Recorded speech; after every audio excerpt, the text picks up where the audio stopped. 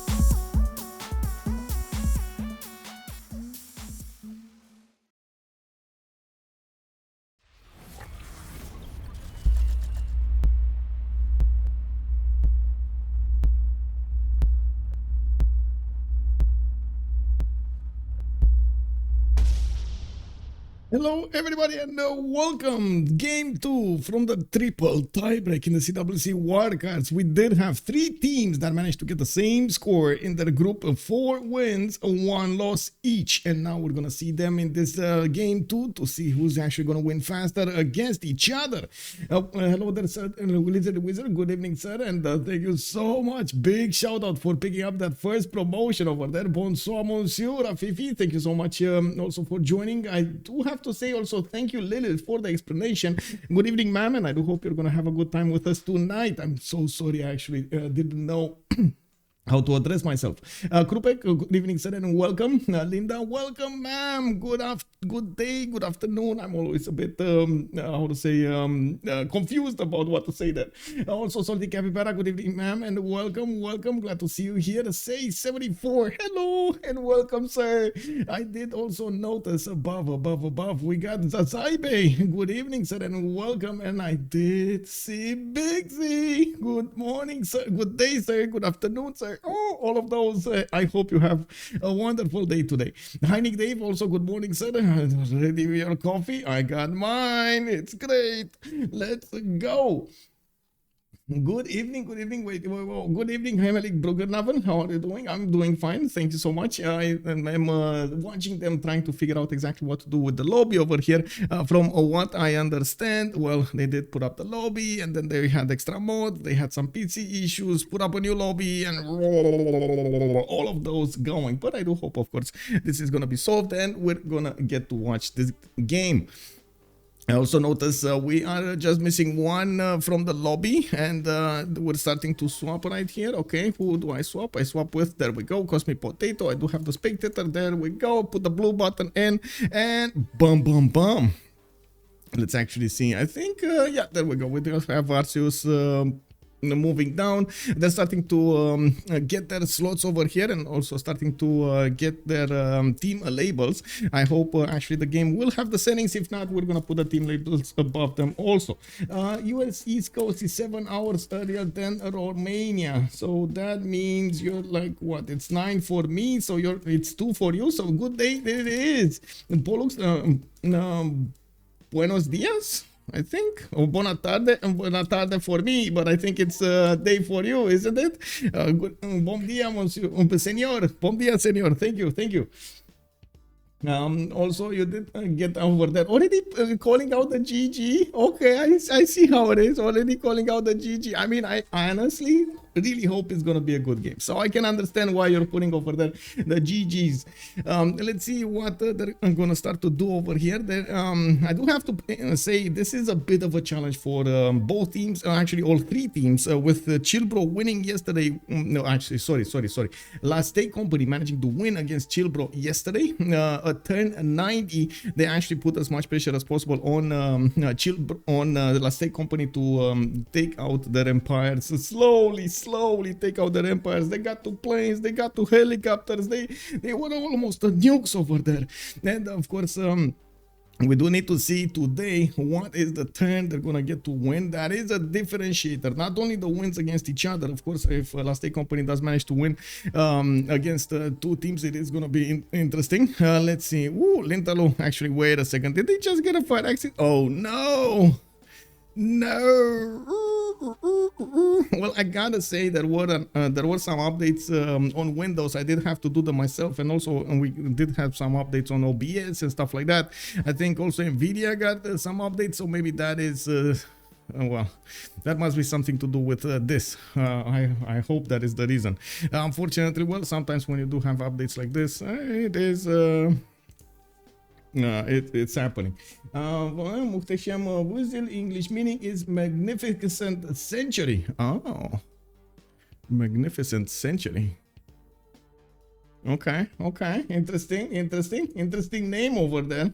I understand also there's quite a bit of important weekend in the Turkish community. Woo, that's gonna be something. We're gonna need to see. Still waiting for the new lobby over here. Hopefully he's gonna join the game quickly, and we're just gonna click on really quick buttons over here so we get this going. So one of the challenges, first of all, actually there are a few challenges going out. Of course, yes, to actually get to that third number, you're gonna actually have to take very good care of how you're actually gonna get the map choice going. Second of all, the civilizations you're gonna pick. Of course, we do know that there are some maps which do take longer. There are some maps also that do take a shorter time to actually get them to a completion. The most notorious one for a shorter time is, of course, continents and islands. Even though we've seen some long games there, it's very unlikely that you're going to see longer games than maybe like caravel timings and a little bit further, like 10 turns after to 15 turns after the caravel timing. At the same time, I do have to say, of course, how you pick your civilizations, if they're going to have more simming bonuses, if they're going to have more aggressive bonuses from the beginning of the game, and that will matter quite a bit. And I do think we will need to see how the players will try to get every little bit of an advantage they can get from these choices over here from the map. First of all, I'm pretty sure they're going to try to stay away from something like Highlands or even 7 Seas, because those are actually usually longer games, and we might actually see them just play on Pangaea because it is one of the fastest maps around here. At the same time, we do need to see what kind of maps we're gonna have to see.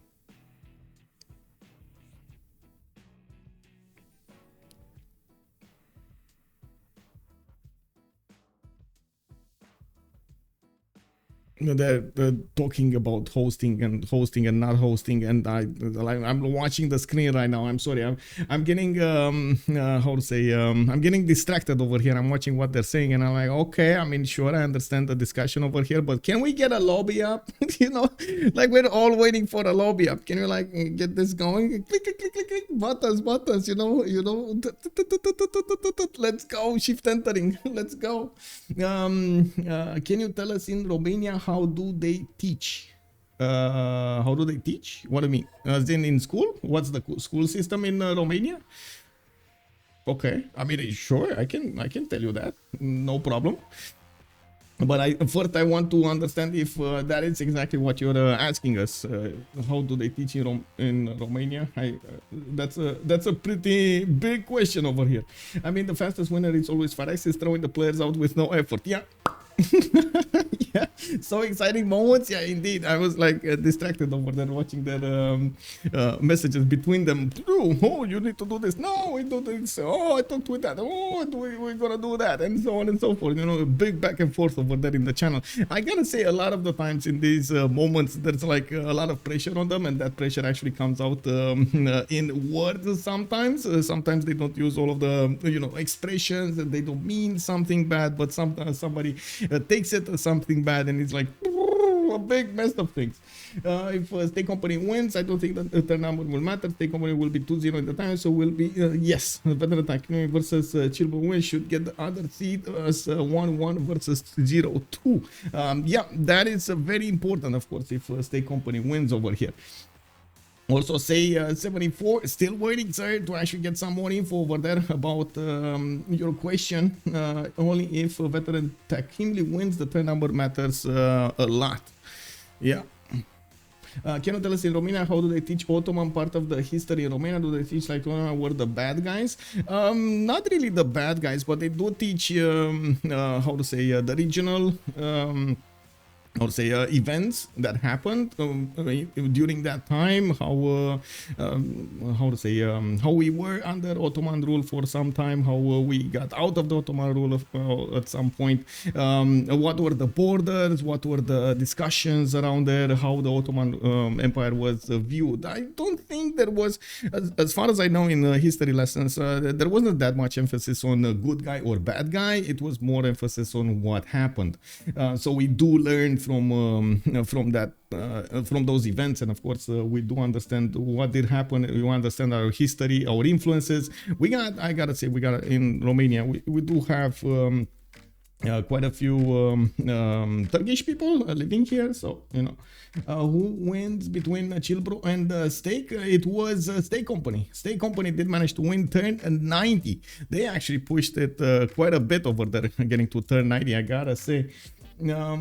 Also, hello there, Taklag. Good evening, sir. Kubrick, hello. Veteran Captain and Takimli, easy can win long game, then turn 90 with nice map choices. That is the question. That is the biggest question. Will we see them picking a longer map? Will they want to win? I do know one of the last games that we saw with veteran Takimli, they did actually choose, what was it? Highlands, I believe it was Highlands, and they did actually manage with the Age of Steam Victoria to get a win against Suomi, if my memory serves me right, and I do hope it's actually, you know, correct over there. I also, by the way, say 74, I did also go to Turkey quite a few times actually while I was younger. I did go a lot on how to say your seaside, and visited a lot of stuff, Istanbul, and the towns over there. At some point I just like took some of my friends, and we were just like moving around, you know, over there, just getting one of those scooters and visit. What do we visit today, bro? Oh, we're going there. Yeah, bro, let's go. It was quite something. Let's see. Terra map when? Oh my god, that's the biggest question actually. Salty Capybara, Terra map when? You're asking the most important questions ever, Salty Capybara. I want to see Terra map as well. Oh my god, can you imagine 8 players on like half of the map somewhere? They're just divided by seas. They can't go anywhere, and they just need to cage fight, put one more city other than their capital, and that's it. Just pump out weapons. Yeah. Yeah, well, Pangea is already a hell map. Well, yeah, but you do have quite a bit of how to say they do have quite a bit of time until they're actually gonna go against each other, and more so than on Terra map, I'm pretty sure. Yeah, Terra is a big problem, yes.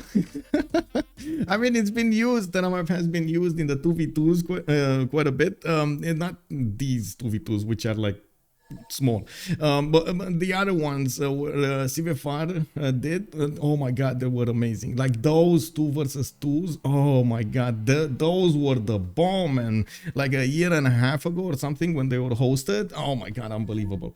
Terra map and accidentally forgetting to ban Coupe. Yes, hello there, Magays, good evening, sir. And welcome. I just saw the replay of yesterday's game. They almost killed everybody. Yeah, exactly. Okay, so I do need to swap with Cosmic Potato. I clicked on buttons, and I'm not sure exactly what's happening over here, but I'm still clicking buttons. I hope he's also clicking buttons on me so he can swap. If not, I'm just gonna get out of the lobby and rejoin over here. It's fine. No. Oh, okay. So I'm just gonna rejoin. Maybe it's better like this.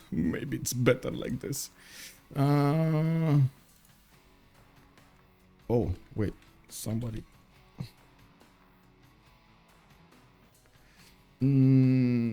Click.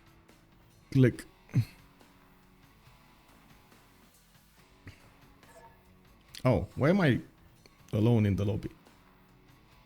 Oh, kick. Well, I'm not really alone in the lobby, but I have like 3 players in the lobby. Okay.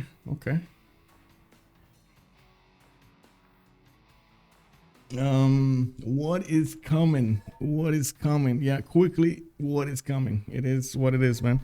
Well, I'm pretty sure in the game, every player will try to get advantages against the other team. We're gonna need to see how they're gonna try to get advantages, not only from their simming position, or I should say from their civilization bonuses, but also from their land advantages, depending on the map they're gonna play on. I do want to see exactly what kind of conflict zones we're gonna have. We might actually have east versus west with only maybe like 2 borders to hit each other. We might have a north versus south. We might have everybody sprinkled everywhere on the map, and we're going to need to see if that's actually going to be something. I really hope they're going to fix this. There was a discussion today about who's going to host, and I do have to agree that yes, every team should actually get the host. But at the same time, I really hope they're going to fix these issues if we're going to actually get this game going. If not, you know, I can host it. If somebody else host, it's fine. I did notice, by the way, some frame drops. Is it all good on the stream? I didn't want to ask this. I see drop frames like 36, but then it says the kilobytes are fine. So like kilobytes per second are fine. So hopefully there's nothing wrong there. Looks good. Okay, thank you. Cosmic potato equals but from space. Maybe. I mean, maybe, I don't know. But to be honest, yes, every time I actually see this name, I imagine the same thing like you do, you know, like there's a potato just tumbling through space over there. You know? Yeah. I don't know what he's leaving behind. Maybe a little bit of dirt, you know, crumbs. Dirt crumbs. Ping, ping, ping. Anyway, so we do have everybody in. Looks like Killayad is putting the plus over there. Maybe inspiration, yeah. Okay, map pool choices. We're doing this, guys. And girls, of course. And let's actually take a look at the map pool choices here. We do have continents and islands, inland sea, Pangea, primordial. We got 7 seas, Terra map, and highlands chosen for tonight. It looks like we do have also the last player joining here. Aleks is joining, so it will probably reset the map pool choices. That's usually how it's happening. What? Oh my. Okay. I mean, cosmic potato is. I mean, what does that matter? Because Arceus is. Oh, whatever. Okay, it is what it is. So Arceus will be on the side of veteran Takimli. He's gonna pick from their team. They also have cosmic potato with Yunus, Emri, and Lintahlou playing tonight for them. On the other side, we do have Aleks, Xpli, Captain Morgane, and Killayad showing up tonight for. Stay company, and it's a bit of a surprise over here. We don't actually have LDK in the team. I was expecting him, but I'm pretty sure he's gonna be there on the buttons and not only sometimes watching the game, but also trying to see what his teammates are doing and maybe help them out a little bit. I do also think he fully trusts, of course, his team. They have been together for quite some time now, and all of them actually managed to do quite well. That's also an opinion that I do share about veteran Takimli. It is impressive how they did manage to get more on their side, more experience on their side, and how have they managed to rise up in the ranks versus a year ago or a year and a half ago. We've actually followed them for quite some time. They've been in the CWC, they've been in other tournaments as well, and it is very nice to actually see them starting up with this team and keeping on going. I don't know what's going on here, but I guess the lobby is kind of effed. I mean, maybe maybe Aleks turn it off, turn it on. I don't know what happened, but this shouldn't be here. I'm just saying, like, there's a bar over here that definitely shouldn't be here. You know? Oh man. Okay, well, this is what happens when everything is on the fast pace, you know. Well, I say that, and then I remember, well, this game should have actually started like half an hour ago. You know, it is what it is, man. It is what it is. Still, they didn't pick up the map, so we don't actually get to talk about their map choice and what kind of choices they're gonna have in the civilization screen. I do think they're actually gonna try to get this going as long as possible, and I do hope actually that they're gonna get some help over here, or like maybe just turn off tournament draft, turn it on again. It should reset the UI, please. Okay, the draft mode none, and just turn it on again. Okay. Can he move? Can Aleks move down? I have no idea, but it looks like Arceus is locked in banning over here. In the Premier League qualifier that was unstable earlier, not all the players had BSM. You may want to ask them. Oh, okay. Yeah, that might be something. Oh my. Well, I.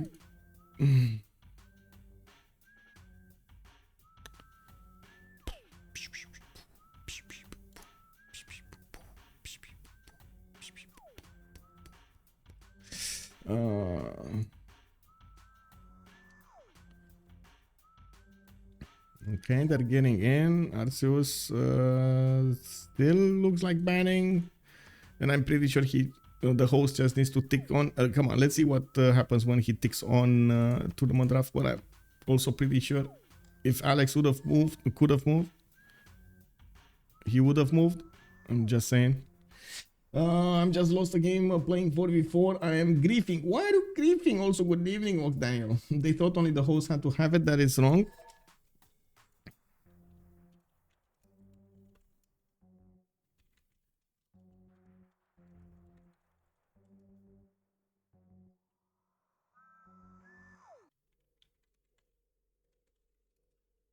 Okay, I'm gonna write this.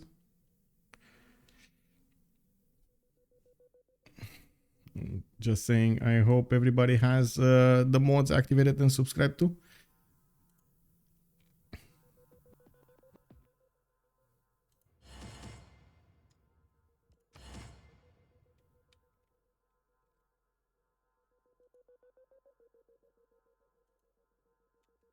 Cosmic Potato is telling us to wait. Okay, I mean, we're waiting, bro. Oh, there we go. There we go. Okay, okay. But why is Aleks still an observer?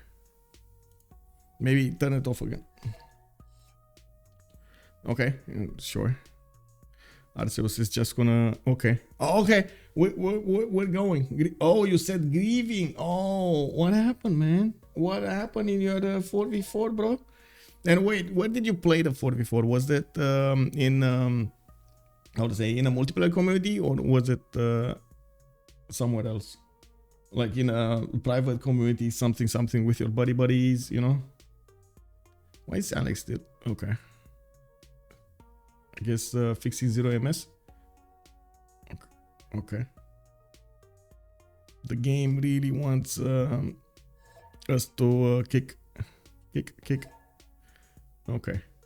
There's a Steam group. People get together and play teamers. Oh, I see. Yeah, I know about those Steam groups. Yeah. Very nice. There's still no quit community, much smaller than CPL or CVFR, but yeah, still they do quite a few games.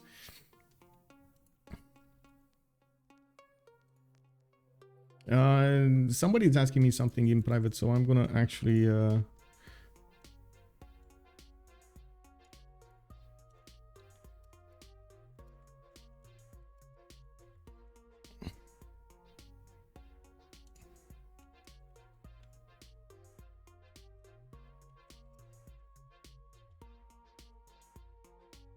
Oh, just giving more information over here. Just copy link. This. Okay, guys. We got a map. They actually went through the map choices. What is it? Pangea. Okay, we're gonna have Pangea. Okay, let's go. Oh, Pangea again. Oh, yes, Pangea. War everywhere. CPL is for pros. I'm relatively noob. No, that's not for pros. We actually have, how to say, a novice community over there. We have quite a few coaching. I'm actually doing coaching quite a few times for quite a few players. I also have seen others put up their time over there to do coaching, and I do have to say it is, you know, an ongoing process. The biggest thing I have to mention about learning anything, like in general, if you want to learn fast and you want to learn your, well, I guess at a faster pace, it's better to play with better people all of the time, because otherwise you're just going to sit on a relatively low level, or I should say entry level, not low level, entry level, and you don't get the punches correctly from your punches. Let's not use such an explosive word. Let's use you don't get the competition you need to develop your skills properly. So that's what CPL does. That's what the CVFR does. They provide the competitional environment, so you do develop your skills much faster. You do have access to very good players. You can ask questions. You do have multiple channels where people are discussing different things, watching the screenshots, talking about them, talking about the mods, talking about the changes in the mods, and so on and so forth. There are players who play almost every day, but no one is paying them a salary. Yeah, exactly. I mean, they exactly. Pros is a myth. Well, I think pros, the word pro is more used as in he's very good at something rather than getting paid for something. So maybe there's a mismatch over there of terminology, but I do agree, of course, what you're saying. I'm just saying that most of the time the lingo on the internet, pro means he's just very good at the game. Map pool choices, would have them again. Okay, so it wasn't Pangea picked again. I really hope it is. So 7 Seas. Oh my god. Okay, it's not Pangea. It's not Pangea, guys. We're actually gonna have 7 seas being chosen. A much longer map, a much bigger map than we had yesterday. And I gotta say, Last Day Company just got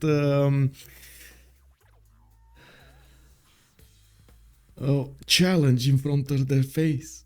Well, veteran Takimli is gonna say, okay, man, you wanna go for the long ride? Let's go for the long ride. Yes, indeed, Lizard the Wizard. Let's actually put it up on the screen over here. It looks like they will start banning the civilizations. Of course, on Pangea map, there will be quite a bit of a balance between the civilizations picked with naval bonuses and civilizations picked with land bonuses. We do need to see if there's going to be any kind of Tundra civilization also sneaking in the lobby over there. J800, is there a link? Wait, is there a link? Get into what link? Get into CPL? Yeah, sure. You can actually click on the logo below my stream, or I can just share you over here the link. This is the link to CPL. It's a partnered server with Discord. 10 Pangea and 7 Seas, and next through location. Yeah, no problem. J800, good evening, sir. We do have Chandra Gupta coming up as the first choice as a ban. Coupe got taken out as well as the second one, and 4 more choices to go for the players to take out from their options here. There's been quite a bit of Age of Steam actually played on this map. I wouldn't be surprised if we do have either Victoria being picked or something like Phoenicia, something like Norway, or of course get them into the ban phase. There are still civilizations that on the land do shine very, very much, and one of them is gold. In most of the situations, gold does matter quite a bit. It did, I believe it did suffer a nerf, but still it's pretty good at the game. We do need to see, there we go, the third ban, it is going to be Spain. I wouldn't say they should actually go for a Tundra civilization, but they might actually think about it.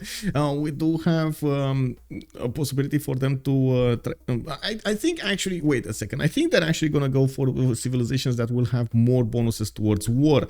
So I'm thinking maybe we're going to see Zulu again, maybe we're going to see civilizations like Scythia coming up in the draft phase, and that's just me being extremely optimistic that we're gonna have a lot of war. I'm just saying, you know, maybe I'm projecting right now my enthusiasm for actually a lot of war throughout the map. Yesterday, unbelievable, man. We had the war between Hungary, we had and Persia, we had on the left side over there,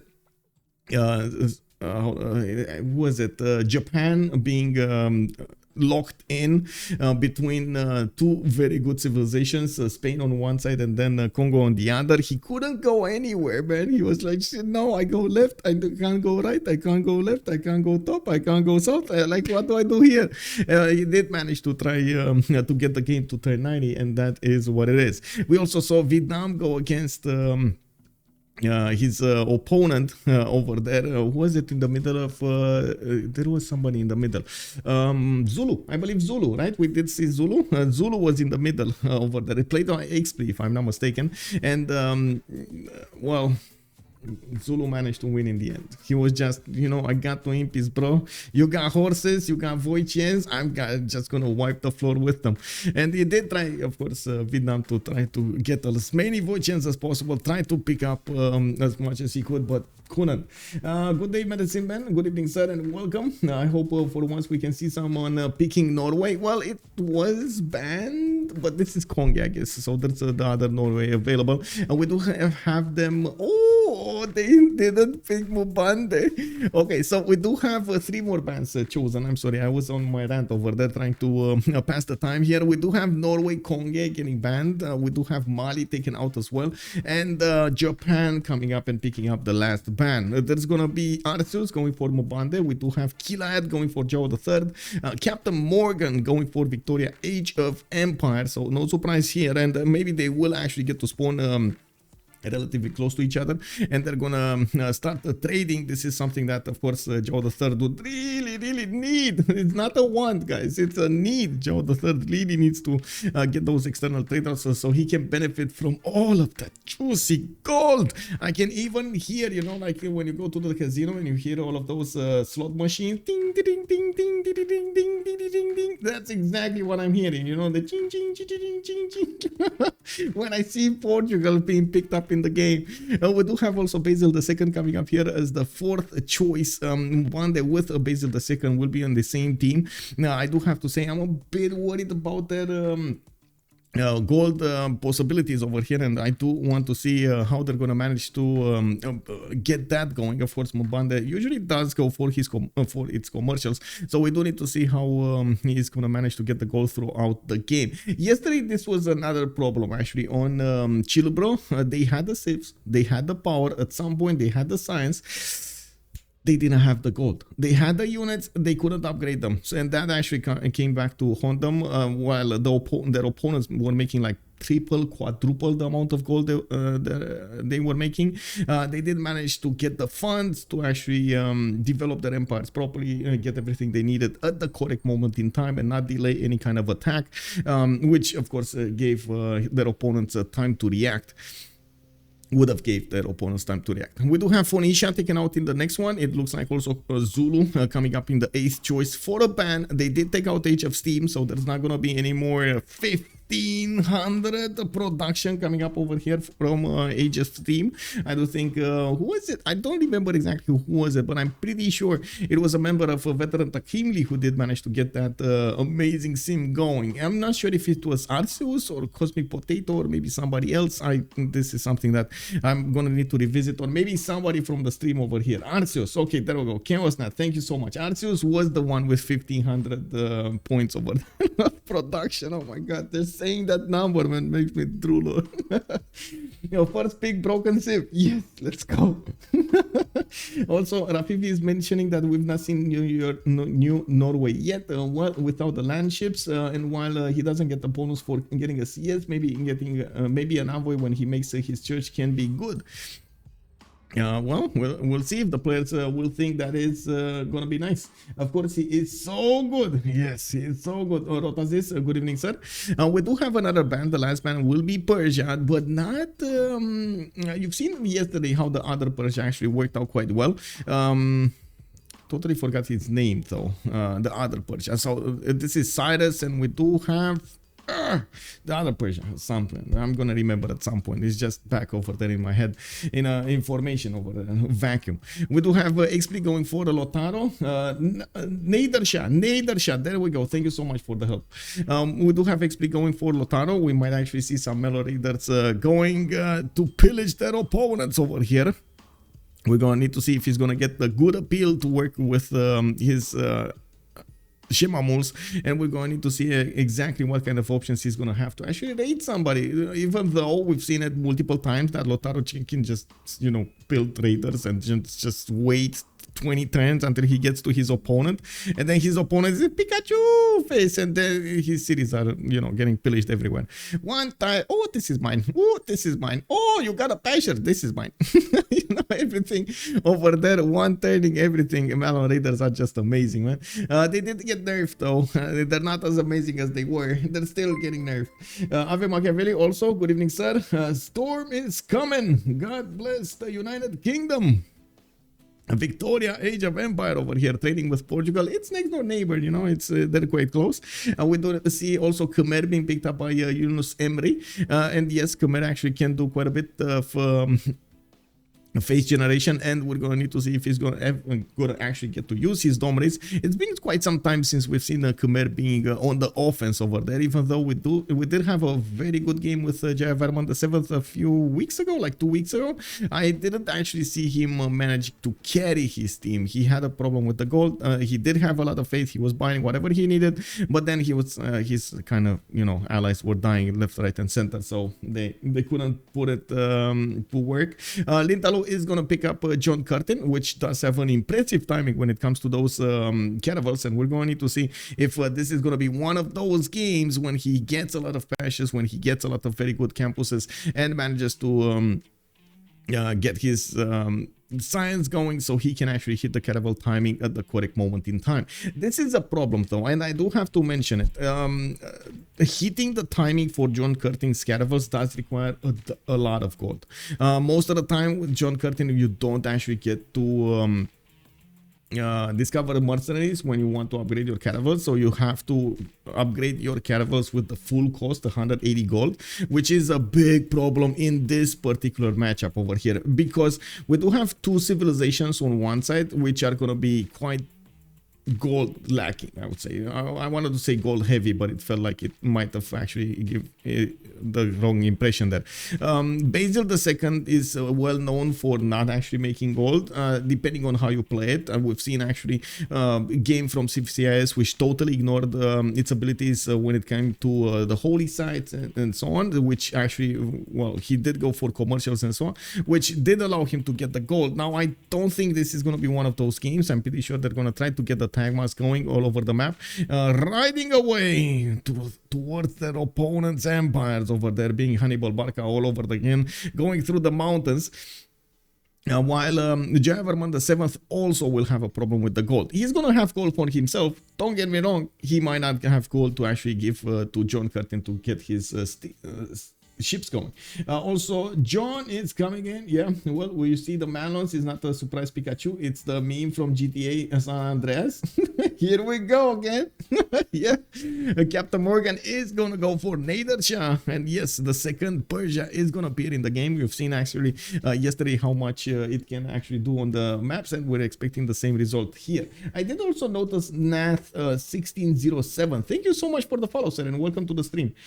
State doesn't really have a culture player unless it's a Lotaro. Yeah, that is true, and I do believe unlock draft, please.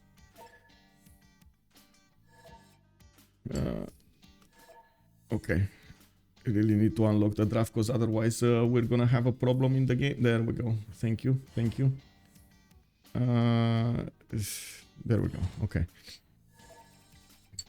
I don't think there's, I mean, multiple times, even with other civilizations that are not really culturally prone, as in, you know, Gorgo directly getting his acropolises and so on, you still have quite a bit of an advantage from just building those theater squares and trying to get your bonuses going with them, trying to get that extra culture. It's a matter of putting down a few wonders. It's a matter of getting the correct position for those amphitheaters to be decently big. Now, we do need to see the position on the map. We do need to see if there's going to be any conflict on the seas. We do need to see what kind of investments they're going to have to do throughout the game, and of course how they will try to get everything going. Timings will matter. I'm pretty sure it's going to matter what kind of distance they have between each other, and how far away they can go. Maybe we're going to see some 2v1s, we don't know. And I do have to actually put up over here on the screen in the Twitch chat, we do need to see the prediction. Let's start up a prediction for how many remaps we're gonna have. Let's go for 5 minutes, and hopefully we're gonna get this going. It looks like the players did choose their correct slots. We got Cosmic Potato on John Curtin. Killayad is gonna be with Victoria Age of Empire. Captain Morgane on Nader Shah. Yunus Emri on Nzinga Mbande. This is the new leader from Congo. Aleks on Jao the 3rd. We do have Arceus on Basil the 2nd. Lintahlou on Jayavarman the 7th, and Xpli is going to be the one with Lotaro. Again, I gotta say Xpli is going to pick a civilization with decent war ability over here. I'm looking forward to see how he's going to lose a city and then take over his opponent's empire again. You know, like if he makes a name out of himself from this, it is what it is. You know, you see Xpli, you're like, oh no, am I gonna attack this guy? You know, like, hello there, Monkey was that good evening, sir. Did Kree fell from grace? It's a while I didn't see it picked. I think it actually did catch a lot of bans in the previous I don't know, like 20 games we've seen. But I also remember we've seen him play quite a bit. I'm actually surprised they didn't go for something like Creed this time. They did try to go for a combination between war civilizations and gold generators here. Honestly, I do like more Team 2's draft as in State Company's draft overall, with Nader, with Victoria, with Portugal and Lotaro, while on the other side I do feel like the gold will be a problem, and getting a good balance between what your civilization can do and your team's ability to fund those abilities is actually something that you do acquire playing time after time after time after time. Also, Lilith in Mbande is a really good Civ. Yeah, let's go. And also a very good, very big fan over here. Go, veterans, go. I gotta say, you gotta hear it also for La State Company. So I'm gonna do it also for La State Company. Go, Steak, go. I gotta say, you know, I really like steak in real life. So this is what I'm thinking. Whenever I see this name, steak is in front of mine. The juicy steak. Oh my god, medium rare over there. Oh anyway, now let's talk about the game here, not talk about food, because otherwise I'm gonna drool over my keyboard and probably mess some things over here. Captain Morgane coming up with Persia. He is gonna have a coastal settle. Looks like he's gonna have an array of ivory tiles. Wow, that's a lot of ivory. They're not good tiles though, they're just ivory tiles. Now, oh man, host didn't put the team names in. They did not, but I can put them up. I can put them up, sir. It's fine. I'm so sorry about this. It happens sometimes. It happens. Now let me actually put them. Let's finish this first, and then let's see. On the left side we do have LSC, that is Last Stake Company, and I do hope on the left side we get the buttons, and it is gonna be veteran Takimli. There we go with the voice. There we go. Hello there, demons. Goober Dragon. Good evening, sir, and welcome, guys. Also, water production. Yeah. Well, let's see how this goes. He does have a few mountains to actually get those campuses going, and I do see he's gonna have good coast to go for in the south. I don't see an immediate enemy for him to be aware of. Let's see on the east side. Maybe he does have somebody. Oh, there is Australia over here. Not really the best situation you wanna be in with a Nader shop. Of course, he's gonna have that extra science from his internal trade routes, and I'm pretty sure he is gonna try to use that science to the maximum advantage. He does also have a choke point that he can hide behind over there and put up a defense against his opponent. Now we do have him with a very good settles to the south, very impressive campuses over here, a +4 on the banana, another +4 on the stone tile, a lot of gold generated from those cocoa tiles to the south, and quite a few inner cities as well. But now, you know, if you're coastal, you kind of want to commit to the coast. You don't really want to give advantages to your opponents because you didn't put enough settles on the coast there. So moving on, let's actually take a look at quickly on Australia. We do have him with a lot of breathtaking appeal over here to the west side. He does need to get mining to actually get the first campus going, and we do need to see how Australia is gonna try to get all of these pastures worked. I do see 1 and a 2 and a 3 and a 4 and a 5 pastures, 6, 7 to actually get those extra production points in. He is going builder first. He does have also a fish tile that's gonna give him extra food, also food from the bananas to the southeast. 2 bananas. From what I do notice in the south over here, let's see. Oh, Mbande is over here as well. Oh, this is actually going to put a wrench in Leadership's plans. Mbande does have a very big continent, as you can see, Laurasia. And I do see him actually benefiting from an amber tile here, which he is actually going to settle. Getting that extra resource from the beginning is going to give him a bit of happiness. Not a lot. I mean, it's not going to go over the threshold. You're not going to put your people into a happy state. But still, you know, everything is good. And the extra culture will open up with the civic tree much faster than others, and there is a good river network to see him develop here. Probably the mountains will be a separating border between him and Persia. Now let's move forward to the southeast. There's also Lintahlou. Ooh, we do have Khmer over here on the on the inner seas, and by the looks of it, he doesn't actually have anybody to go against on the coast. He doesn't actually mind if he just settles in place over here. He does have a 3-2 banana, some reef tiles, some mountains in the south for the adjacency towards his holy sites and campuses at the same time. And I do see he kind of lacks food. Of course, not a big problem for Khmer. He could just get feed the world and work all of these anyway. He's probably gonna want a religion. We do have him with a possibility a bit later in the game to actually set up coastal trade routes with Australia, which this is gonna be important, by the way. Getting coastal trade routes are gonna be incredibly good over there for them.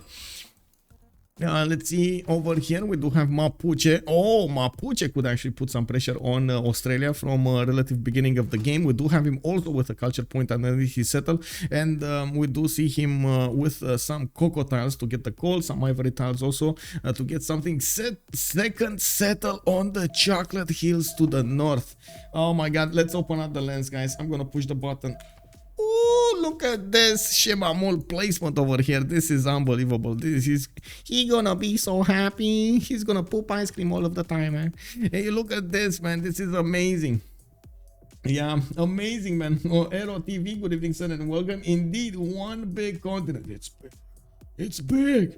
Nice little one tile naval choke indeed. Good start for Nader Shah. Yes, indeed. Also, John Curtin Horse is a 4th ring balanced. Yeah, 2 of them actually 4th ring. You know, it is what it is, man. You gotta work with you get. It's what it is. Let's actually take a look at the south over here. We do have London. Okay, Killayad does have one big continent. Can settle another one for an extra trade route. I believe this is the Age of Empire, so he will get that extra trade route here. Has a few ivory tiles of his own, and I do see, of course, some camps, some more camps for good measure. The deer tiles, also quite a few diamonds. 1, 2, 3, 4 diamond tiles around his empire to get that extra golden. We do have him with a decent amount of coast that he could settle to the south, to the west, to the east, and not bad cities, but this one in the south doesn't really have production, so I'm kind of like, meh, why you do this to me? Looking at the north here, let's actually take a look at Constantinople. Arceus is gonna play it tonight, and we're gonna need to see if he's gonna get those tagmas against somebody in the game.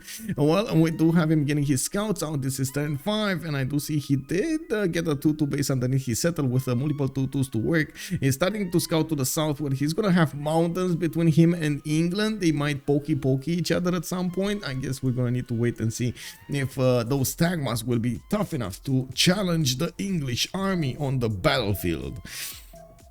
Looking at Portugal. Oh, this is a bad. Oh, this is it the bad one or is it the good one? Like, honestly, I'm pretty sure London can settle a city on the east side and just a connection city, for example, on the copper tile. I'm not sure how fast he wants to go that far off from his empire to get a city there, because it's gonna take a while to actually connect himself with Portugal. In the meantime, La Venta will probably serve as a gold generator over here. It's pretty good. It's not bad, not bad.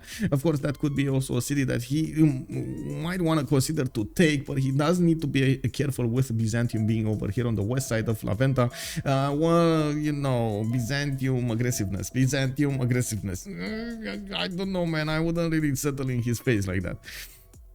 We do have also a settle coming up in 5. Looks like we're just about to turn into turn 7. So we do need to see exactly who is meeting whom. Oh, I see Persia actually met Kongo. Yunus Emri with Captain Morgane did meet each other. And let's actually take a look over here. Khmer is discovering the land between him and Kongo. Also, Australia is starting to see the coast. He's probably going to want that tiki hat. And I do see he does have a city-state to kill over here to the northeast. Again, that is going to be quite close to Lotaro this time, and I'm pretty sure Mapu is just going to want to get a settle on the chocolate hills. But if Portugal goes on the east, he can trade with Persia. He can, yeah. Oh, that is a good point. If he goes here, he can trade with Persia. That is a very good point, my sir. Yes, indeed. We do need to see the remap options over here. I don't think they actually met each other. So Australia doesn't know about Mapuche. We don't know, England doesn't know about Byzantium. Byzantium doesn't know about Portugal. So yeah, unless they actually declare war to see their loyalty. Well, actually they see the loyalty on the players that they met each other, right? It's just some form of information that needs to be communicated over here between the Kongo and his teammates and Persia and his teammates. It happens. It happens. LSE has heels made of chocolate. I want some too. Yes, I want some too. Where? Oh my god, I gotta say, you know, the legendary cookies of salty capybara. Man, we miss the legendary cookies of salty capybara. I gotta say, ma'am, you spoiled us with those pictures over there. Any strong CS to look out for? Ayutthaya does come to mind. Zanzibar comes to mind. Well, of course, Anshan being the only one with science would be one of those ones that they will fight over it. Otherwise, maybe Kabul situationally, if there's anybody going for a lot of military over there. But it's... I don't know if they're actually gonna get to fight over it or not. Okay, so we do have 12 more seconds to go, and I'm pretty sure they're discussing if they want Persia over there. That is also discussing the options with Portugal. He can go east, he can go south over here. And we're gonna need to see who is gonna go for the remap token. It is a veteran Takimli that actually did not want to sit with this pawn. This pawn just didn't sit well with them. And we're gonna see them put another one of these maps going. We're gonna see the generation of a new map in just a few seconds over here. Rotaziz07, hello there sir and welcome. Thank you so much for the follow. Okay, so remap, click. Oh, okay, there we go. He did.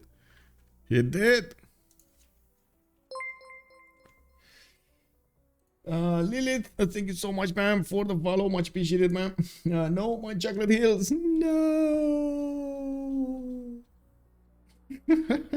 It's happening. It is happening.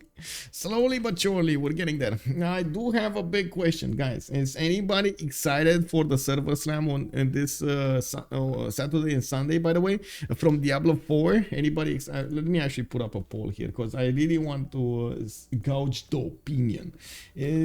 Wait, are you excited for Diablo 4? Wait. Yes. No, never played it. And kick W, because you know kick W needs to be there. We got a few moments, so at least we got some time to get going there. It's all good. Also, veteran didn't even know about the hills. They dodged the bullet. Yeah, I mean you can imagine Mapuche over here with extra science and extra culture from those Shimamuls just going against Australia before he gets his caravels. Ooh, that would be dangerous.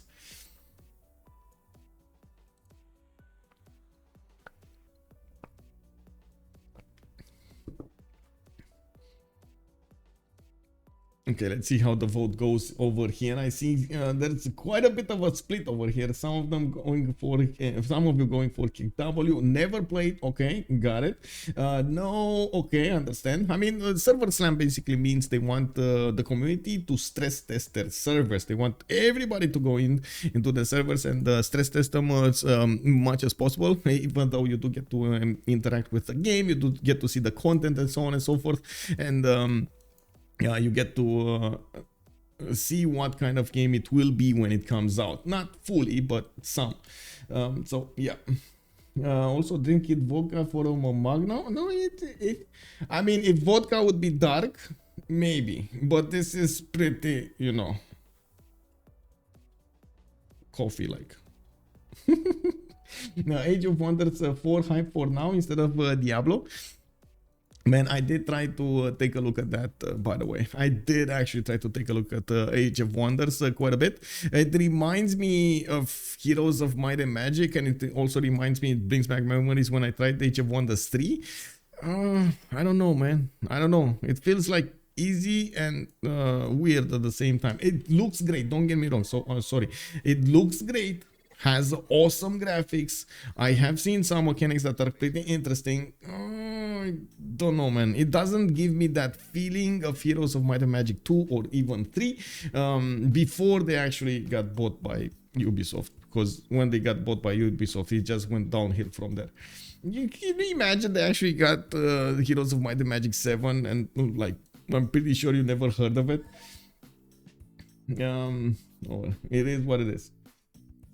Lintahlou, maybe? Okay, so Lintahlou is still loading. It does say reload B. Okay, there we go. He's putting a plus, so we're getting this. So let's see what we have on the map over here. I really hope nobody's gonna be having the tundra here. Okay, nobody is. Do we have anybody on here? No, that's just gonna be one big island, not explored by anybody. Hey guys, look, this is America, northern continent over here. It's gonna be explored by Samarkand. We do have Mapuche coming up here.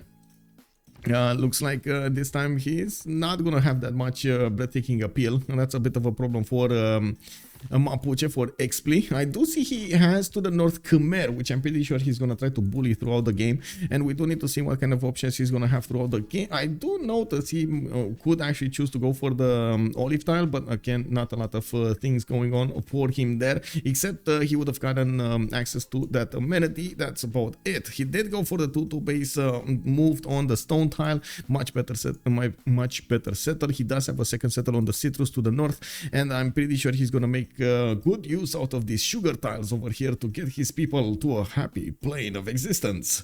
We do have him with a few geothermals. There is a continent split, triple continent split between him and Khmer.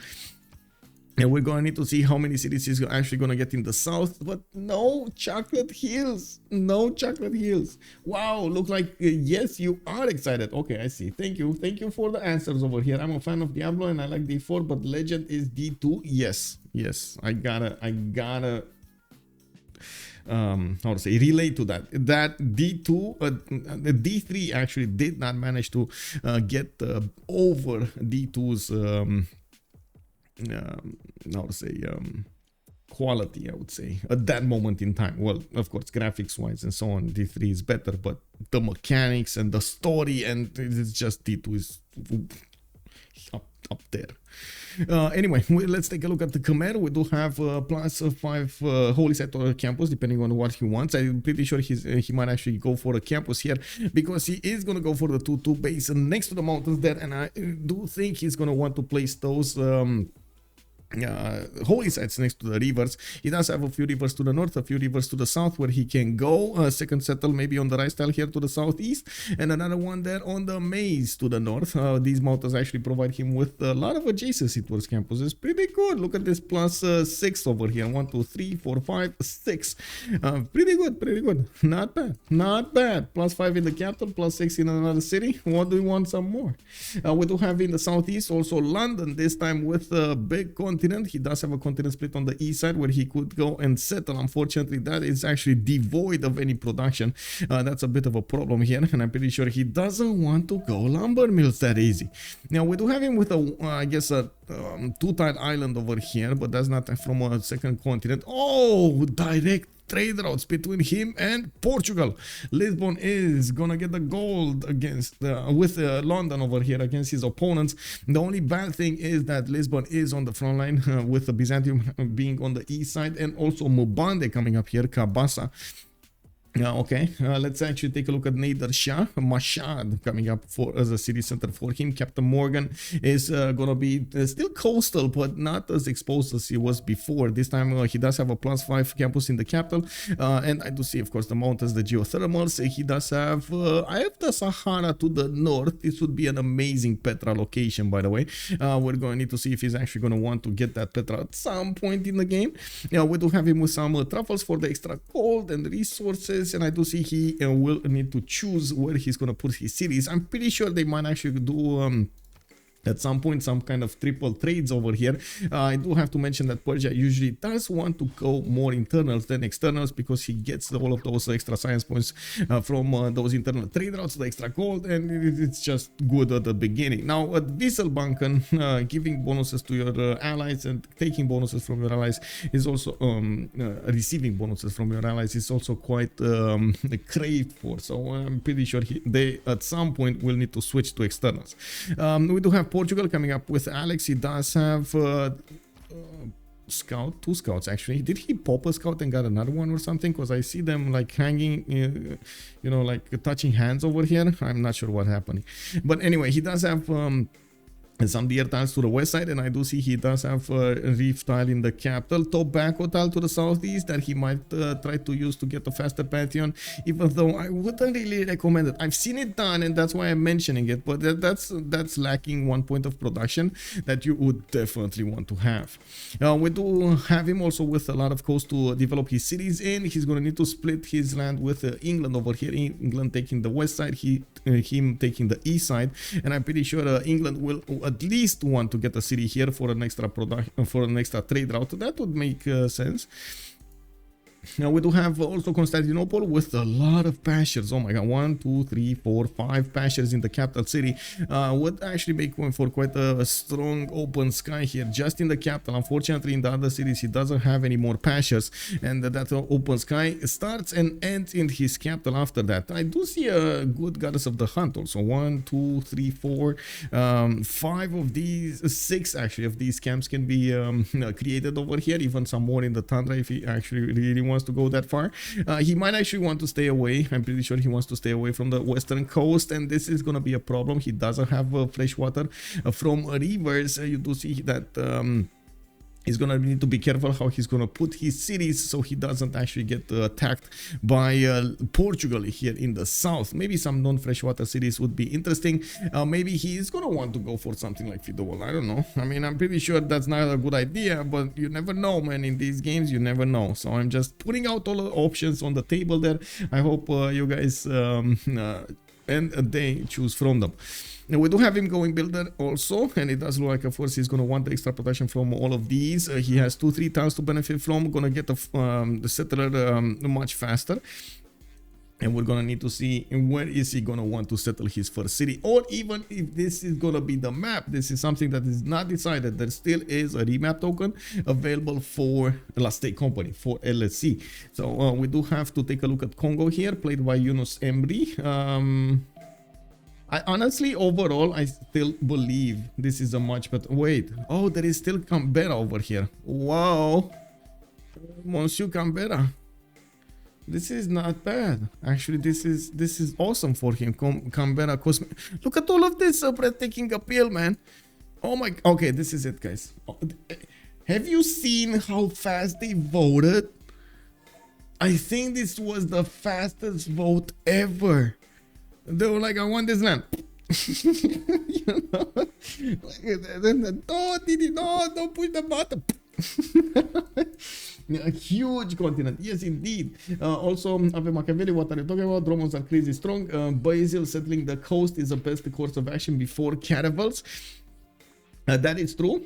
He might actually want to get those those Dromons going, but when those nows of Lisbon with the extra promotion will come out, the Dromons will just die. So I guess we're going to need to see if he's going to survive over here. You gotta remember England is on the same coast as well, so I'm pretty sure those free boats will not actually have anywhere to go from his Royal Navy dockyards, and they will end up being over here. It's going to be quite a dangerous position for Byzantium to go there. Also, thank you for the point, actually. I actually appreciate the point you're making over there, because it does give me the chance to discuss it. You know, sometimes I do get carried away with other details and I totally forget others, and it's fine. It's all good. Thank you. Continent for Congo is huge. Yeah, Oceania. He does have a second settle on Paititi, which is actually gonna be a half TD over here. I gotta say, it does have like 4 of these Water tiles, not good, guys, not good. The other ones are good. Those ones are not good. Okay, so let's talk about the players one by one and see how they're faring over here. We do have Australia coming up with a settler in 1. He does benefit from 2 horses to the north. He already improved his ship tile to the southeast, where he's gonna get a 2-4. He will probably have the first pantheon in the game because he's making 1 faith a turn here. He did settle probably on a dice tile underneath the capital. Now, I'm a bit surprised that Cosmic Potato has chosen to move his builder to the east instead of getting him back after he opened up with the ship improvement, so he could go for the horses over here. I think actually he's going sailing. There we go. He wants the extra food from the fish. Getting the extra food in his empire would be quite valuable. Actually, getting his population to a higher level will allow him to work more tiles, will allow him to get more stats up. Now we do have him also going for the western settle, getting another 2-2 base there, and I do see he's gonna have more horses to improve in that situation, getting another 3-3 tile to work there. Pretty good. Is it 3-3? No, it's 2-4. 2-3. 2-4? Yeah. No, so the horse is 3-1. It's a 3-3. I said it. The horse is a 3-1 on the. I think this is grassland. So 3-3. Looking at also his iron, he does have iron in the second ring to the northwest, and I do see him picking up God of the Sea, and I gotta say this is gonna be quite a powerful God of the Sea that he's gonna have. A lot of production will be created over here using those coastal resources. Not the fish tiles, these pearl tiles, these also crab tiles are gonna be valuable for him. Let's move on. Let's see what's going on here. We do have Xpli actually moving his first settler to the north. He did get an up on that stone tile, making it a 2-2 base in the capital. I do see he's pumping out another settler in 7. He did discover animal husbandry, so he knows where his horses are. I also notice iron is going to be second ring to the northeast, pretty actually fast to improve it. We do have him with a decent amount of land to the south, not amazing, but you know, decent amount of land to the south, and I'm pretty sure they do need to communicate that western coast is gonna be off limits. He needs to be careful here. The sugar tile is actually very enticing to settle, so you get that food, you get the production from the tiles around it, but at the same time, man, that is gonna be so dangerous for him because he is gonna need to face on the naval side, on the waves of the ocean. He's gonna need to face the Cosmic Potato coming up from space. We do need to see also Mapuche try to do something against Khmer to the north. He does have a scout going there. I do see he actually got a warrior discovering the capital city of Khmer. Whoa, whoa, whoa, whoa, whoa, whoa, whoa, whoa, whoa. Holy site, Angkor Thom. Okay. I mean, I understand why he's making a holy site. That's not my question. But why is he not putting it next to the river? He's going to be lacking food here. It is going to give him +5. So at least that. But not having the extra food over there, you know, it's a bit of a problem. You do need very high pop cities. His settler is going to the north here on the Maize tile. And of course, we do see that he's protecting his capital city from this pesky warrior of Mapuche with his scout. His holy site is not going to get pillaged. It is protected by the capital city. Actually, that's the best case scenario that he could have over here for the protection. He does have multiple settlers to go for to the southeast and to the east side. It does look like his both strategic resources will be a bit too far off for him to get them improved from the capital city. There are 4 tiles from the capital of Angkor Thom in the southeast. We do have an iron tile over here, 2 horses also. He will need to send at least 1 settler over there, and we're going to need to see when he's going to do that. Okay, there we go. Whew. Danger is over, guys. Xpli is going to the north. He is actually going for that citrus style, getting a 3-1 base. Able to work multiple other tiles over here. The 1-3s, the 2-2s. It's gonna be okay. It's gonna be all right. We do have London also getting the city of Sheffield to the north, and I do see he's pumping out another settler in 2 turns. He does benefit from the truffles to get some extra golden. Other 2-2s also available for him. We do have him with a horse tile to the southwest, and I do see he has some reef tiles over here, but not a lot of them, and he will need to figure out exactly how he wants to place everything to get all of the good bonuses from. I do have to say, if he does place a city on the right style, he is going to get a +4 possible +5 campus with the harbor, and then he's gonna get to work these horses to the south. Horses with the salt mine improved, I'm gonna say it, but yeah, he's gonna get probably some lumber mills here. Maybe it's gonna be something, you know. At least that trader is probably gonna make the city worth, because it's on another continent, so free extra trade route capacity, it's always good. Okay, we do have him going for some monuments. Looking at the capital horses here to the southwest, his iron tile is gonna be also over here, 3 tiles out from the capital, quite expensive, but I'm pretty sure he's gonna put another city probably on the 1-2 and need to spend some gold to actually get some tiles over there to make it work. Okay, let's go north. Let's see what's happening here. Byzantium is getting to discover the Persian territory. We do have Mashhad getting a settler in 2 turns here, and I do see at the moment we do have where is it him going for astrology and foreign trade. He's probably going for celestial navigation over here to get those harbors going. I'm pretty sure he's not going to want to put holy sites. I do like that Arceus is actually waiting for the last moves here. He wanted to catch one of these settlers with his pants down, but it's still getting trained in Mashhad, so no settler there. We still have him actually put quite a bit of pressure here on Persia. He can't send the settler to the south or even make it settle on the east side. The warrior is probably going to block that choice, so his only option will be to go to the north, which is not that bad. I mean, he can go and settle the desert over here, get the IF the Sahara bonuses, get that extra science in, improve some of the tiles here to get some I gotta say, this is not a productive city. Not a productive city. Medicine also, good evening, sir. Kubrick asking us, how about Basil? Where is he settling? We're getting there. We're getting there, sir. Don't get ahead of me, man. Let's see, manage prediction. It's a 1D map. Okay, we got this going, and I do want to put the prediction after we actually finish talking about all of the civilizations and their strategic resources, so you guys actually get to vote with you know, actual knowledge of the game, not just team labels. And we do have I know, you know, sometimes team labels make everything like the last steak company, you know. For me, oh, steak, yes. Better than Takimli. I'm pretty sure it's amazing for quite a few players over here, viewers. Ave Machiavelli, if he goes for food religion, it'll be fine. Yeah.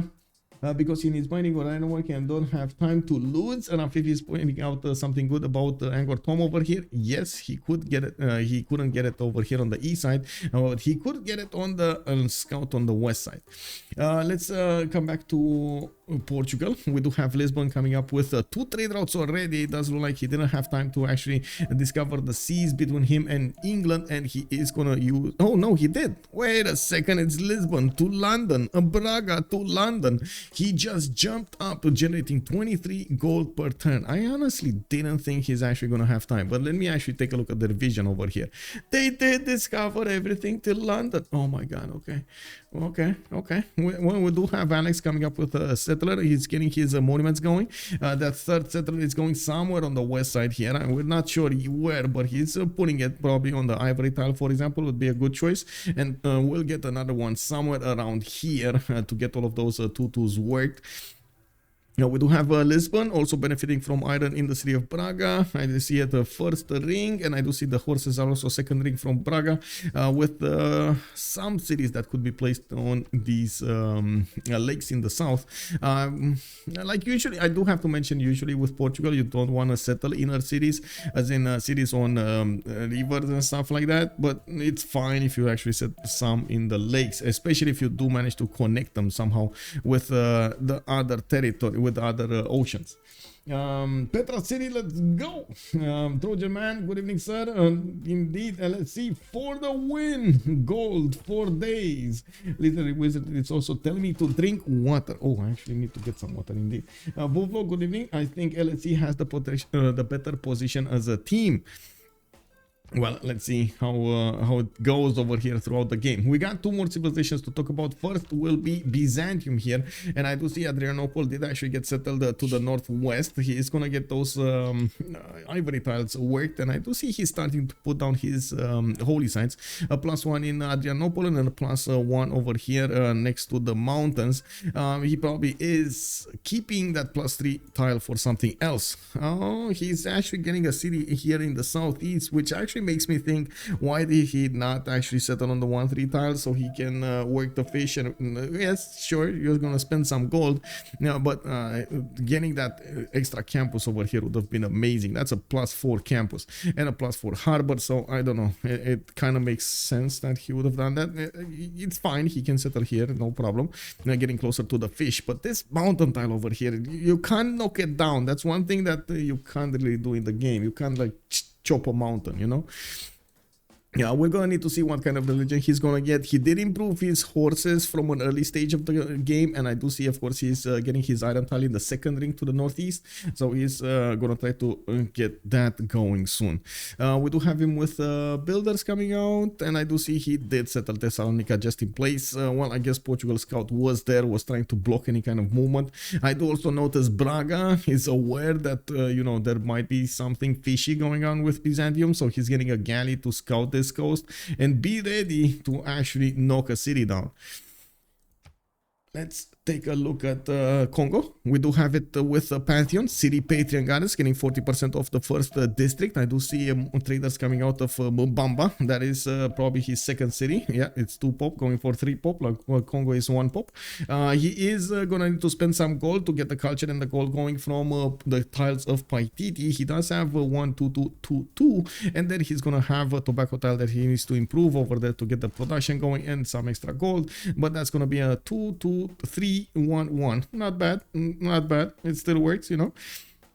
We do have him working some diamonds here, has quite a few ivory tiles to improve, and I do see dice tiles. In the capital, he does have an iron tile to also get to improve, and he can set up coastal trade routes between him and Byzantium. This will be in quite an economic zone settled over here between them. Yes, Byzantium will probably not gonna have a lot of trade routes, but he's gonna have at least one, and while I do believe Mbande will want to get quite a few of them going, especially in the mid part of the game when he is actually gonna get his Wisselbanken and so on, or both will get Wisselbanken. We do have him going for Magnus first here. I do see horses in the south second ring, and the decent amount of land is gonna get settled in the north over here. He could actually set up coastal trade routes between him and Australia, while I do see Australia over here getting his 4th city out. This is what extra production gets you guys. I'm very surprised that he didn't actually improve all of these horses much faster, but I guess gold generation is a bit of a problem here. We do have him, as you can see, they don't actually have a lot of fun, even though the land gives them a decent amount of gold per turn. Even with that, like with some cocoa tiles, some ivory tiles, some you've seen some diamonds here and there, even with that extra gold, they're still 2, 7, 8, and 6. That's a bit of a problem that they're gonna need to solve. Okay, so I think the time has come, guys. Soka B, good evening, sir. LSC with custom.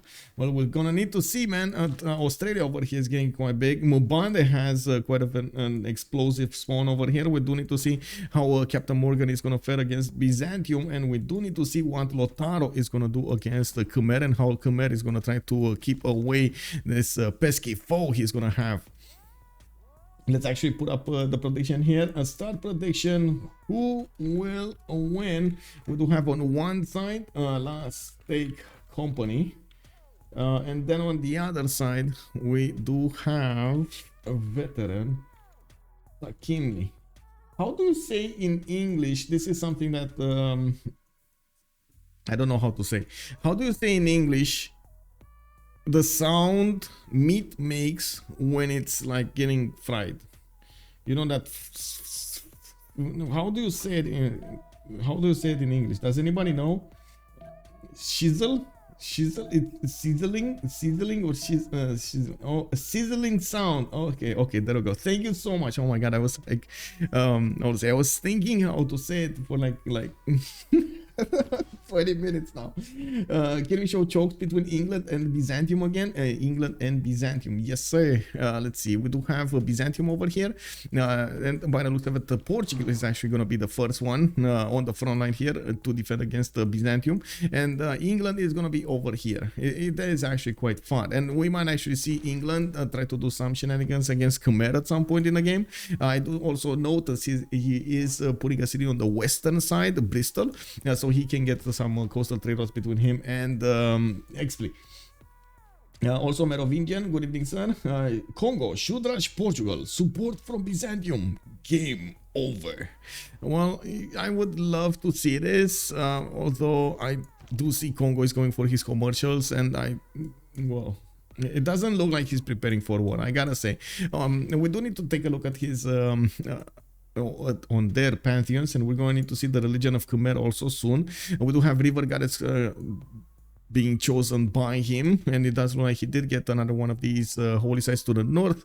He's building a third one in Vimayapura. Now Mapuche looks like he's out for blood here. He's putting 2 encampments when the Mapu did get settled on the 3-1 tile to the south on the right tile, and I do see Liang is jumping into the city of Ngulumapu, trying to direct everything over there. You do see there was a bit of a nerf here on Liang. It gets to settle in 4 turns instead of 3 turns. Well, we're going to need to see if that actually makes it a little less valuable.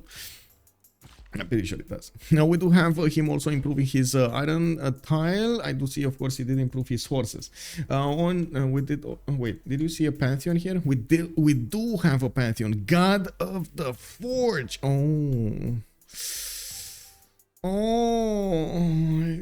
Xpli is gonna want to make some sizzling steak over here. Well, we're gonna need to see how he's gonna get those horses going. I'm pretty sure he's gonna need to rely on the strategics of his allies as well if he wants to pump a lot of them. I'm actually a bit surprised. Totally have to say something. On Liang, you do have those city parks, right? So the city parks are actually quite valuable. You do get the extra appeal on the tiles next to the city park. So if you do manage to play your cards right, you can actually get a lot of very good Shemamuls on tiles that wouldn't have had that breathtaking appeal beforehand. So if we open up this one, you can actually see there's not amazing land over here. Yes, he does have some reinforced. Actually, does he? Yeah, he has some reinforced in the north.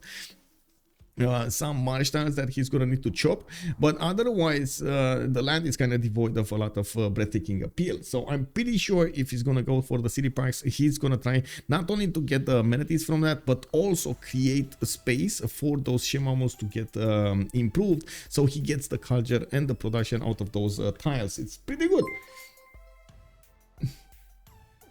Spring will come for the Turks. Hello there, Daniel Dingo. Thank you so much, sir, for the day 1 sub. Much appreciated, much appreciated. Honestly, don't think Lian needs the nerf. Everyone says we need to nerf Magnus to incentivize other openings. Seems like back to square one. I think they did nerf Magnus as well. Magnus actually needs 3 promotions now to get the same bonuses as he did before, with surplus logistics only giving you the food and then provision giving you the production. So you do need to invest quite a bit into it if you actually want to get those juicy trade routes. England did go for fertility rights. He did get a free builder, and he's gonna get a bit more food from these wheat tiles, actually making this spawn a little bit better now with a lot of food available. And we do need to see if he's gonna manage to get settled there. I do see he still is going for his Royal Navy dockyards, and of course he's starting to use his trade routes, getting Magnus in the capital city, and still has a lot of tiles to improve here. Salt mines for an extra amenity, this truffle for an extra amenity, this mercury for an extra amenity. Getting your people happy at an early stage of the game is actually quite important, especially since you do have, for example, penalties here from not making your people happy. Wait, what is going on here? Mapuche did actually get to step on one of the holy sites that was being built here in Khmer's land, and we do see these scouts are actually quite dangerous. This Mapuche scout actually has just a little bit to get a promotion. He just needs to attack 1 time or get attacked 1 time, and he's gonna get a promotion. You know, just some wind over there blowing into the scouts' direction. We do have religious settlements also picked up by Captain Morgane. He could try to settle on the east side, getting a bit closer to Byzantium. I believe it is going to be quite important for him to actually take all of the attention of Byzantium away from Portugal. And we do need to see how he's going to try to set this up. I do not see him going for any war maneuvers. He's getting his harbors going. He is building them. He's not actually going for like God of the Forge initiation rites and so on. So it's a bit more of a pacifistic Nader shot than we've seen yesterday. That also tells me this game is going to go on quite a bit, and we do need to see how they're gonna manage to get going.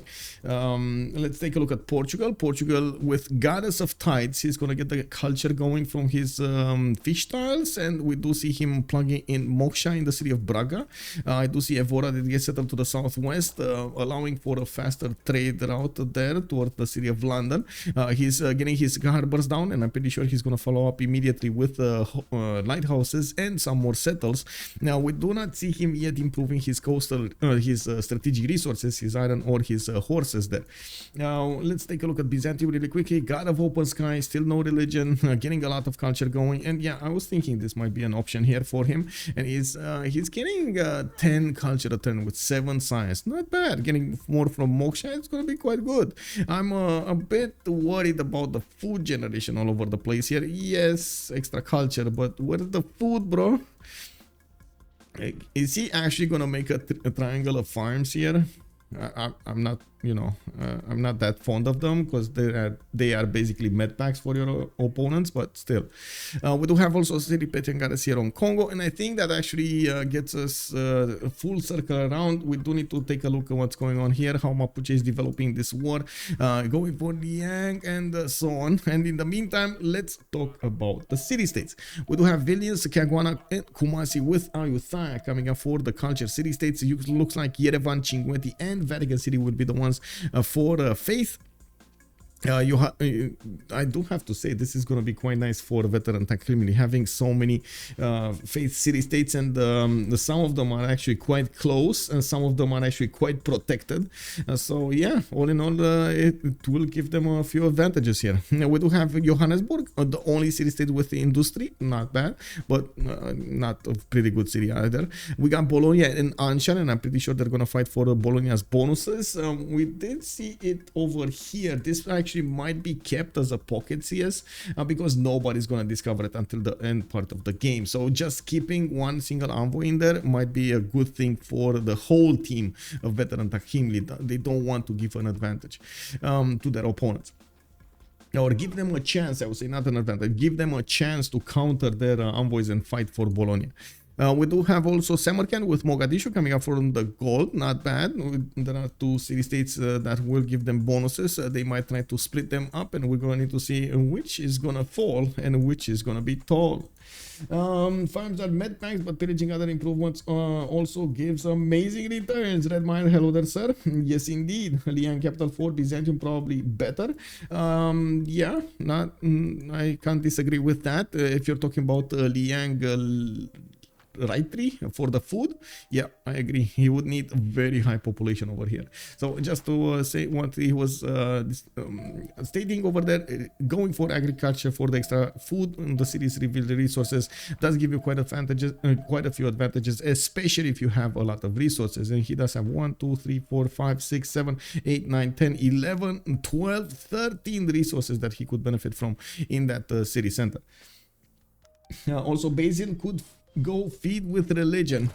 Yeah. He did go, oh, Temple of Artemis. I mean, that's another choice. That's a good choice, you know. He has so many pastures over here. That's a good choice, going for Temple of Artemis. Why not? Nobody's going to take it away from him, right? That's like, I didn't see anybody trying to go Temple of Artemis here from an early stage. So no competition for that awesome wonder that will give him the food, the housing, and the amenities. Very nice. Very nice. Yes, exactly. This Artemis, bro. Wait, what do we have? 1 2 3 4 5 6 7 8 9 10 10. Where did you see the 12? Did I miss something? Pretty sure. Anyway, let me catch up with chat over here. Wait, it still has the provisional title in, so you trade one government title for build center for free food, and so I don't hate. Okay, there we go. Trojan man actually came back to the light. Religion one spread without moksha. Indeed, it looks like you counted right. Thank you so much. Also, so I do have to say he did get his 2 holy sites over here. So if he's going to make a religion, he's going to spread it in 2 cities, and then it's going to spread naturally to other cities. 2 cities religion actually makes it spread to everywhere. Let's take a look at how Australia is getting all of this done. He doesn't really have an opponent to go against on the seas here. He's going to be on the simming position, and we do have him improving his horses for that extra protection and some food. Looks like Moksha is going to be here in the capital. I'm a bit surprised about the Moksha choice here. I was expecting to see something like Magnus, but I guess he does want extra culture, and of course that will open up Magnus anyway. Now we do have him going for, oh, I see, he's preparing Hobart to actually get Magnus in. I see how it is. You see the government plants are being built in Hobart, so he is preparing quite nicely for the next part. We do have Sydney also putting down a campus here, a +5. I did not see Canberra put. Oh yeah, he did actually get this one. It's another +5, so 2 +5 campuses with Hobart benefiting from a +3, and Ballard actually needs to get one going. To see he does have a +4 over here next to the mountains. I guess the big question is, does he actually want to kill a tile for it, like kill a hill for it? You know, it is what it is. I think he could actually, with so much production coming up from his coastal resources. It's fine, it's fine. You get others, it's fine.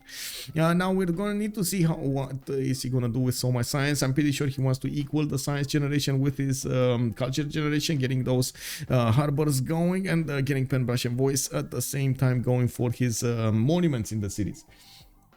Yeah, now Access, good evening sir and welcome. He's gonna discount the harbor in Balalat. Plus he wants spam holy sites with 2 holy sites. He's fine. Oh, Sokapi making a comment over here again about Byzantium. Byzantium moving with a settler. He's going directly to the Portuguese galley, man.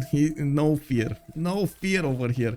I don't think he sees the galley though. As far as I noticed the vision of the team over here, that's a tile that they do not see.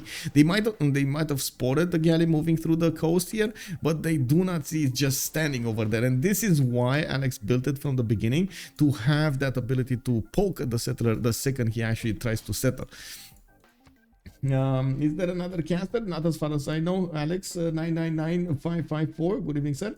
There's just another AI observer over here. I'm sorry if I'm not actually up to the quality you would want. I hope I'm gonna change your mind. Yeah, also, does Australia not know he actually can trade with a teammate, and why even go for Magnus Internals not first? Most of the time you want to go for Magnus well, he didn't go for Magnus Internals, he's on Moksha. Are you talking about Hobart? I guess so.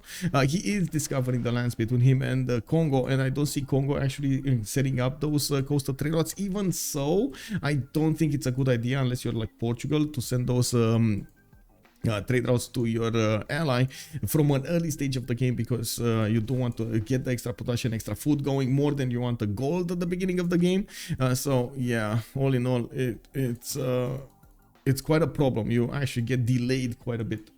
Let's actually take a look at what's happening over here. Xpli, 9 science and 9 culture. We do have Lotaro still building up his encampments, and we do see Liang did actually get established in Ngulumapu, did not actually get everything going. He's going for a 4th settler here, and 4th, 5th and 6th settler actually, while I do see there is a Khmerian scout getting in there. Xpli did choose to go for a Pembash and Voice Golden. She's getting some culture from these districts, and I'm actually curious why he does have only 9 culture a turn. And we do have him putting the government plaza between it and Lafkan, and this actually might be pillaged over here. This Khmerian scout is getting in, and he's seeing the mine. Oh, look at that juicy gold over here on the iron tile.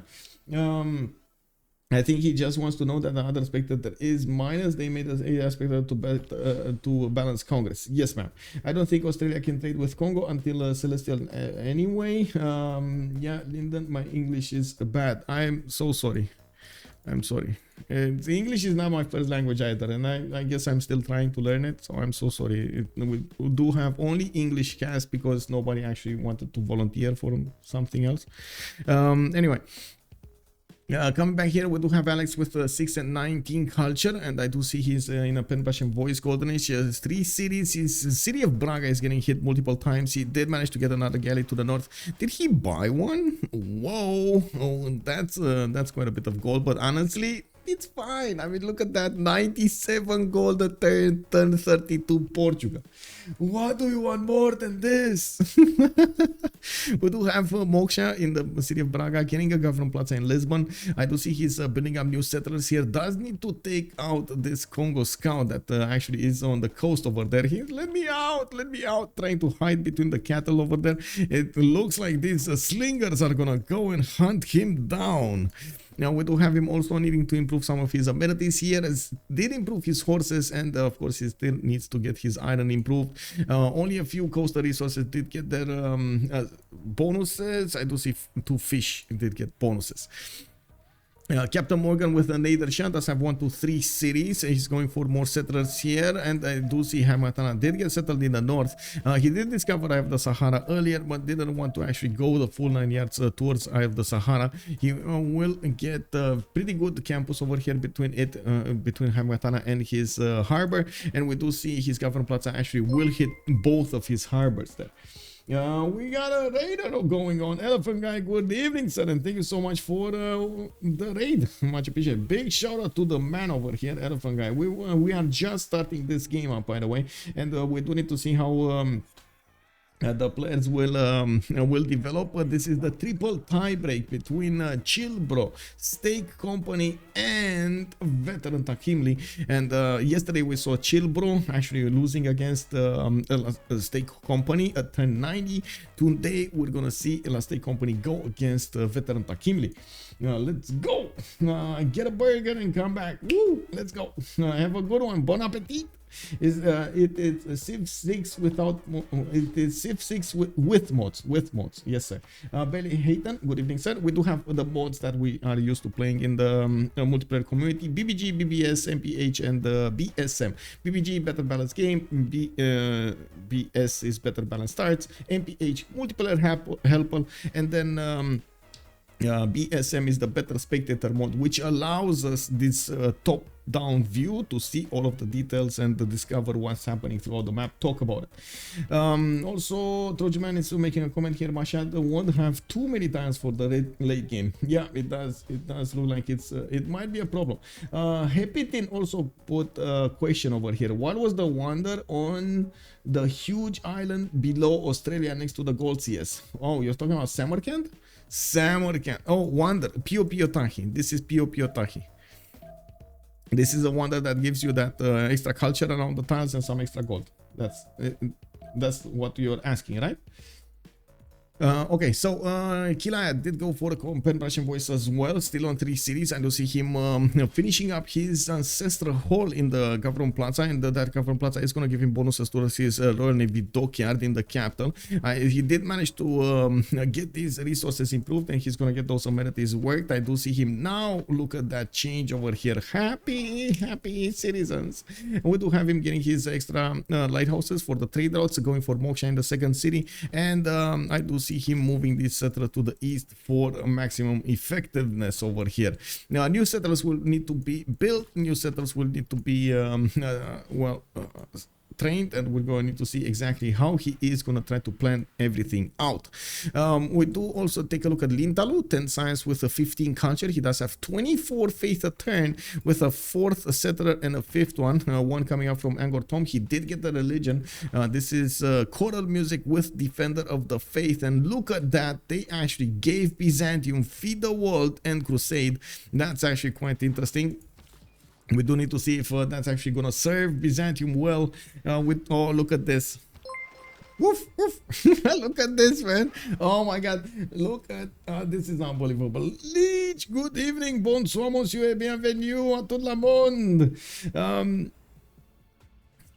Okay, I'm going to try to say something in French. Je casse le game La Steak Company versus le jeu, right? La Steak Company versus veteran Takimli for this. And Liege is calling out and cheering for the steak company boys. They are coming up from the French community, and yes, indeed, we're gonna need to see what they're gonna do here. They have a win in this best of 3 series, and I do hope you guys are gonna enjoy your time with me tonight. I do want to also put up a big shout out to Liege over here. He's doing amazing work over there with his stream.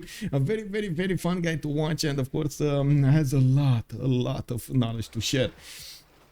Did Khmer pledge iron and trader? You mean pillage? Pillage, iron and trader? I think he was sitting on the holy site, if I remember correct. Oh, this one. It doesn't look like he did. Yeah, or it did get repaired very quickly. It looks like it's still up over there. Oh, there's no trader. He pillaged the trader. Okay, there's no trader. So, yes, he did pillage the trader. I don't understand why Byzantium settled the city with vision on 3 galleys. Well, he did. And now we're going to need to see the horse walk in to get that city more strength over here. And we're going to need to see if Portugal's boats are just going to attack into it until it dies. We do have to talk about Arceus here, 13 science with 25 culture. Arceus is in a monumentality golden age, and he does have the ability to buy out these builders and settlers with that faith. He also gets extra movement on the builders. You see that 4 movement down. He did manage to finish Temple of Artemis in the capital city and getting quite a few bonuses there. We got a galley in Nicaea also. It looks like he is going to try to go on the counter attack over here, and we do need to see if Portugal is going to react. Getting audience chamber in the capital city, he did manage to improve not only his horse but also his iron tile, and I do see he's training more horses from his other cities to get them on the front line. Also building up an encampment in Thessalonica, preparing for the upcoming struggle against Portugal. I gotta say, Portugal really needs to be careful here. Like this is dangerous. This is danger, Will Robertson. Danger.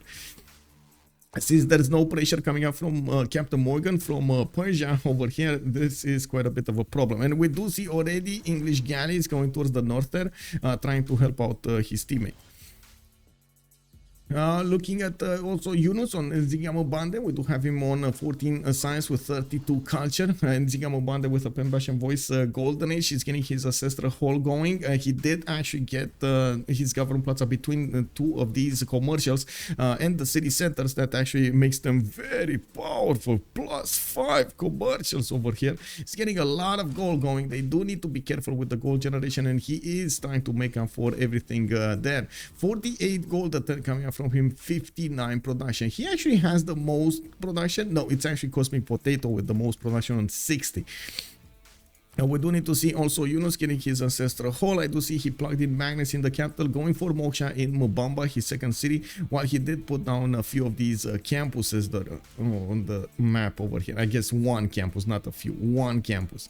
I do need to see him getting more settlers. I know the gold generation was quite a problem. I'm pretty sure they want to fix that as soon as possible, so that's why he is delaying getting more settlers over here, so he can actually get the commercials with the markets and the traders and so on to generate everything.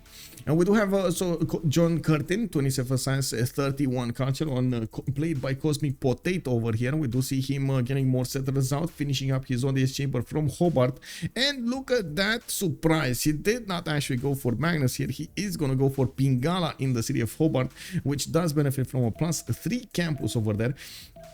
Now we do have him getting a few builders to chop his tiles and improve his tiles. He doesn't actually have anybody to go against on the coast, and we do need to see what is he gonna try to do with his extra advantages here. Not only his production but also the science and the culture. He has a very good tempo going on. I'm very concerned about this though. Let's take a look at the tech side here. So I'm pretty sure it does look like it is a problem for the city of Nicaea. That city is gonna die no matter what here. Yes, he might take out the galley, but then this galley might take out the city anyway. It's all about the first moves here, and Aleks, I'm pretty sure he's gonna try to click and take over that city. Also, let's see, Australia's production lead could be huge. Yes, indeed. Abudu Siakaka Far, good evening, sir. Could you please show army power? Yes, indeed, I can. Congo is very comfortable area. Yes, indeed. Congo will be able to go 11 cities fast. He even settled the vision of the boats. Yes, he did settle the vision of the boats. I'm extremely worried about this, by the way. Portugal does see what's going on here. Does see that Byzantium has a horse coming towards him, and I do want to see in the tech side if Portugal does. Oh, horseback riding coming up in 2 turns. He needs to buy out the boat in Braga to actually get to some defense, because this horse is gonna attack it, and of course you do see the city is in floodable terrain. That's not that good, guys. Not that good. Okay, so ancestral hall coming up from Lisbon. We do see the builders already getting to chop over here. Those settlers, Magnus is being plugged in that city center. Looking at the gold situation in the bank, it doesn't look like they actually have enough gold to buy a unit out like a horse, or well, he doesn't have the how to say the technology anyway. But a galley, they should have enough gold. It's what, 125 gold or something like that, a galley. The long galley probably coming down, so he can probably do the siege. Yeah, well, we'll see if he gets some support help over here from England. This is very important. Oh, he chopped galley. Oh, so good over here coming up from Arceus. Chopped galley in the last moments of the turn here. Did manage to do the damage against this galley, putting it in the low HP range. That city Nicaea might actually survive. It's all about the first moves. What's gonna happen? Aleks, click, click, click, click, click. No. Oh, it died. Oh my god, left the city in such a low health. One. Oh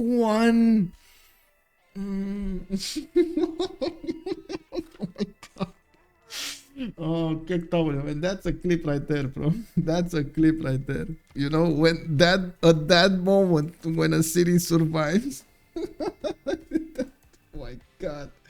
Let me get the clip.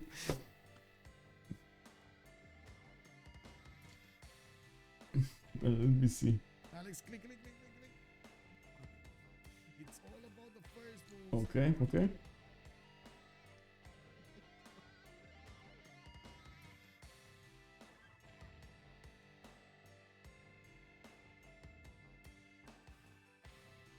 There we go. Got it. Okay, so let's see what's going on over here. We do have the horse attack on Braga. Of course, we still need one more turn for Aleks to get his technology, horseback riding. He does have drama and poetry, and we do see that he's actually chopping down settlers from Lisbon, or I guess he did set up his empire. He still has archers, but they were deployed to the west side where there was a scout.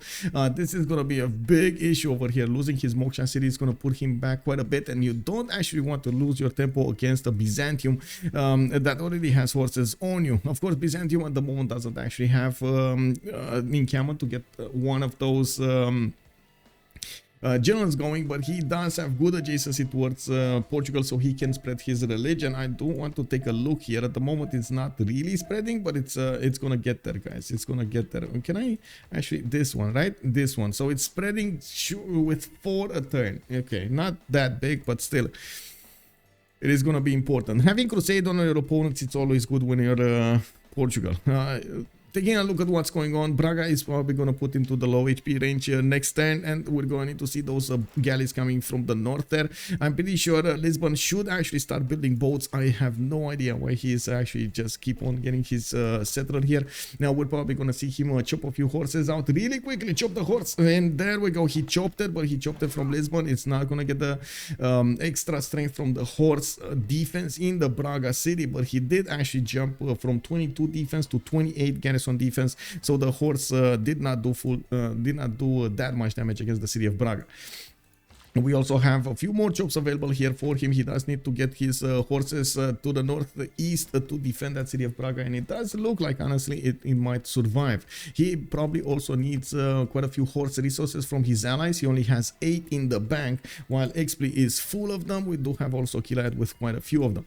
We do have also Mapuche starting to put his how do you call them, these city parks going. I do see he's also gonna try to forward settle his opponent Khmer while he's getting his warlords thrown. That's pretty good. Also putting Shemamuls, you can see how important they are. Getting that extra culture in will help him get significant stats. 14 science with 26 culture is gonna be the way here to go for Mapuche.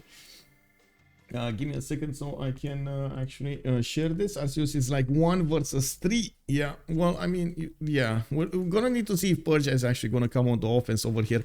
I was expecting a bit more aggressive stance from Persia to get the attention of Byzantium. I think that would be good for him.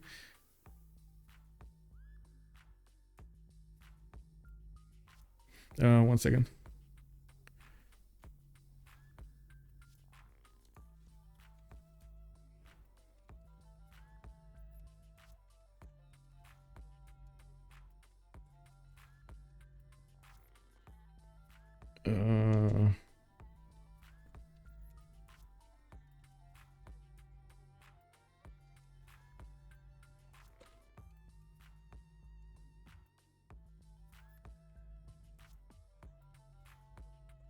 Okay, and there we go.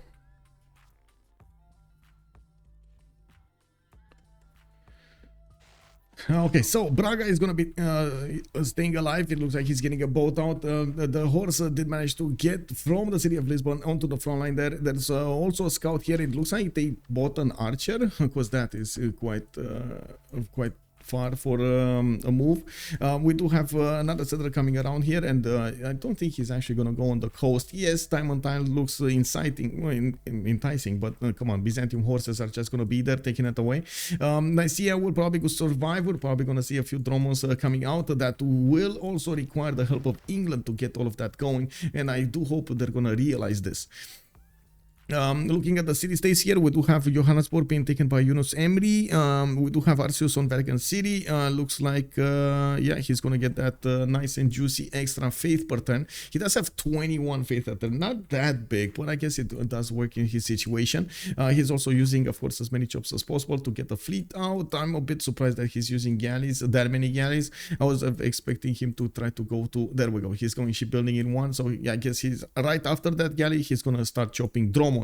He does have actually a significant amount of dromos available to chop here. 1, 2, 3, 4, 5, and 6. If he spends the extra gold, does require quite a bit of gold from his allies, so he can buy out those tiles. And you do see how he's plugging the chokes to the west side, even though these are just flatlands and so on. He's trying to keep Persia away as much as possible.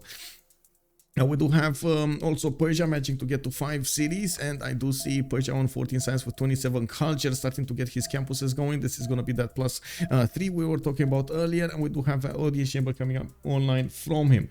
On Congo, we do have theater squares coming around, even though he did not actually get his or any wonder over here to get those extra bonuses of adjacency. We do have him discounting it. It's 1 turn from Congo, and you do see he's actually getting quite a few builders to chop with the help of Magnus to get that 50% production in. We do have, I've seen also hippodromes being put down. This is the unique district of Byzantium that does replace the entertainment complex, and he is going to get free cav units, heavy cav units from it whenever he's going to finish one of these. And there we go, dromos put into production in Nicaea. He's gonna try to chop them. Let's take a look at his tech side here. He's probably gonna need to go towards stirrups as soon as possible, so he can get the dromo technology before he actually gets these hippodromes built.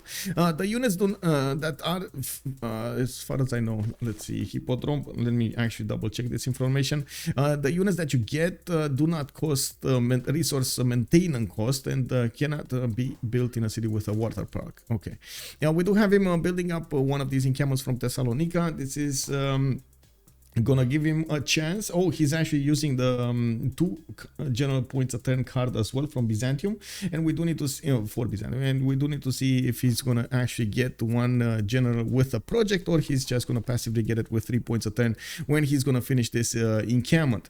I do also notice we got more boats in production here from Portugal. Portugal on 8 signs. This is very problematic here.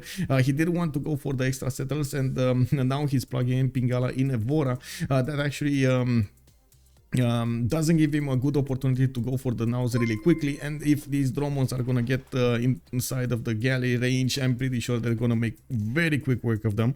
They are extremely dangerous. These drones are extremely dangerous. Big Lil, hello there, sir, and welcome. Thank you so much for the follow.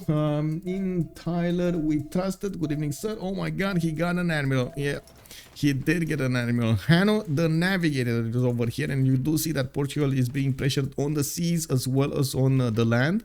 Now, these 3 horses over here of Byzantium will actually need to do quite a bit of damage against these units of Portugal. But we do have new horses coming around and new archers to take up this job of defending on the city of Braga. I do also want to mention Killayad is on the same seas. He's getting his campuses going, and since he is going to be a bit further away than his opponent over there, I'm thinking maybe he should actually try to go for the caravel timing so he can save Portugal, if that's a possibility. Well, we do have some horses movement over here. Aleks could not manage to take out that one Byzantium horse, and boom, the city of Braga over here is about to be converted. 2 of these followers, the city of Braga is only 4 population. It can be converted soon enough. That is going to be a problem. That will give all of the units inside of the borders of Braga from Byzantium get a +5 over his opponent. Oh man, oh man. Did they buy a Dromon? No, he's just chopping them out. I don't think they have enough money to buy Dromons. Oh, saying that and then watching 300 gold in the bank for Yunus, and that's, well, you know, he does have the money. We do have these Mapuche units starting to get onto the front line. He's getting in camel training projects. He's probably trying to get more of these generals away from Byzantium. Khmer is making 1, and I do see Persia is also making 2.3 points a turn. In the merchant screen, we do have Kongo making 8.2 great merchant points a turn. In the scientist screen, we do not see Hypatia yet, but I do see Kongo did manage to get Zankian as a merchant, giving him an extra trader capacity, and I do see he just acquired also Coleus, not a big one, but he's still gonna get a free copy of a luxury resource. Now we do see Hannibal Bark did already get recruited by Mapuche, and we do see, of course, Mapuche does benefit from the +5 of his bonus against cities, or I should say against nations that are in a golden or heroic age. That's pretty important over here. Multiple campuses coming up from Persia. Persia will need to stabilize this front line while Arceus is going full head on against Portugal. Taking out the gold of his opponents is going to be his mission for today. We do need to see if he's going to be able to do that with these Dromons and the galleys he has. 1, 2, 3 Dromons, another one coming up from Nicaea. Probably gonna chop that out as well. He does have an how to say, admiral for them, and you can see the Dromons +2 from the combat from Taxi Strait, then +10 combat against units, and you do see the +5 from a great admiral. Okay, so only one horse to defend the Portuguese city. This is a bit of a problem here. That is a bit more than a problem, actually. Okay, that one horse will die. At least he's gonna deal with a horse here. Okay. Holy site. Oh, he's trying to make his own religion, and that's a good one. That's an interesting reaction to what's happening. I'm still a bit worried about what's going to happen over here. He's even chopping down maize. Actually, he wants as much gold as possible, and by the looks of it, he does benefit from quite a bit in the bank. We again do see units coming up from England, and we do see England, well, unfortunately does have 2 of them in a place that he cannot use those cities to work. I'm actually a bit surprised that he didn't get a city here on the 1-2. Probably not really that special, but that would have made him connect with the other seas. I would really hope actually with the next shops he's gonna get more boats here, because it feels like he definitely needs a lot more boats. There is an English settler also going for that other continent. He's gonna get an extra trade out capacity here. And oh wait, is he going into the seas? Where is he going? Are you not settling, sir? Well, I guess he wants to get out of there. Hello Persia, help. Yeah, knock knock. Yes, please. Right, this is a problem, right? When those dromos come out, this is gonna be a problem. We do have Arceus going for engineering, civil service coming up in 3 for an extra +5. And we do see him bringing all of the strength down on the city of Braga here. The galleys are doing quite a bit of damage. The dromos are gonna take out units here, and it does look like this is gonna be a very big problem. Very big problem. I mean, why are they not getting more units out? Why are they not buying more units? Anyway, we'll see. Now, Worlds will need to come out. He will probably need to chop as fast as possible. He does have inland settlers. He's not gonna fully die, but again, not having actually the opportunity to get the economy going, that is gonna be an issue. He's getting as many of these boats as possible. England is also showing up with a few boats of his own, and they're gonna start trading over here on the city of Braga. It does seem like it's gonna be quite a problem over here. Another horse goes down from Byzantium. One can be taken down, of course, with the help of the dromons, and already the siege of Braga has begun, or I should say, not the siege. How do you call it when you have like the naval blockade? Okay, we got over here the naval blockade from the Trade Federation over Nabu. Let's go crusade. Yeah, he just got his crusade, and as you can see over here in this religion of Islam did get plugged in there. That's an extra +5 on all of the units inside of the borders. Good thing is he doesn't actually have everything. It looks like there's a pass or a take on the generals here, and let's see who got what. Now Mapuche did get one, and Byzantium did manage to get one. Okay, actually, yeah, that's a bit of an issue. Persia would really require to get one, but he's not making these points. Well, I guess they're going for the long term, you know, just trying to make up excuses over here. We do have Mapuche with God of the Forge. He's starting to pump out quite a few horses. He does have a military engineer because he did get it with a general. Yeah, and he does have an encampment training project coming up in 2 turns for another one, and I do see he put down more Shema Muls over here, we do have 1, 2, 3 more horses coming around. He's preparing for that timing. I don't think he's actually going to attack right now, but he is probably going to want to attack when he gets his Malon. He does getting a bit more strength against Khmer. You can see Khmer's defense is being prepared over here. Governor Victor in the city of Vimayapura got one of these encampments over there between it and Angkor Thom, while most of his cities are actually being deployed to the north. Okay, let's see what's happening here. More galleys coming around here. It doesn't look like he has enough strength from 3 galleys to take down a dromon, which is a problem. We do need to see if England is going to manage to get in there and do some more damage, and we do need to see if the city of Braga is actually going to survive. Walls would be really important to delay the takeover of the city, and I gotta mention, because he doesn't have a horse in, that city is not full strength, so it kind of feels like he's kind of giving up on this city, to be honest. Oh, 1 dromon goes down, 2 dromons remaining, another one coming around, 2 more actually coming around. More horses are being trained over here. Byzantium is moving his general from the backline from Thessalonica to go towards Braga, and we do see, of course, the dromos are starting to take care of the boats over here, but there still is a chance for this galley to take over the city. 41 strength galley against that city. The horse goes in and the crowd goes wild. The city of Braga has been taken away from Portugal over here in the turn 45. Your Shine Gold Brit, thank you so much for the sub, much appreciated, sir. Tito's also, good evening, sir. MS Doll, hello, good evening, sir. Petit Pascal, good evening also, sir. Bonsoir, monsieur, bienvenue. Mastro Teku, hello, Persia, I did answer that. The economic zone of Persia, England and Portugal is massive, but does it matter if they is the free simming Australia and Congo spending 0 effort toward military? Yeah, that is a very good question. Nice play from Arceus, nice play from Arceus. We do need to see how they're going to solve this issue. Of course, we do need to see if Killayad is going to manage to get to his cartography over here, and at the same time we do need to see if Aleks is going to be strong enough to defend himself on the land against the upcoming Tagmas.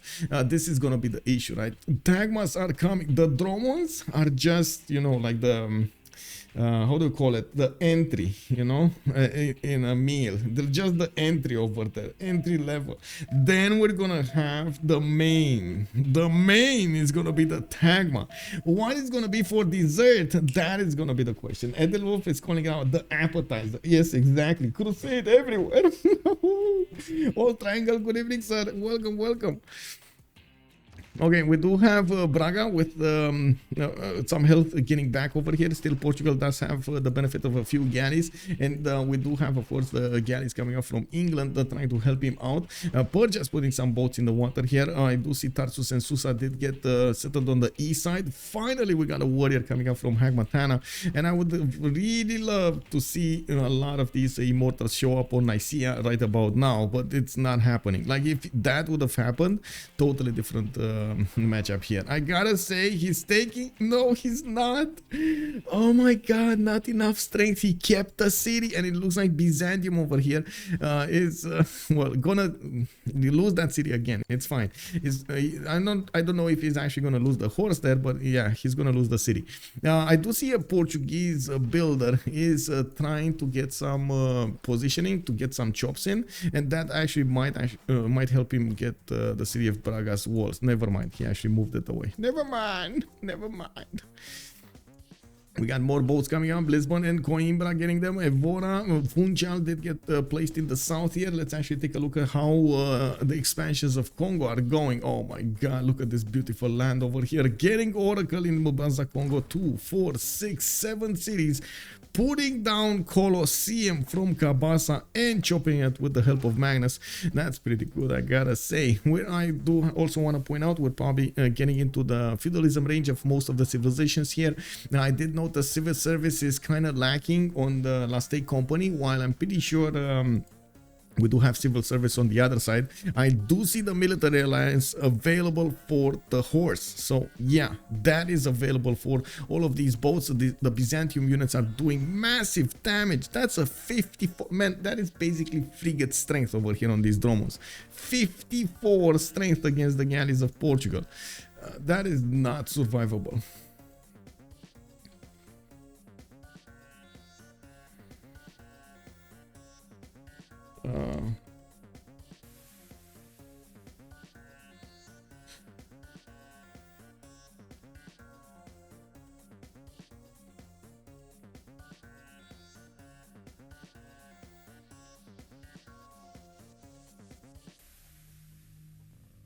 Without any warning. You'll know when it comes. Whoa. I need to see.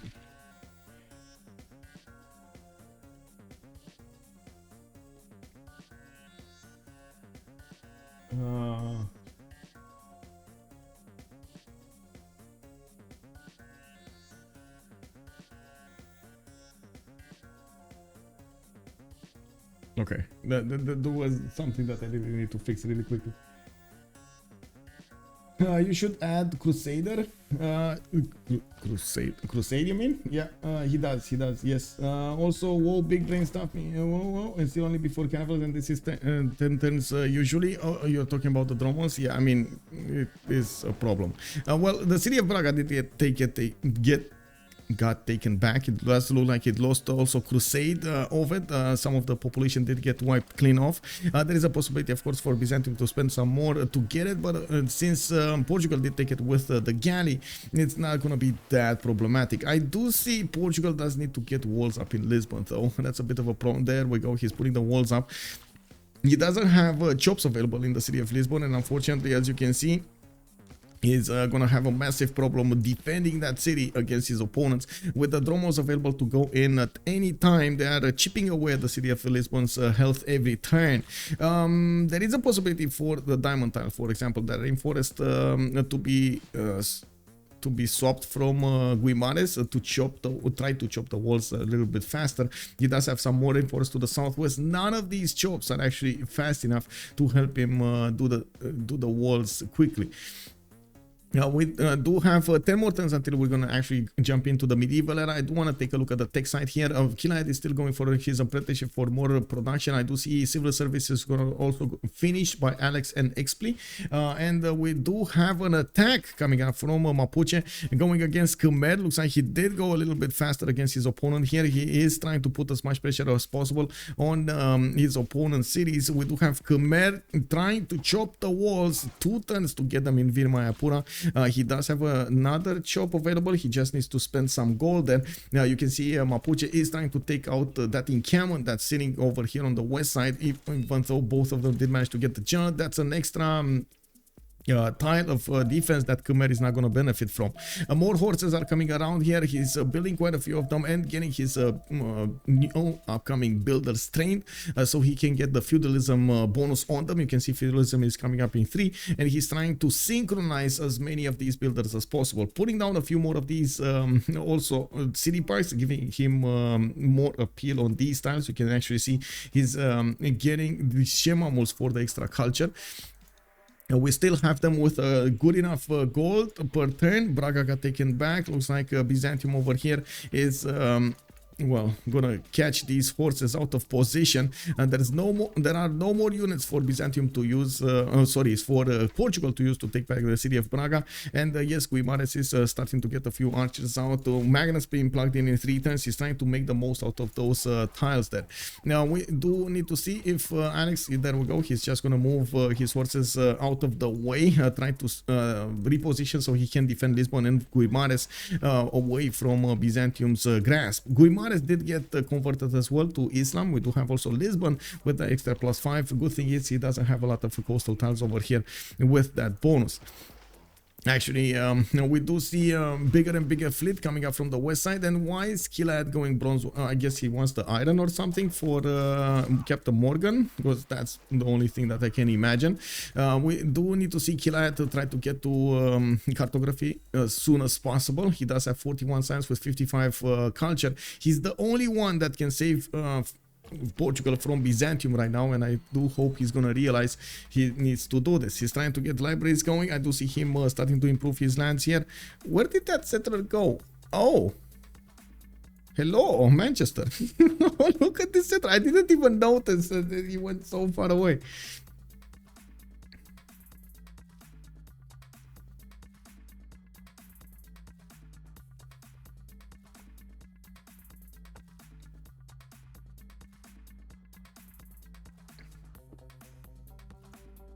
Anyway, we do have more campuses coming around here. Yes, he's getting more settlers going, and it looks like he's gonna give Persia all the time he needs to actually get his knights out.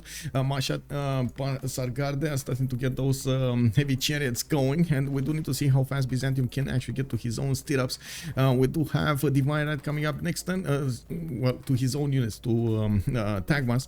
We do have yeah, Divine Right coming up. Don't they come up a Divine Right? Let me actually tell you, Tagmas do come up. Divine Right. So okay, there we go. It's not stirrups, it's Divine Right. For some reason, I didn't realize it at some point. We do have 3 podromes that are getting built here. Constantinople, Nicaea. In the ENA score screen, he did manage to get his Golden Age bonuses. It does look like Portugal is getting pushed in the city of Guimares, and yes, after he's going to plug in the Magnus next turn, he's going to start chopping more units. He does need to get stronger units, classical units definitely, and I do have to point out that Lisbon is getting chipped away every turn here. Now, the galley is not going to get a promotion, but he might actually pop a heal, giving... well, taking away a bit of time. Looks like Portugal is also gonna have the ability to take out one of the Byzantium dromos. Extremely important. Imagine losing a city due to 2 eruptions. Yeah, only 1 immortal, just there for score. I think so. It looks like he's gonna go for faster units, and I do want to take a look at what's going on here. Looks like Vimayapura did manage to chop the walls out, and Mapuche won't have that easy ability to go against them. He's starting to dwindle the number of the Khmerian units that he's benefiting from, with while more Prasas are starting to come online from Lintahlou. He's getting the science, and as you can see, getting culture with a lot of faith. 73 faith a turn coming up from Lintahlou, and 88 production. We do have a lot of builders coming up next turn, and I do believe that's actually no, he needs to actually stop these builders from finishing, because feudalism is going to be discovered, and he wants the extra 2 charges on each of these, making them much more valuable. I do want to take a look at Australia. How is he developing? He's kind of in a free sim position over here on the seas on the northwest of the map. Cosmic Potato, 74 science, 46 culture. He does have 94 production. Honestly, I was expecting a bit more, but this is good as well. We do have him getting his harbors out, and at the moment he doesn't have industrial zones, but I'm pretty sure he's going to go for a lot of shipyards here. I do have him getting his builders with feudalism as well. He's going for his divine right, and I do see he did put out a lot of these very important campuses. +8, so we got +6. I'm pretty sure in the capital he has this +10, and so on and so forth. So you can imagine Australia over here late game will be a problem, especially since he's gonna have the ability to go against Mapuche here a little bit later. Okay, more horses. He's switching the builders to horses. Okay, very important. Guimares did actually choose to go for walls. Lisbon is getting walls, doesn't have a unit there. Looking at the yield tab here, we do have Aleks still making 93 gold a turn, and we do have him with 45 production, unfortunately, trying to get a few spearmen to get the correct unit against these horses of Byzantium. Well, these horses do, of course, have the crusade ability against him. That's a big problem. Now finally he did manage to get the military alliance going, which is going to help him try to defend against his opponent, and I gotta say he does need to respect his opponent quite a bit. Arceus is doing as best he can to do the damage against Portugal. Looks like also Byzantium is starting to get his tagmas on the way. We do have more of these hippodromes coming online, finishing with he's getting more dromons. It does need to actually get them quite far down. It's going to take a while for these tagmas to run through the hills, get through the forest, and start chipping away at the cities of Portugal. One of the good abilities of tagmas is if he's attacking a city that he's converted to his own religion. Of course, he can convert that city center just taking out the units around it. He will deal full damage against the walls. It's very important to have that.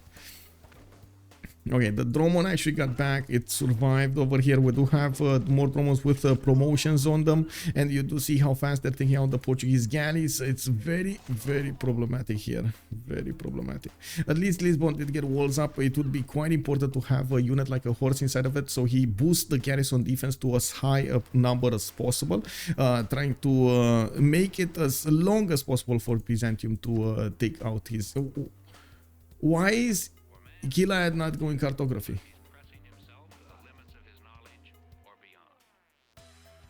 Okay, guys, am I missing something here? Why is he not going cartography? Why is he going wheel?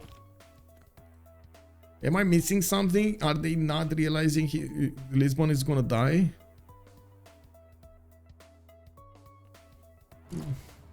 I could see, yeah. Show all the religion what beliefs they have. Yes, sir. Let's see. All the religions. We do have Islam with Feed the World and Crusade. On Khmer, he did get tithe as well for a little bit of extra gold. Now, they probably know Portugal dies to Tagmas. I mean, bro. I mean, okay, if Portugal dies, Susa and Tarsus dies, and then he dies. It's just like a snowball effect over here. There's not much that they can do.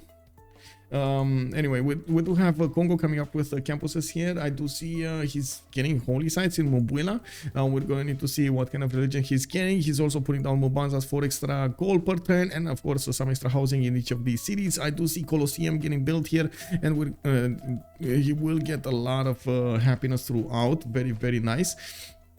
Now we do have to see also how Xpli is doing his attack over here. It looks like catapults are coming online, and he is going to start to do the damage against the city of Vimayapura directly. He does have these horses that are very hard to push out of the borders here by the swordsman and the archers of Lintahlou. Now Lintahlou does try to get his celestial navigation going. I do see him going for feudalism, and we do have him on 94 production. It's significantly more production in faith than Xpli is benefiting from. I guess the chops are heavily helping Mapuche over here get everything he he needs.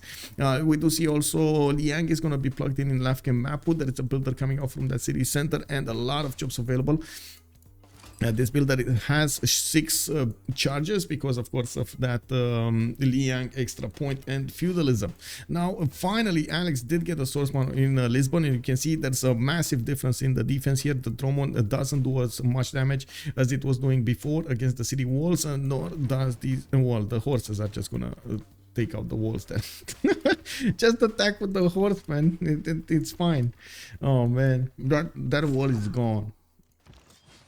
Yeah, Portugal. Hey, oh, there we go. Oh, that's a bad time. Why is he not attacking the wall? Anyway, I guess there's a bit of a misunderstanding over there. We do have these Tagmas starting to get into the front line there. The city of Braga does look like it's rebelling into turns. It will cause some issues going into the free city zone. We do need to see Killayad. Oh my god, he's still going engineering. We do need to see him try to get some help for his allies, while there still is an army being built from Persia, getting a heavy chariots on the northeast over here, getting them prepared in Hamatana, Mashhad, and Susa. Oh my god, the guys, I have a feeling we might actually see quite a big upset over here happening. What about Golden Ages? Kubrick, we're getting there, sir. We're getting there. Let's see, 6 more turns, we're getting there. We do have Xpli 40 out of 49, Aleks is 39-42, actually might make it quite nicely to be in a dark age here. Captain Morgane is also 7 points out, 42 out of 49. Killayad is over the necessary points, 56-54. He did not manage to actually finish that Stonehenge. I believe it was built here in Hariharalaya. Yeah, Lintahlou did manage to get his golden age, which is going to be a problem because Mapuche is just going to keep on pounding on his cities to the south. And of course, with the catapult benefiting from the extra movement of that general, we're probably going to see him start to attack Vimayapura here. We do have another catapult coming out from Rangul Mapu. He's positioning the builder so he can start chopping more out, and we do need to see when he's going to get his coursers here, well, Malon Raiders. Arceus on 77 out of 52, he got his golden age. We still have him doing massive damage against Portugal. Here you can see how much he's doing against the walls. A bit of a surprise that he's just going against the spearmen. Honestly, the walls are a problem, and it will give him the opportunity to take Lisbon extremely quickly. We do have Yunus with 60 out of 56. Looks like also Cosmic Potato is going to need 10 more points to get to the golden age. He's trying to get in aqueducts going. This is an industrial zone, I believe. Yeah, it's only 1 point, and he does need to get another mine there if he actually wants to get it. Let's see what's happening here. What are the moves? Okay, 3 archers. They don't do anything against these horses, by the way, of Byzantium. They are so strong right now.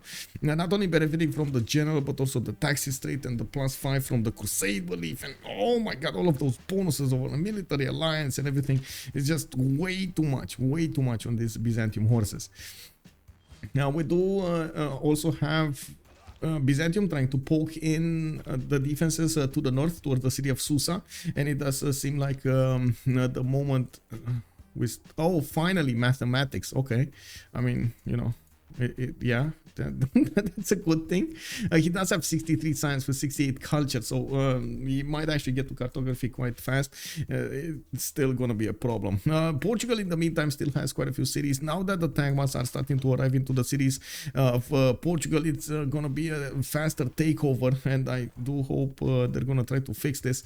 Now we do have more Tagmas on the way. It takes them a little bit of time to get there, and with the Persian army actually starting to getting to range from the west side, of course the attention of Byzantium will be split in 2 sides.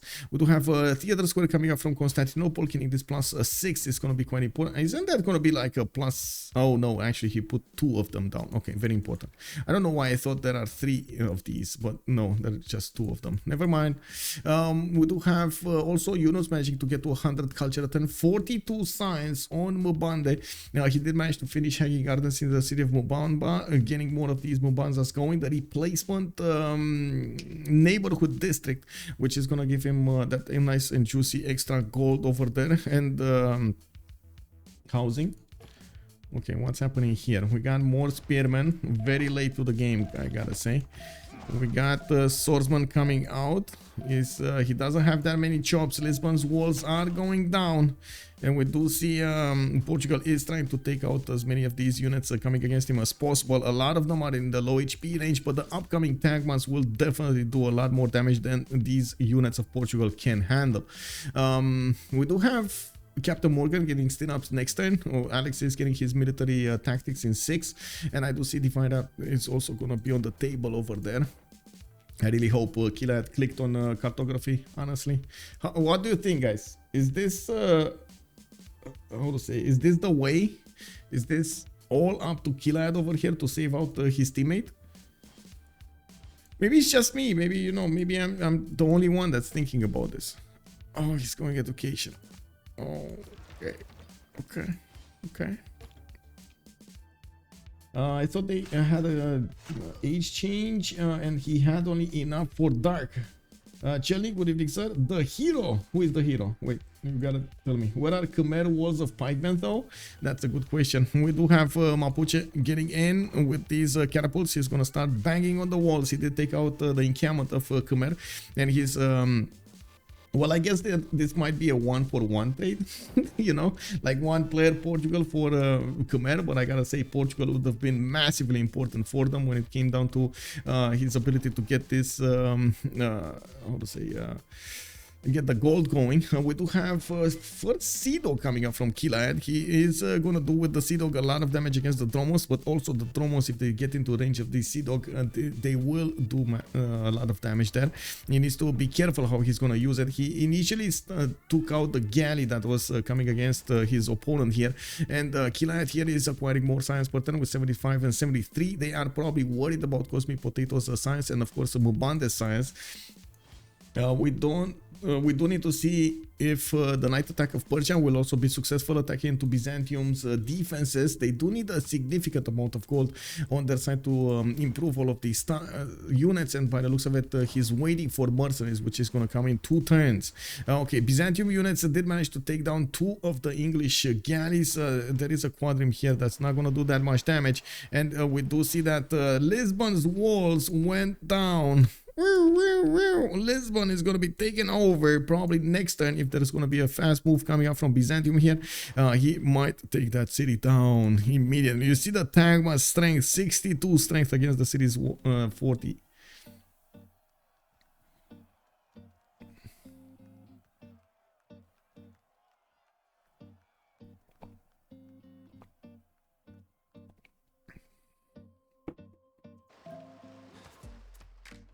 Okay, what's going on here? Well, yeah, Byzantium should be more aggressive than Portugal main cities. Gone, Merovingian man, good evening, sir. Victoria, Killayad, yeah, Victoria needs to be the hero. Exactly. Yeah. Oh, finally, he clicked on it, guys. He clicked on it. We got Batres coming up here in 2 turns. Actually, wait, I wanted to say Contraya. You know the Stargate reference. Never mind. I'm sorry, I'm a geek. Let's see. On the west side here, we do have Mapuche getting in range with those catapults. We do need to see the first moves. I am a bit worried about what's happening in Portugal's land, but I gotta say, I can't watch, guys. I can't watch. It's happening. Lisbon is going down. Basil should go caravels. Well, we do have him going for syrups and the guilds here, and we do need to see Mapuche's attack on Vimayapura. The walls will probably go down in 2 shots here, while Mapuche did not yet get his coursers. He does have castles coming up in 5 turns and getting theology. He's taking down the walls extremely quickly, while of course these horses do have a lot of strength on them, able to take down Vimayapura relatively quickly. Braga did get to free city state. You can see it did get to rebel against his owners, Byzantium. He was way too close to Lisbon's grasp, and we do see oh, wasn't that the host? Kick. I think the host just dropped. I'm just saying.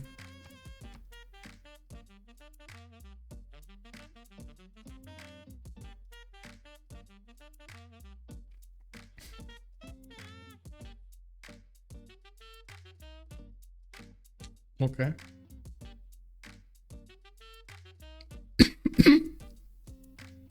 Yeah, he said we can't play. Yeah, he probably like the host dropped before it actually appeared on our screen, and yeah.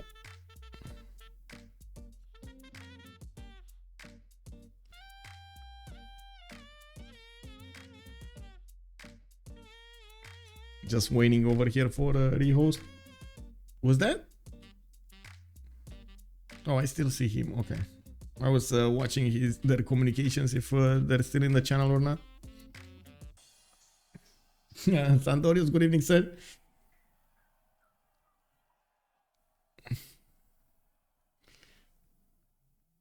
T-Tube, hello there, sir. Yeah, massive brain over there. These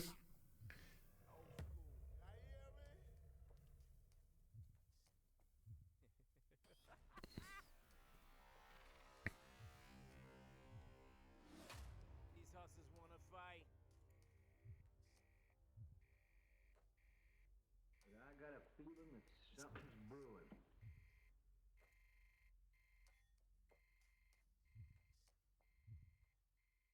Okay, I see the lobby.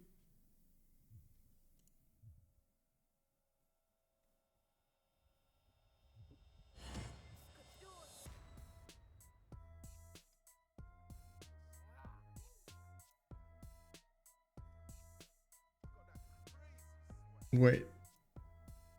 Why is he the spectator? Why is the host the spectator? What?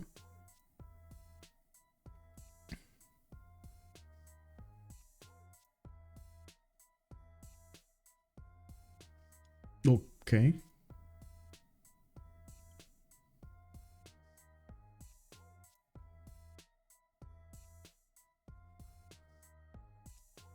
Why is the game crashing so often? That's a very good question. Usually this happens when there's not enough stability between the connections of the players, or the computer handling the processing power is not strong enough, or too strong. Actually, there's also a thing with too strong. Like if you get like an AMD or the new i9s and so on, it might actually cause issues. I know Automation has a lot of issues with that. He has the new 59 something blah blah.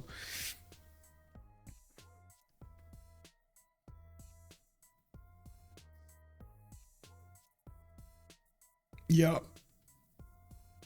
Well, we do have a new version, I believe, coming out next year. Arceus did announce they're gonna get Civ6. I'm hopeful that we're gonna have actually a much better stability then. We're gonna need to see what they're gonna do. I really hope it's not gonna be on the same lines that EA put out this, what do you call it? Jedi Survivor, when they made Pikachu face. They made it good for like how to say, PlayStations and Xboxes, and it's like bad for everybody else. They never actually tested it on very high-end PCs, and for some reason the high-end PCs weren't. They were like lagging so much, man, unbelievable. And it like made Pikachu face when everybody downloaded it and they couldn't get into the game. I don't know. I'm hopeful. We're gonna see something good.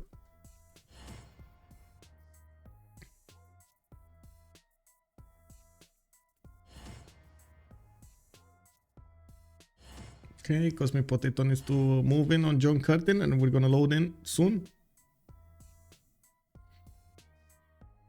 Gonna wait 1-2 years after the Civ7 release for the DLCs anyway. I mean, that's not bad actually. I do have to say, the new like the added DLCs that they probably found out, okay, well, like we can do this and we can do that, and look at this, the game is missing this and we can add that and so on. I did enjoy the fact that they did add new DLCs to the game, fixing some of the things that were missing from the game and giving us more options. It did give a lot of strength to the and how to say, flow to the community. Like, sure, okay, I can understand you want a perfect game from the beginning. Yeah, I want one too. Sometimes, unfortunately, it's not happening. It's just how the market is right now. The players want it, and they want it now. You know, that feeling? I can totally relate to that feeling. I want it now also. Like, I want it now, but it's, you know, it is what it is. We do see a lot faster development in games and a lot higher quality overall across the board. Like if you compare the games from now to games that were coming out like 15 years ago, that's like a massive difference. And the tools they have available are also totally different than and much better, much faster than they were benefiting from like 10-15 years ago. And just look what how was that engine? Unreal Engine 5.2 is what is it doing right now to the market. It's unbelievable. It opens up so many doorways for the creativity of the developers to show itself and make it available for the players on multiple platforms and so on. Felier, bom dia, senor. Hello there.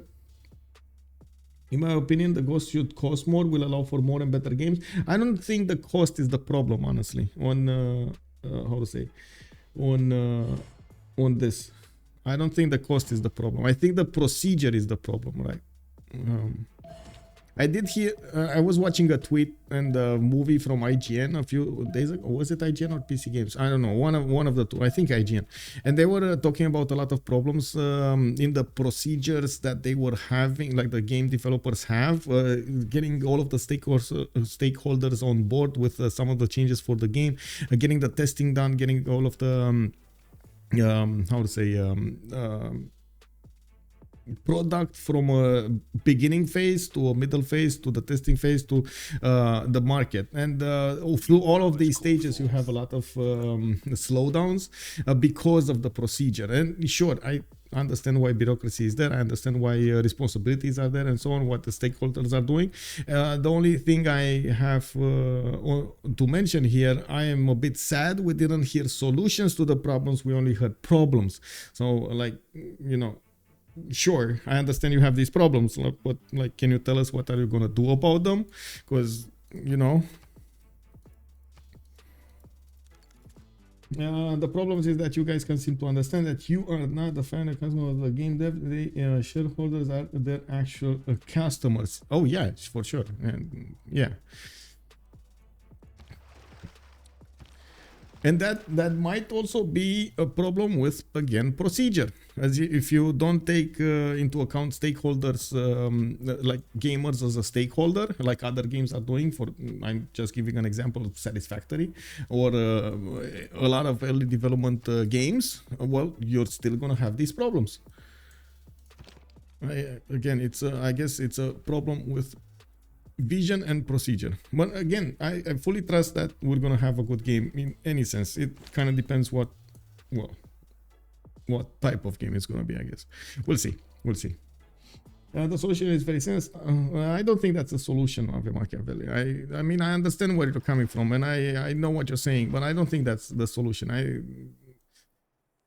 A lot of the times talking, discussing can fix more than full on how to say, stopping something from doing, like developing or decoupling or stuff like that. Negotiation is the pathway to success. Shareholders like customers equals turnover. Yeah.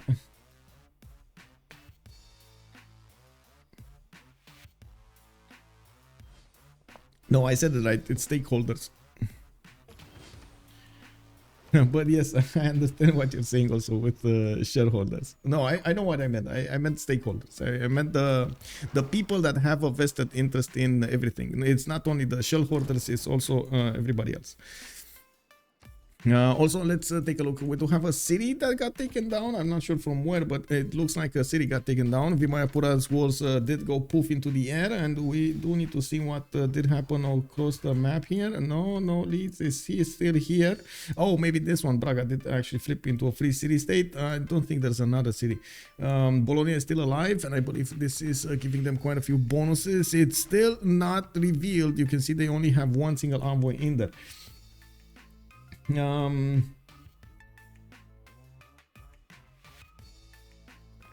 Listen to whistle, yeah. We do have to take a look also the English Sea Dog, how it's gonna do the damage against the Byzantium units. You can see Byzantium is a bit wary about that unit being there. He knows about it.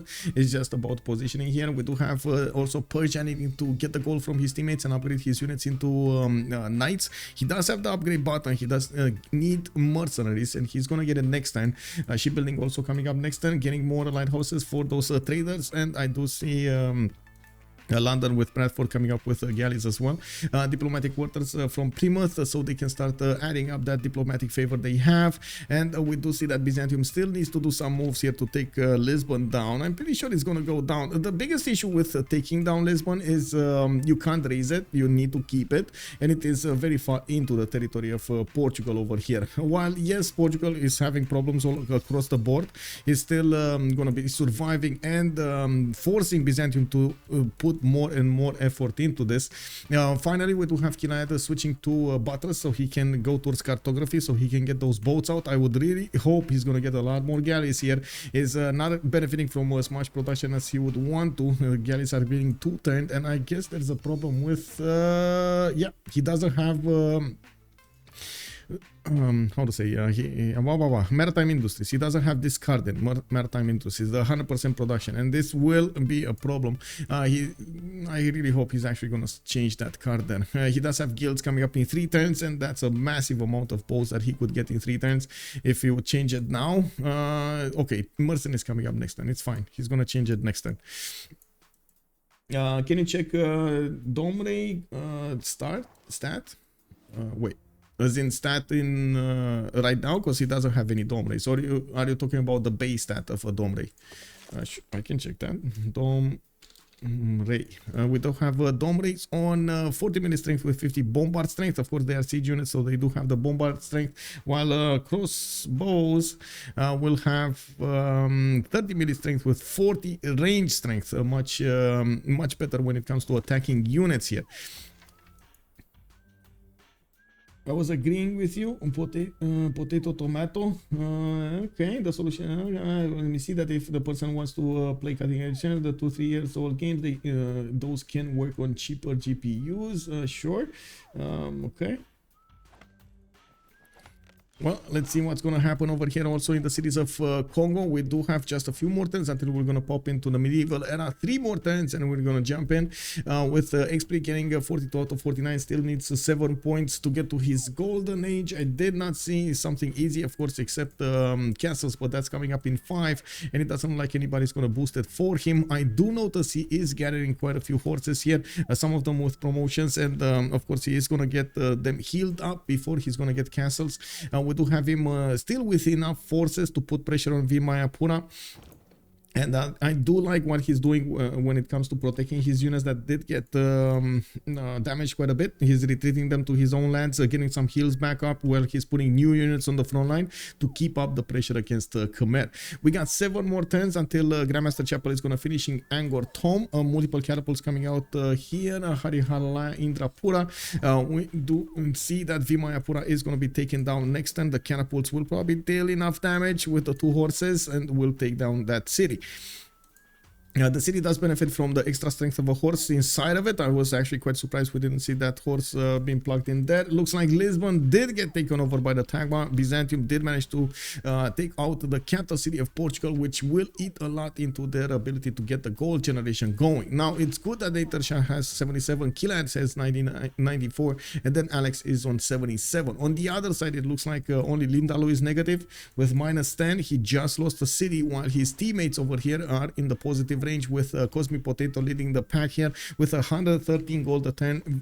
Kongo is also on 95 while Arceus is on 31. Yeah, we do need to also take a look over here how Mapuche is gonna follow this attack up against Khmer. We do have Khmer getting his military science in 3 turns, and I do see military engineering in 3 turns, and we do have medieval first coming up in 1. In our score screen, we do have England getting that golden age. Captain Morgane is still needs 3 more points, and he is gonna need to start upgrading right now. And we do have these heavy chariots just waiting over here, and I'm pretty sure he sees Byzantium units pushing against him. They did manage to push back the Immortals, and of course we do need to see how this is gonna end up. Now I do notice, of course, Byzantium units are getting closer to Coimbra, and we do have these drones that are going to need to reposition, while Killayad has just kept that Sea Dog in the north, not really putting a lot of pressure on this south side. This is a big issue, and again, walls are not the solution here. Walls are really not the solution there. Pikemen, maybe, but even pikemen will have a problem with this one. We do have Aleks 1 turn away from getting military science with the 3 turn military tactics, and 3 turns away from getting mercenaries. We do need to see him getting his defense up in the southern cities. It kind of looks like they're waiting for England to get his boats out so they can actually put wise. Man, I understand why you want more housing. I don't understand why you want it now. I really hope he's actually going to build a fleet here. He needs quite a strong fleet to take back the cities of Portugal and defeat the Byzantium boats. You can see Byzantium is following up with a few dromos, and yes, Byzantium didn't actually get such a strong army in his main cities. We do need to see if Captain Morgane's follow-up attack against his opponent against Byzantium is going to manage to deal the necessary damage. He's trying to get one of these generals, and still needs 2 projects to actually get to 75 points. It will take a bit of effort from him to do so. Now, in the meantime, we do have England getting these Sea Dogs here. I'm actually a bit surprised he's not trying to defend the city of Coimbra with those with that Sea Dog. And by the looks of it, England does, of course, have a few galleys in Susa. I gotta point out the caravels are actually being not that strong against the dromos. They can attract the dromos, but with so many dromos and with them leveled up, especially with this line of battle promotion over here, they're gonna do so much damage. Losing cities 3 versus 1. Yeah, this is Byzantium, man. What can you do? Tibo Guy Biku, good evening, sir. Also Luke Kang, hello there, sir. Vicky floundering big time. Well, we do have the takeout of this city, the raising of the city of Khmer, and yes, we will need to see how Xpli is going to get his units into Malon Raiders. He's going to need a significant amount of gold. The next turn, Killayad is going to get cartography, but he doesn't have the boats. I do have to mention he does have a strong enough culture presence, so he can go to Merchant Republic and hard build boats afterwards. Maybe this is the reason that he is trying to get the aqueduct going. Wait, is this the industrial zone from Sheffield? Yes. Okay, so he's gonna get another strong industrial zone next to London.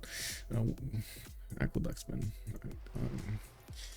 Anyway, now let's see what's going on over here. We do have Captain Morgane with... I was expecting a much bigger army here. Only 3 knights? 4 knights?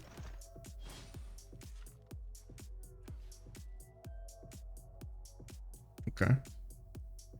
Honestly, I was expecting a much bigger army. I was expecting like 7 to 10 pre-builds already showing up on the front line. Anyway, it is what it is. He did manage to get 69 science with 69 culture, does have 97 production, and I do have to mention veteran Takimli does look like very strong right now, especially with their production capabilities and their science income. Not to mention the culture. We do have 121 on Arceus and 53 faith. We do have Yunus on 173, and Cosmic Potato is on 119. This is pre-full industrialization and of course pre-shipyards production for Cosmic Potato. We just popped into the classic, the medieval era, and we do see that Captain Morgane did manage to get the ENA score. I think this was the issue, actually. He really wanted the ENA score there. I also noticed he is moving with a settler towards the east side and starting to push into Byzantium's units that were coming to the west of Nicaea. LCS without LDK is the same thing as Corinthians without Renato Augustus Instalos, or Phoenicians without Hannibal Barca. You can make a lot of things in there. But I think they're still gonna try to find a solution to these problems. We got caravels upgraded here from Killayad. He is starting to actually, oh my god, he got 2 drones, man. This is unbelievable. Woo, look at Killayad go, man. I mean, you know, you gotta believe. You gotta believe. Of course, those 2 dromos did die immediately to the Byzantium units, but still the damage has been done. 2 of his units got taken out, and we do need to see the caravels follow this attack up against the dromos. Now you can see the dromos damage against the caravels. If they are sufficiently numerous, they will take out the caravels. Of course, city of Coimbra is getting attacked here. There's only 1 single man at arms into that city, and by the looks of it, yes, I mean, he does have a decent amount of damage. Walls are not going to finish. Still needs 3 turns to get them. The builder is not going to get in time to improve it, and he does need pikemen to defend the next cities. That city will probably be raised over here to the ground. There's a bit of an issue happening here in the cities of Byzantium. He did manage to get to 38 science and 52 culture. After this attack, of course, he did slow down Aleks quite a bit. At the same time, Captain Morgane next to him did manage to get 74 science and 71 culture. 105 production. He's putting knights against him, and we're gonna need to see if it is gonna be enough for him to attack into Byzantium's lands and take him down. Now on the west side here, we do have Domries starting to come online, and we do see them doing significant damage against the horses. As the problem is the visibility over here. He doesn't have the visibility because of this rainforest to actually attack into the units of Mapuche properly. We do also need to see how these follow-up Melon Raiders are gonna get into the units of Khmer and try to take them down. With Khmer being still in a golden age, he is gonna have a bit of an issue here. I do see Xpli is actually upgrading a lot of forces here. He will probably split up his units between attacking directly against Angkor Thom and some of them being moved towards Intrapura, not only to benefit from all of these. Oh, Johannesburg, what have you done on my side, sir? Okay, we got Captain Morgane leaving Johannesburg right in the back line of Intrapura. He might actually follow an attack against Lintahlou, putting so much pressure on Hariharalaya as well, and into his capability to defend his north, his west, and his south. That's a big move right there. I will resume the game after attacking. Well, let's see. I'm just gonna vote down everything here. We got me, and then we got me, and I will go for the next one. So 2 minutes of pause, guys. We're coming back in 2 minutes, and we're gonna get to talk about this medieval era started up here.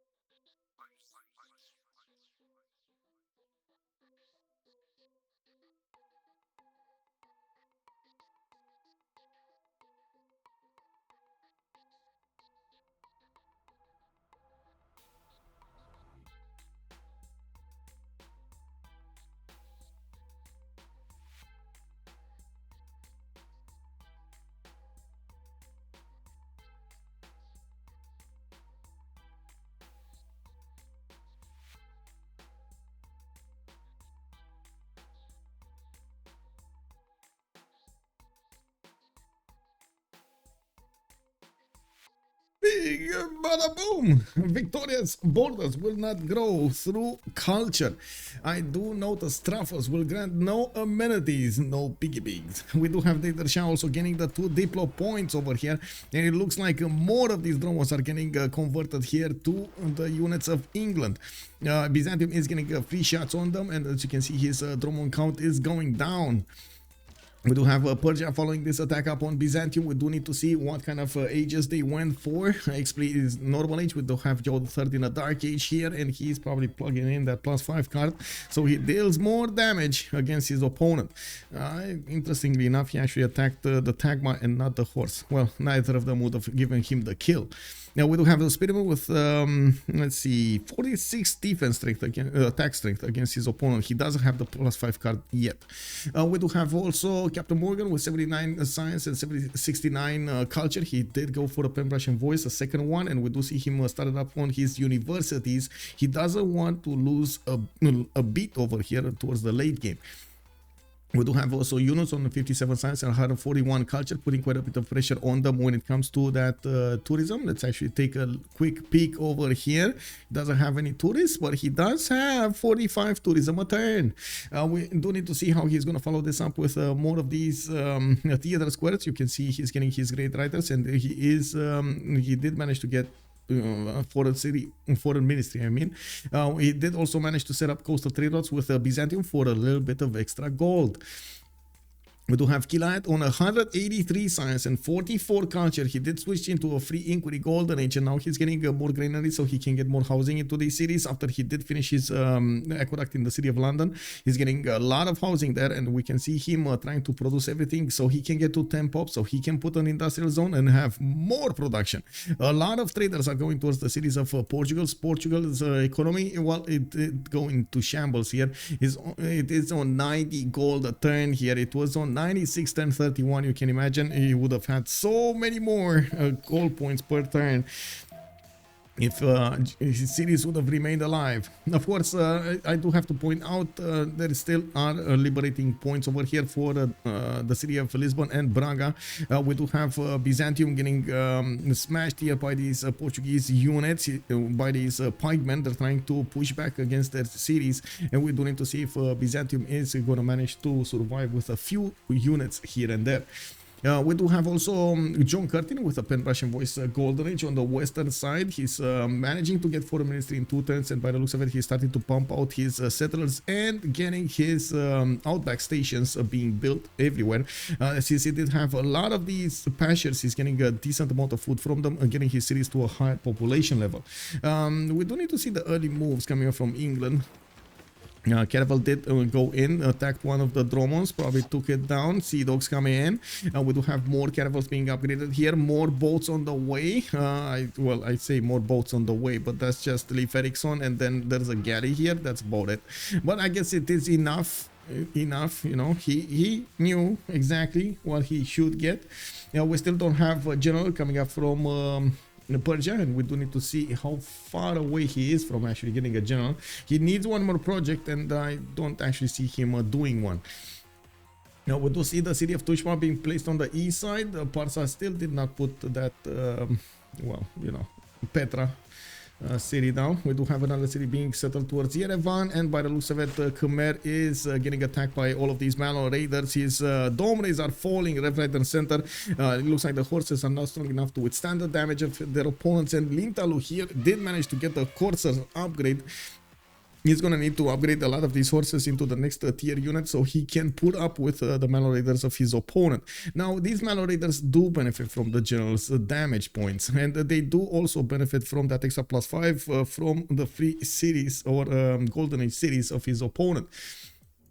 We do have the upgraded army of Johannesburg by Persia, and it does look like Khmer doesn't have that many units to defend himself here. We do have one single dome ray and 2 horses that are going to try to defend Indrapura. A bit of a surprise here. Mapuche did not get all of his units or some of his units to the west side, but I guess he will need to figure that out at some point. Maybe he thinks this is a bit too long of a trek, but I gotta point out this is flat land between. You don't need to spend that many movement points going through it. It is a nice game, yes indeed. Thank you, sir. Also, Felier, he attacked the Tagma because if the Tagma was damaged, maybe he would have been able to take the city. No, I'm pretty sure there was no way over there to attack the Tagma. I know what you're saying, but the Tagma would have still done enough damage. It's just way too much damage there.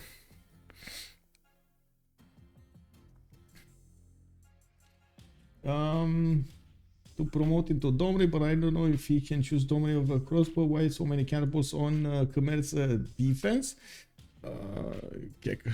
Yeah, well, Domris, man, they don't do anything against the Malon Raiders. They're just dying. That's a problem. That is quite a problem here for Lintahlou. How's Kongo and Australia FISIM going? Pretty good, actually. We do have Yunus needing to get a lot more science up, and that's exactly what he's working on. You can see his campuses are starting to get his leverage in. I don't want to see the war on the seas here. It looks like England is managing to win the war against Byzantium with enough units to actually take back the cities of Braga and Lisbon. Actually, the city of Lisbon is going to be home to two of these dromos that do have the level 2 upgrade. They're doing massive amounts of damage against the land units of Portugal as well as having the ability to defend a little bit more the city of Byzantium. Now we do have Lisbon actually going down in loyalty. It's going to flip soon, rebel in 6 turns into 3 cities, and there's not that much that Byzantium can do to keep it alive. Wasn't there a Tagma here, or is this the Tagma there? Oh, this one. I don't know. There was a Tagma that was here on the west side that just flew away. I guess he got it out. We do have a lot more traders coming, from England. I do also notice he actually put a defensive caravel here in the city of Sunderland to defend against a possible attack from Khmer, while Mapuche is managing to breach through the defenses of the Khmerian armies. We do have him actually starting to take down most of the units of Khmer, bringing in new Malon Raiders, and of course going for Bavapura as well as Angkor Thom at the same time. He does have catapults being position, so he can start attacking into the city of Angkor Thom. The Grandmaster Chapel's building is going to be stopped. You can see there is a Malon Raider on that exact tile, and the archer inside of the city does have 48 strength, so he can do with the +10 garrison promotion and the volley promotion a significant amount of damage against the Malon Raider, and that unit does not have a promotion on it. This one does though, so if there's going to be a fast move coming out from Xpli to switch it with a full strength unit and promote that unit, that is gonna stop dead in its tracks the building of the Grandmaster Chapel. We do have knights coming around from the north, from Johannesburg, being operated here in the city borders, and of course we do need to see if Captain Morgane is gonna manage to successfully take down Indrapura.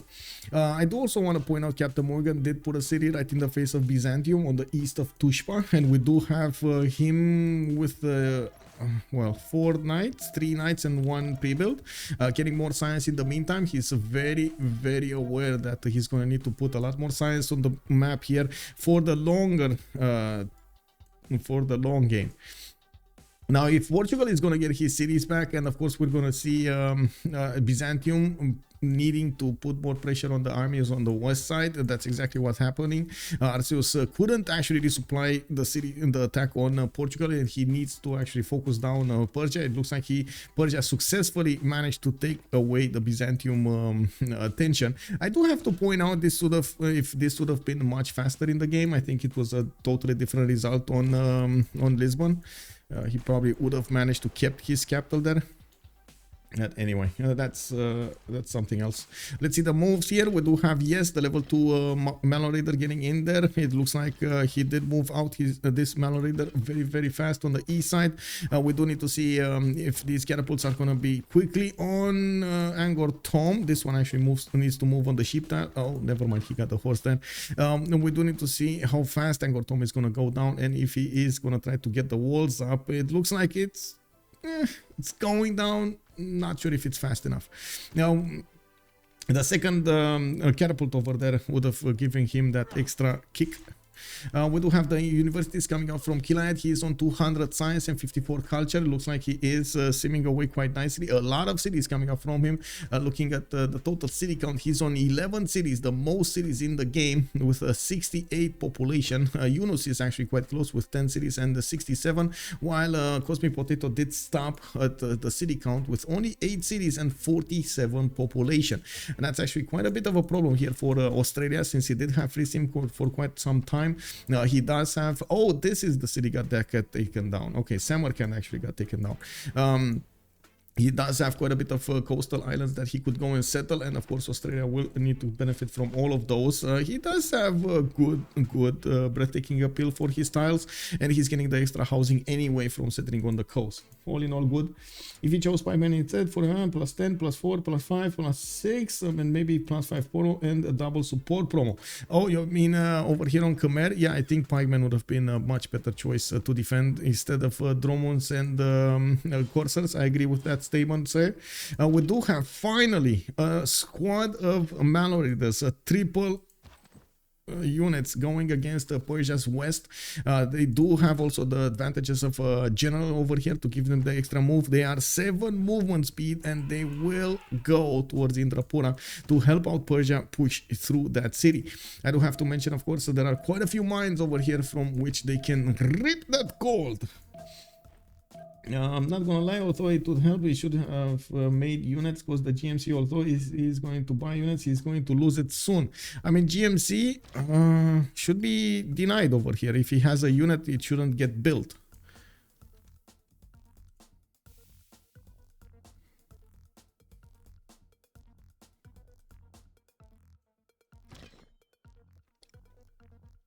Yeah, there we go. He's putting, trying to get walls up.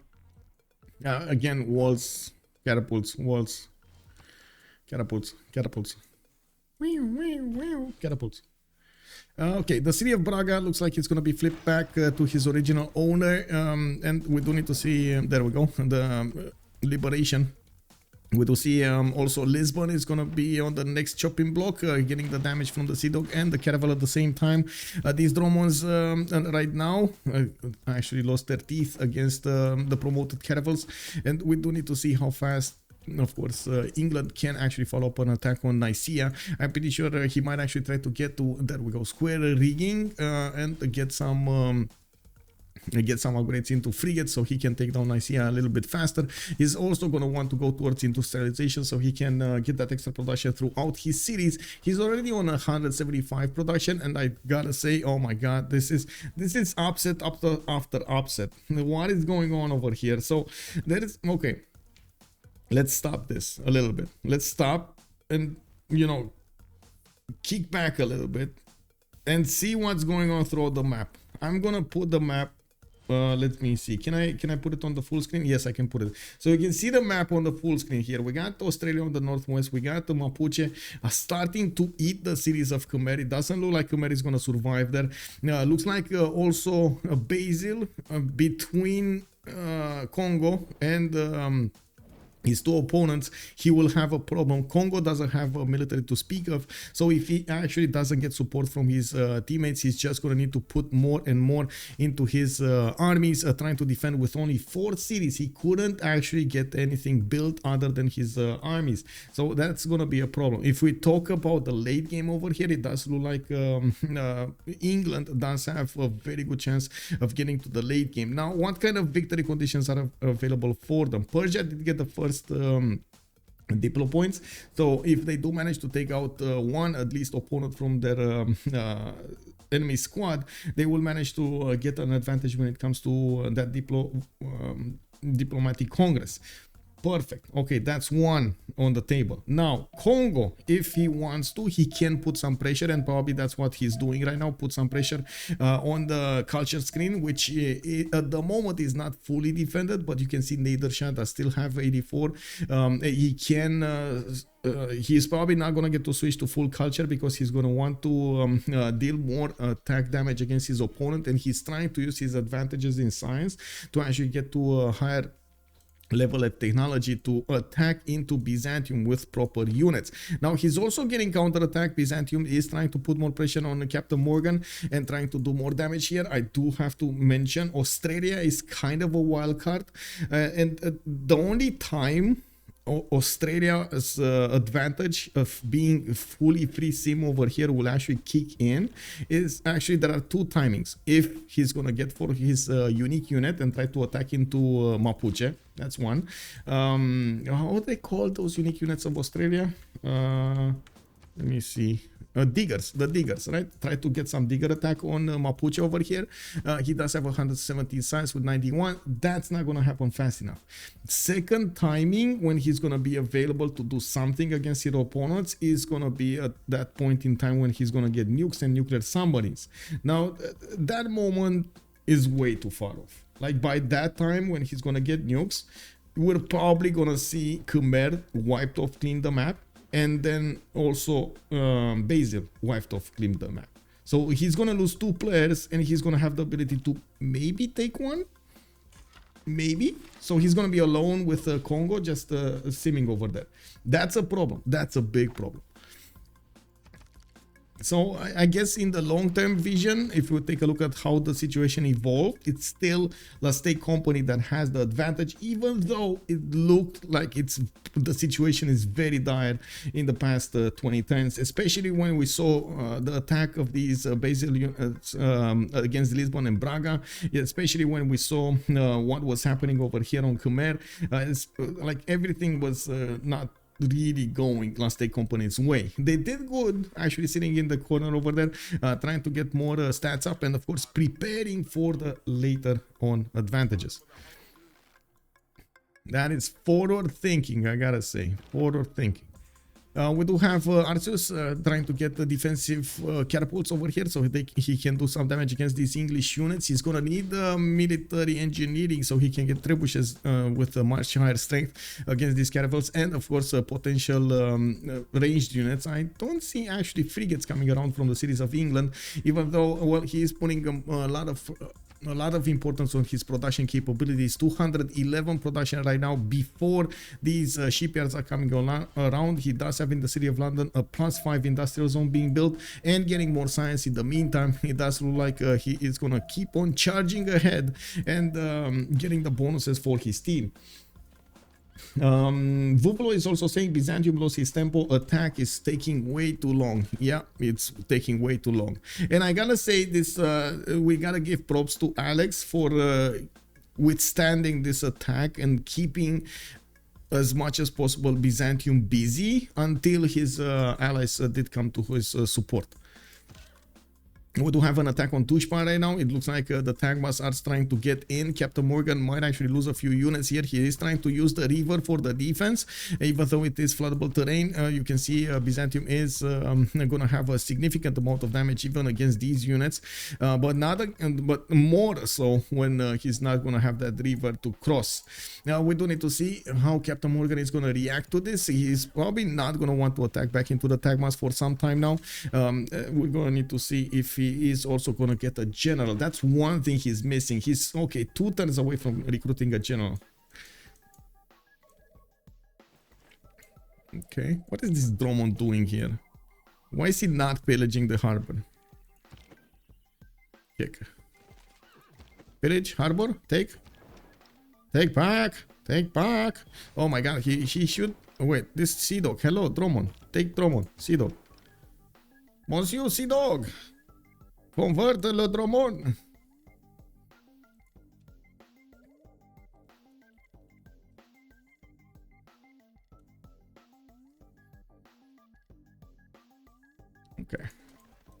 Okay, so the Tagmas are going in. They are trying to get some attacks going over here. It does look like Captain Morgane has a bit of an issue defending against these, and he does need to get this knight from the south into the city of Tushpa to put it to a higher strength. His archer is going to be taken down. It looks like he's not making units. Do they have enough gold to actually buy, like straight up buy units? Yeah, they do. Actually, yeah, that's what they're doing. They're giving him enough gold to just buy out heavy chariots. Why not? You know, like if you can, you can just buy more, please. Like buy 2 more, Hagmatana and Mashat. He's gonna get the gold from Aleks and he's gonna be fine. Looking at what's going on over here, Mapuche is managing to dwindle. Oh my god, the city strength of Angkor Thom is down. We do have these Mapuche units going towards Hari Haralaya. They did manage to get into Indrapura so fast, and it looks like they're going to start pillaging over here. Yes, they're going to take out the Dome Race quite quickly, while we do need to see if Persia's strength from the north is going to be enough to take down the walls. That's something that, of course, he's going to need to use catapults with. Has quite a bit of a problem over there with the Mallory attacking into the defenses of the cities. Why they all so greedy? Everybody, man. Yeah. I know, right? Yeah, well, he's gonna need to get a new levy over here on Johannesburg, I guess. We do have Persia. Sorry, we do have Khmer actually managing to get a few defensive units there. I do see he's repositioning his dome race to the north, and they will do damage against the crossbows and the archers, taking out the units that are doing the damage against the walls of Indrapura. Bhavapura is also taken down with pillages all over the place. You do see Xpli is gonna need to reposition his catapults properly here, so he can do the damage against that city center, while he is repositioning his general to the north. This is something that I'm actually quite curious why he did not choose to move the general with Mapuche's squad over here towards Indrapura. I think that's exactly the missing point he's not getting, to actually attack into the coursers of Khmer and taking them down. Okay. We do have Persia actually getting more units here. It looks like he did choose to reposition one of his units inside of the city center of Tushma. He's trying to get a wall. Again, like 5 turns for a wall, it's not going to cut it, especially since it's going to go down extremely quickly to the Tagmas. We do need to see a lot more units being built here. They still have a lot of gold available, so they can upgrade, and of course more military is going to be needed to deal with the Byzantium attack. But this is kind of a last ditch effort, so Byzantium actually stays relevant in the game. Angkor Thom's walls did go down to 0 HP almost. We do have another courser coming out next turn, but that's going to be a bit too late. Looks like Bhavapura's walls will go down, while of course Mapuche is going to need to retreat his Manor Raiders to get some kills in them. He only has one that can deal the damage against the city center and take it, while of course the horse from the south might have a problem. We do have no, we don't actually have. I was watching if you have promotions on these, but no, they don't have promotions. He's just gonna need to get new ones, and that's probably exactly what he's doing. Took out Angkor Thom, took out the government plots of his opponent. That city still will have a problem with the rebellion. Here he's plugging in Victor, so he stabilizes the population, the loyalty of the population. He loses. Yeah, he couldn't get it. Like, he never built it. It was one turn off, and the Malorators just walked on it, so he couldn't get it. Okay, we do have Cosmic Potato starting to get a bit more science. We do have him with more production capability here. It looks like he went to almost 200 production, while Killayad is 245. The size difference between them is just massive. This free inquiry age of England is giving him so many bonuses, and I do have to point out he will explode in production much faster than Cosmic Potato will, just because of how the setup looks and the fact that he did manage to get industrialization. Now next turn Cosmic Potato is also gonna get his industrialization, gonna be 200 plus, probably 220 or something like that. I expect 225. I gotta say, these outback stations, man, not amazing, but the mines, you gotta get the mines. Actually, looking at his land here, he doesn't have even like 10 mines. That's not gonna be that big. Okay, 219. Okay, it's fine. 219. Yeah, 219. It's fine. It's fine. You do see, of course, these outback stations did get the extra production on them. Now every one of these are gonna be giving him that nice and juicy production. Okay, let's see production. Let's see over here. I do see catapults moving. I do see Bhavapura's walls did go down. And we do have Malo Raider still kicking in here, but he's gonna need to get these to attack Bhavapura. Why you take builder maybe? Okay, another unit goes down. Not gonna lie, even though England is in a Xpli. I don't know what that is. Australia should have more science than England. That is a bit of a surprise, yes. And it looks like Lintahlou is choosing to get out of there. He does have a settler trying to get out of the way. Oh my god, he doesn't have a cartography, does he? Is he ever gonna get to cartography? Probably not. He's on mathematics 3 turns, and you can see how much it takes him to actually get to somewhere safe. He's probably trying to get here to the southwest. Well, the city of Intrapura is probably gonna survive a little while longer. We do need to have trebuchets coming online here from Mapuche, which will help him deal with the damage against the courses and Harihara's walls. These are gonna be much better suited to take down the walls of his opponents here, cities. Now let's take a look here. Tushpa might go down. He's trying to get the walls up while of course Persia doesn't have that many strong units to attack into. He's finally getting some pikemen over here, and these will be stronger than these knights.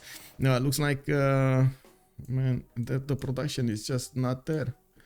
Like, I would love to see more, but Captain Morgane really underestimated Byzantium. Like, he poked the hornet nest, but he wasn't prepared for the stings, you know? Like, you know how you actually go with the bees and the hornets over there? You actually have, like, a lot of protection on you and, like, those masks with, like, stuff on them. This is him poking with one single glove, but he doesn't have protection in his face, you know? That's basically what he has been doing here. That's a bit of an issue. How many of the 3 teams will advance? 2.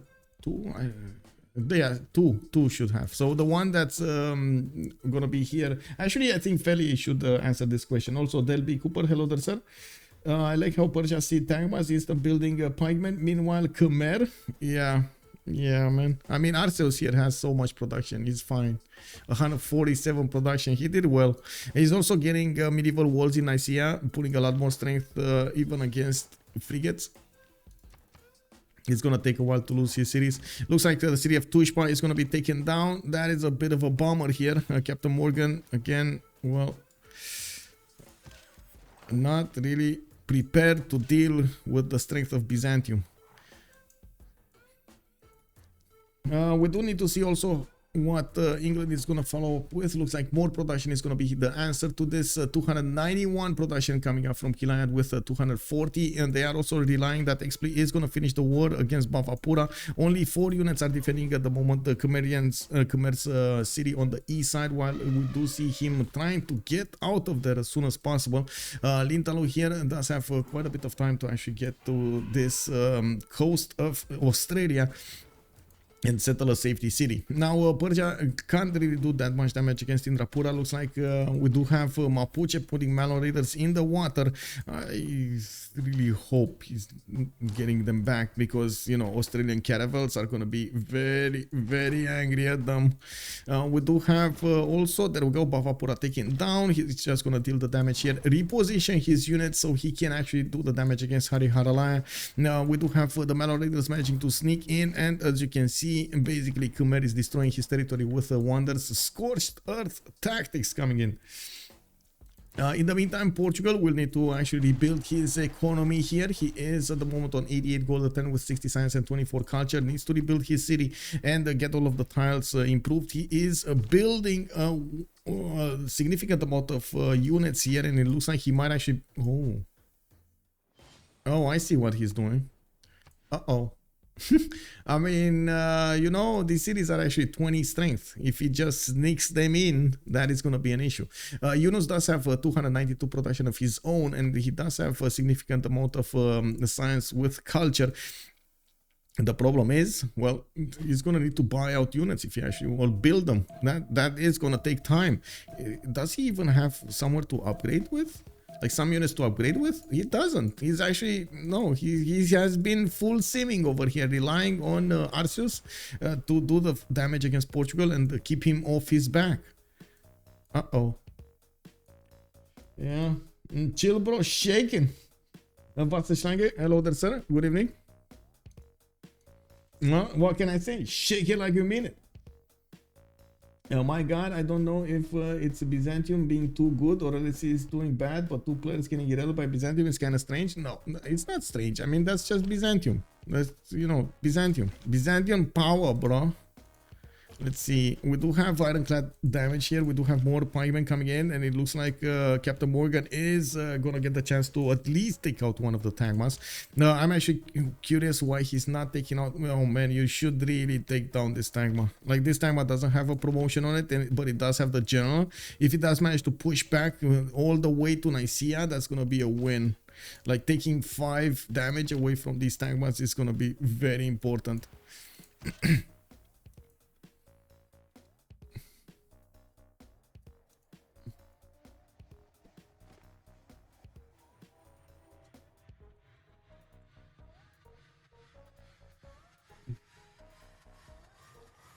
Give me a second, trying to figure out something really quickly.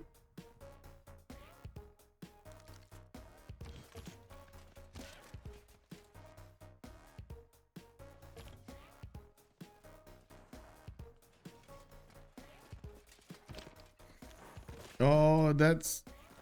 well, that's a problem. That's a big problem. Oh my god, he missed his timings. Like, he had all the time in the world to take down that one Tagma that has the general. Now these Tagmas are cores. That's a problem. There is a Sidok Armada coming in, and it looks like Nicaea's walls might not actually get to finish over here. Of course, as you can see, Byzantium did try to put as many defensive units as possible. The city of Nicaea is getting attacked by these caravels, and it will go down well before the walls are going up. Killayad again showing up with enough units to actually do the damage against his opponent here. He is gonna deal the damage against Arceus' Dromon in the Lake of Lisbon, and we do need to see what this attack from Aleks is gonna do here. He's getting more courses to attack into Yunus, and of course putting more pressure on his opponent is gonna be very important. Taking away his attention from doing the cement and trying to do some war units so he can withstand the damage of his opponents there. We do have actually Mapuche with a bit of a problem here. He is wrapping around the city of Haralaya. He did manage to deal with the units in Bavapura, but then he's going to move towards Indrapura, and it's going to take a little bit of time while Khmer might actually get to save himself and keep on simming over here. Of course, in the meantime, I do have to point out Xpli with 49 science and 47 culture. I can't say he's that big when it comes to this, but he will try to get some sim up in the meantime. He does have trade routes, coastal trade routes with England. He's generating some economy there. Has a few more cities to settle over here between Afghan Mapu and Newcastle upon Tyne. Did manage to acquire the cities even if they're not that good from his opponent over here. He's going to need to actually get a lot of improvements going, and of course the resources did get taken down. But again, Khmer, you know, it's gonna lose his cities. Never close. Thank you so much for the follow, sir. Let's actually see what's going on over here with Byzantium Tagma cores. We do have Persia in a bit of a pickle. Persia is trying to go towards ballistics. He's getting mental casting and his own nationalism. Did he actually get to? No, he didn't. Okay. He does need to deal the damage against these Tagmas, and unfortunately, of course, there still is a general helping this out. The city of Nicaea got taken away from Byzantium, and he's on only 3 remaining cities. That's quite a bit of a problem. Of course, a lot of his strength got taken away from him. Still on 72 science and 91 culture, but what is he gonna do late game? That's one thing that that one advantage that Nader still wants to keep on his side. We're going to need to see if he's going to be successful into it. Now we do see Persia is building more of these pikemen. They are quite strong. He's going to get them upgraded with metal casting into piking shots, and those should be strong enough to withstand the Tagma cores. Nicaea is down. Yes, Kashutek. Yes, indeed. Now we do also need to see what Portugal is going to do here. It looks like immediately after the Corsair did get spotted that it was a buyout of a heavy chariot in the city of Mubata. Looking at the gold generation here on veteran Takimli, there is a lot of gold being created by Cosmic Potato and Yunus. They do have 263 plus 208, and even Arceus actually is in a positive range. On the other side, we do only have Killayad making over 200 gold a turn, while Nader is on 75. Aleks is barely getting his stats back up. 62 science, 33 culture, and 833 gold a turn. It looks like this actually age did go much faster than the last one. We do have 8 more turns until the next era, and we're gonna need to see the outcome before that. Now we do have Khmer, okay, still 3 turns from actually settling a city here. 3 turns. So that's how much time actually Mapuche has to take Indrapura. 3 turns. I don't think he can take it. Like 3 turns to deny the ability of Khmer to get a safety city out. I don't think he's gonna do it. Well, I guess we'll see. Maybe I'm wrong. Now we do have Haril Haralaya taken down. Maloraider still have promotions. They're gonna get to reposition probably next turn next to Indrapura. And then how fast can these trebuchets get there? That's I guess a big question. They do have roads actually created there. So wait, they have 3 movement? Yeah, they do. Okay. So 1 and 2 and get to attack against Indrapura. He does need to get as close as possible with these units, and of course there might be a re-levy here. Okay, there we go. Repositioning exactly next to the city center. We do have the military engineer getting in there. Trebuchet moving in, 2 of them. He's only going to get to attack with 1 though. I don't think he has enough movement. And of course we do see Timur also getting into the front line. We do have a few defensive units that are going to need to be taken care of. But I think the city of Indrapura is going to be the thing to get here. While Lintahlou is going to need to move this turn here. Then he's going to need to disembark on the land, and then he's going to need another turn, the 3rd turn, to actually put his city down. Let's see. Portugal did manage to attack once against the Oh, he got the settler of Kongo. Nice. Well, we do have a few more courses coming around. Looks like they're getting into the city of Wembo, while we do have a knight being upgraded here from Kongo. He's going to need to spend a decent amount of gold to get units out, and you do see that he has a builder over here available in Wembo to actually get something. I'm pretty sure he sees the Corsair, and he is... why is he not reacting to this? Is this... wait. Why is he not reacting to the Corsair?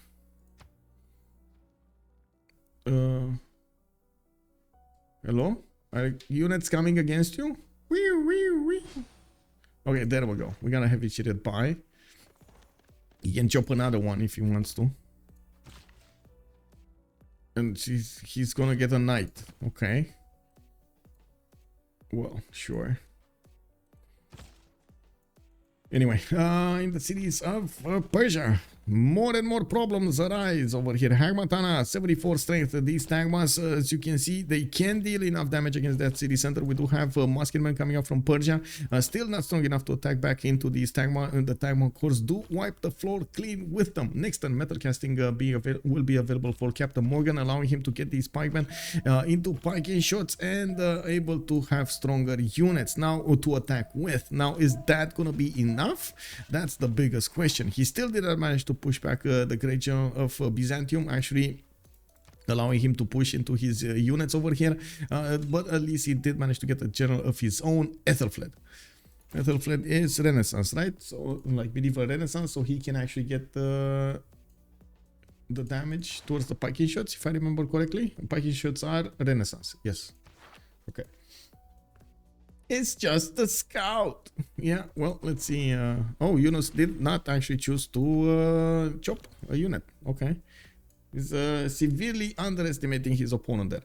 Okay, let's see. Hagmatana trying to get walls. Well, that's not going to help. We got piking shots coming around here. Looks like the piking shots will be strong enough to withstand the attacks from 3 of these Tagma cores. Okay, we got Byzantium also chopping more units. More piking shots on the front line there. Now we do have knights in the water, and it does look like Byzantium is just going to try to pillage as many tiles as he possibly can. We do need to see also what's going on here. Now, looks like Mapuche did choose to actually move that trebuchet to the north, giving enough time for the settler to move. That's not going to be enough damage. Yeah, that is... Oh, he got James of St. George. Oh, that's 150 fortification. That's gonna be a problem over here for Mapuche to take out the city of Intrapura. Well, it is what it is, man. Well, Khmer is gonna survive. That's it. Okay, so what is England doing? He's following this production up with, oh my god, 461 production, 290 science. He does have campus research projects coming online here. I still didn't see even who did manage to get Hypatia. Okay, it was Australia having Hypatia. How did he not get the science then? That is so surprising. Okay, Captain Morgan got... Captain Morgan. Captain Morgan. Captain Morgan. Oh well. Yes, we're gonna need to wait.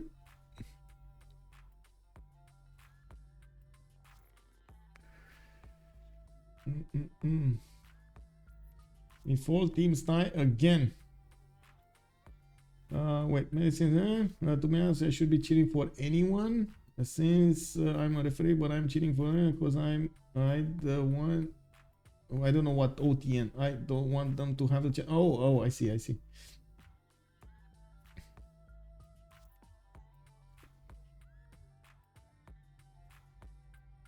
They cannot tie. I mean, it's very unlikely they're gonna tie again. Just saying. The turn they win, it's gonna be a differentiator.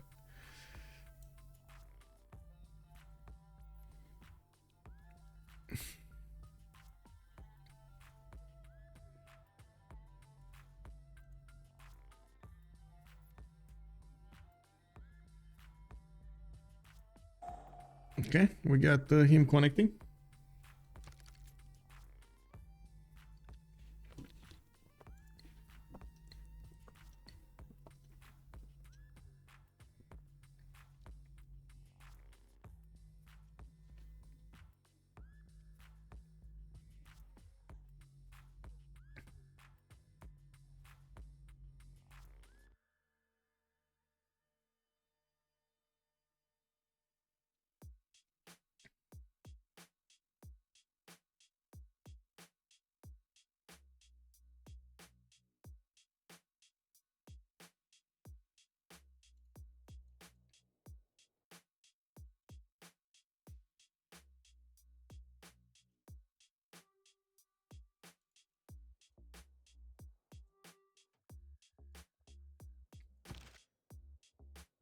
Oh, did one of the Pagashos die? I think they died. So he's trying to wrap around the Hagmatana with as many units as possible. His Tagmas are actually, some of them will get promotions, some of them are going to be low HP.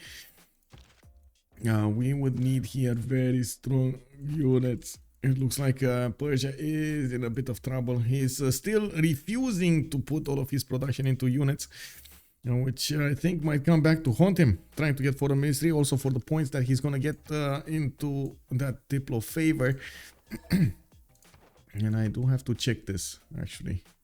Oh, wait a second. Victoria liberated 2 cities, so that's easy peasy win for them in the Diplo. That's, I think, all they want. More Diplo. More Diplo. Also, let's see what's going on here. It looks like Portugal is pushing in. He is starting to get into pillage the city. Oh my god, he can take 2 builders. Next time, he can take 2 builders. Okay, or even a city. No, I don't think he can take a city. Anyway, we do need to see Portugal get his cities back. He's starting to get campuses going, and I do see he's slowly getting more gold per turn, 298 from 80. I do see his units also getting into the borders of Congo and starting to do quite a bit of damage over here. This is going to be a problem, and now I think Congo is realizing the danger he's in. Even though he's going to finish Mausoleum at Halikarnassus, he's getting a few horses out, and I do see actually he's going squaring in on the top 3 there. He's going to need to get back on the bottom to actually get more units. I do to stronger units. I mean, I do see the courses of Portugal are also benefiting from +5 combat strength versus melee units. We do have 6 more turns until the next World Congress, and I don't want to see who's actually going to be in a golden age. I'm actually quite surprised. Oh, there we go. Actually, Khmer could not get that. This was the turn that he would have needed to settle. Okay, interesting. Well, we do have the trebuchets of Mapuche doing God's work here on Indrapura. 3 of them are going to slowly chip away at that city strength, and then the Malo Raiders are just going to walk in and take that city. He did also open up quite a few possibilities to settle cities on the east side, and as you can see, he's starting to get his campuses going so he can sim up. It's gonna take a while until he gets to actually an actual good level of science. We do have him only with 1174 science points right now, while for example third Cosmic Potato is like more than 3 times bigger on 3566.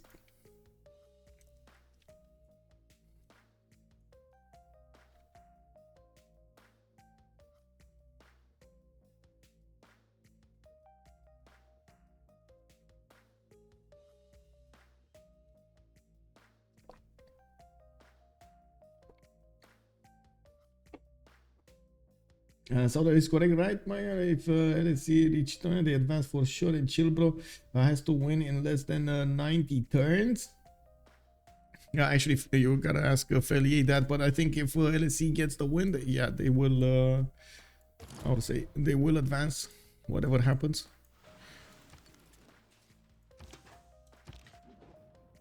And yeah, I think you understood it correctly, actually. Yeah, I think you understood it correctly there.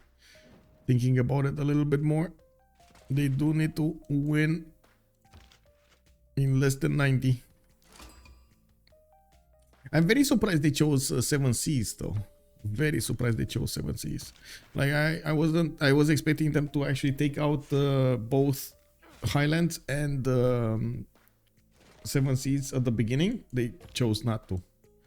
Interesting. They went for the long-term game. Okay. They just play their game, play their moves. Okay, we do have these Tagmas actually getting the promotions and moving to the south here. You can see they're still starting to pillage as many of these tiles as possible. I think they already... No, the campus actually needs to get pillaged as well. Arceus' Tagma should have enough movement to get a new pillage with the 488 science. There we go. And we do have... Umar Khayyam, Persia is opening up these guys. It does look like we do have the happy scientist being picked up by Ibn Khaldun. More, I should say by England, Ibn Khaldun. We do not yet see Newton. That's still up in the air. Galileo Galilei is the next one, and it can be picked up by Australia, while England will get enough points next time to get one of those also. And this is where Persia is actually regretting that he didn't get more units. This is, oh my god, he could have had so many more units, but he kept on building anything else other than units, and it looks like he totally underestimated Byzantium's ability to attack into him. Anyway, we do have the same thing happening actually on the other side. We do have Kongo underestimating what his opponent is gonna do, and I think somebody called it out in the chat over here. Greed, man, greed. Cici Pyro, bonsoir monsieur, bienvenue.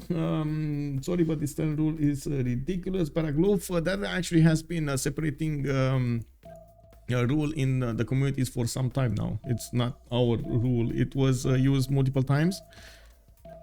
But sure, if you want to propose another one, we're all for it, man.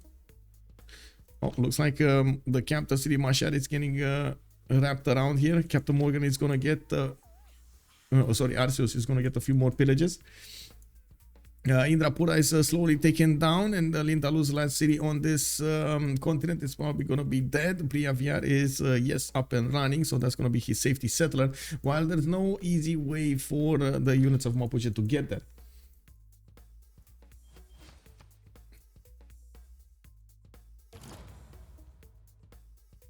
We do have Funchal coming up with Wallo's Throne, and of course Portugal is gonna try to keep on being very aggressive over here against his opponent. Looks like he did lose one of his courses, attacking to Mbanza Mubata. That city is quite low in HP. He is also attacking over here Portugal in Mbanza Wembo, and might actually take a city from him. Yeah, there we go. 3 units are gonna get the attack strength against Wembo. For some reason the Kongo Knight got out of there.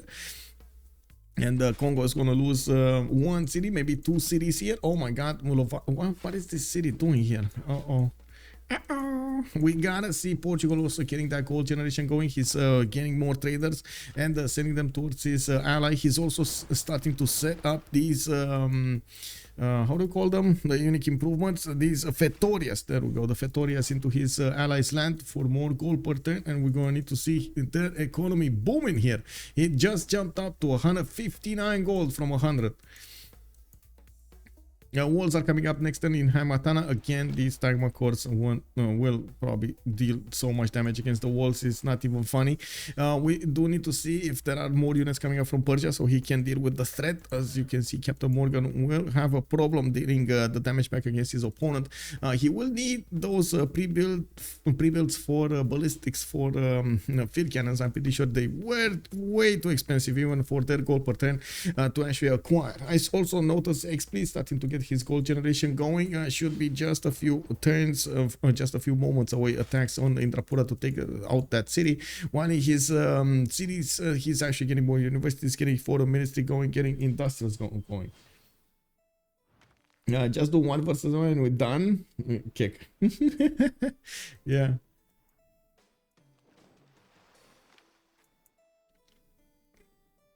I mean, I guess we can improve the rules somehow, like getting a separation. Maybe just like Meja was pointing out yesterday, maybe we set a map, for example, like Pangea, or like a map type, and they all get to win, need to win on that certain map type, but that certain and how to say time and so on. Sure, that can definitely be improved. Again, we're all open to suggestions, so if you have suggestions, be free, feel free to actually throw them at us.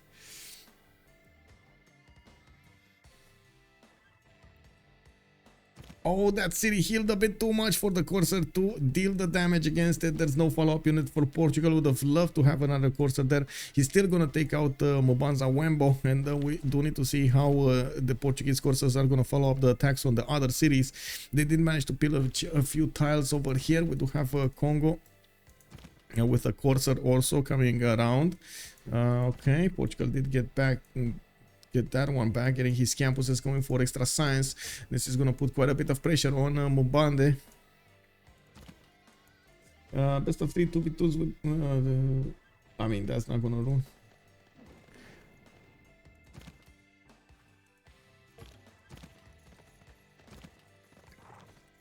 Okay, so first city of Portugal, second city actually, because he lost this one as well, right? He lost his settler and then another city got taken away from him.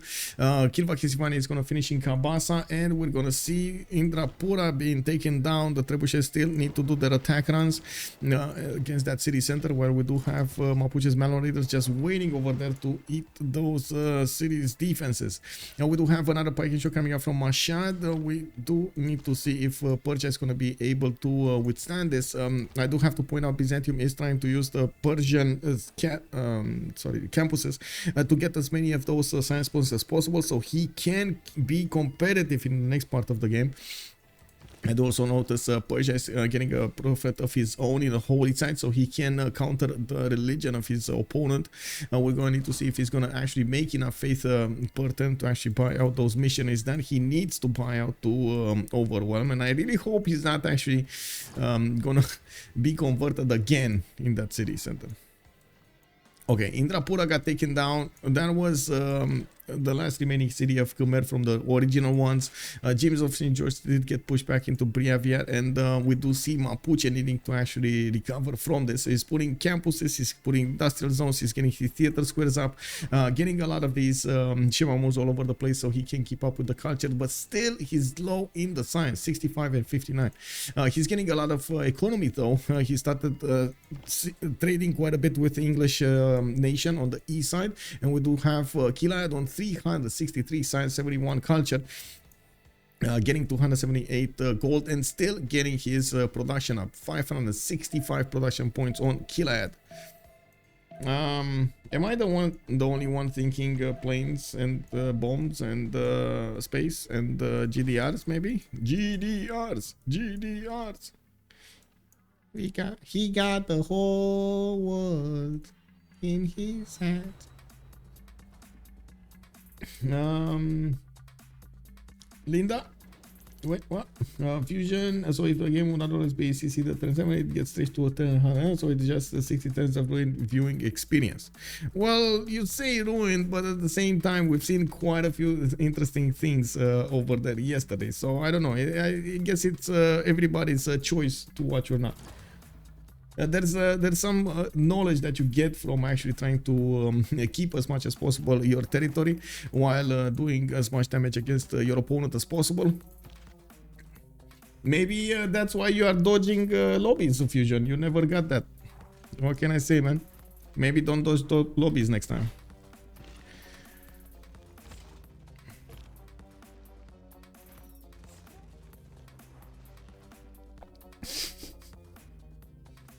Yeah, I'm afraid that Vicky needs an aircraft carrier too for his bombers to be useful here. Yeah, probably. Yeah, probably. I mean, he definitely needs one over here. Go down. Let's see. Okay, so finally we do have Yunus getting a lot of science, 157 science, 339. He's putting down his campus there, even though he lost units in the south, a city in the south. We do have him starting to build a wall of coursers and knights. He should be getting, okay, he got industrialization, so he should be switching towards military science. He should be switching towards ballistics and at the same time going for his steel walls. Now, I'm pretty sure there's not going to be enough strength into Portugal to get everything going there, but you do see there's a secondary attack from Byzantium trying to go against Braga. All of those units that were defending Nicaea did move in toward the south and are now attacking again the city of Braga, trying to put more pressure on his opponent. Still, Arceus is doing as best he can over here to stop his opponents from simming, stop them from getting stronger. Well, we're going to need to see England if he's going to be strong enough to actually deal everything he needs to be doing against his opponent, especially against Congo and Australia at the same time. Australia science is actually going to keep here. He's getting his production up as well, 376 at the moment, and 243 science with 162 culture.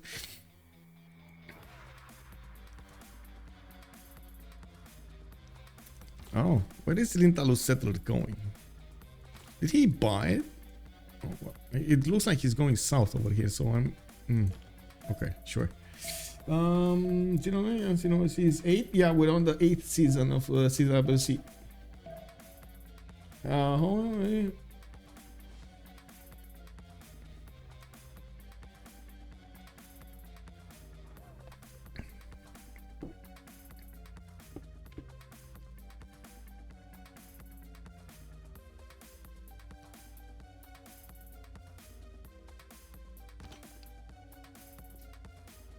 Well, we don't need to see if Byzantium is going to manage to actually do the damage against Braga. We do have that English Sea-Dog Armada doing massive amounts of damage against the Byzantium Tagmas.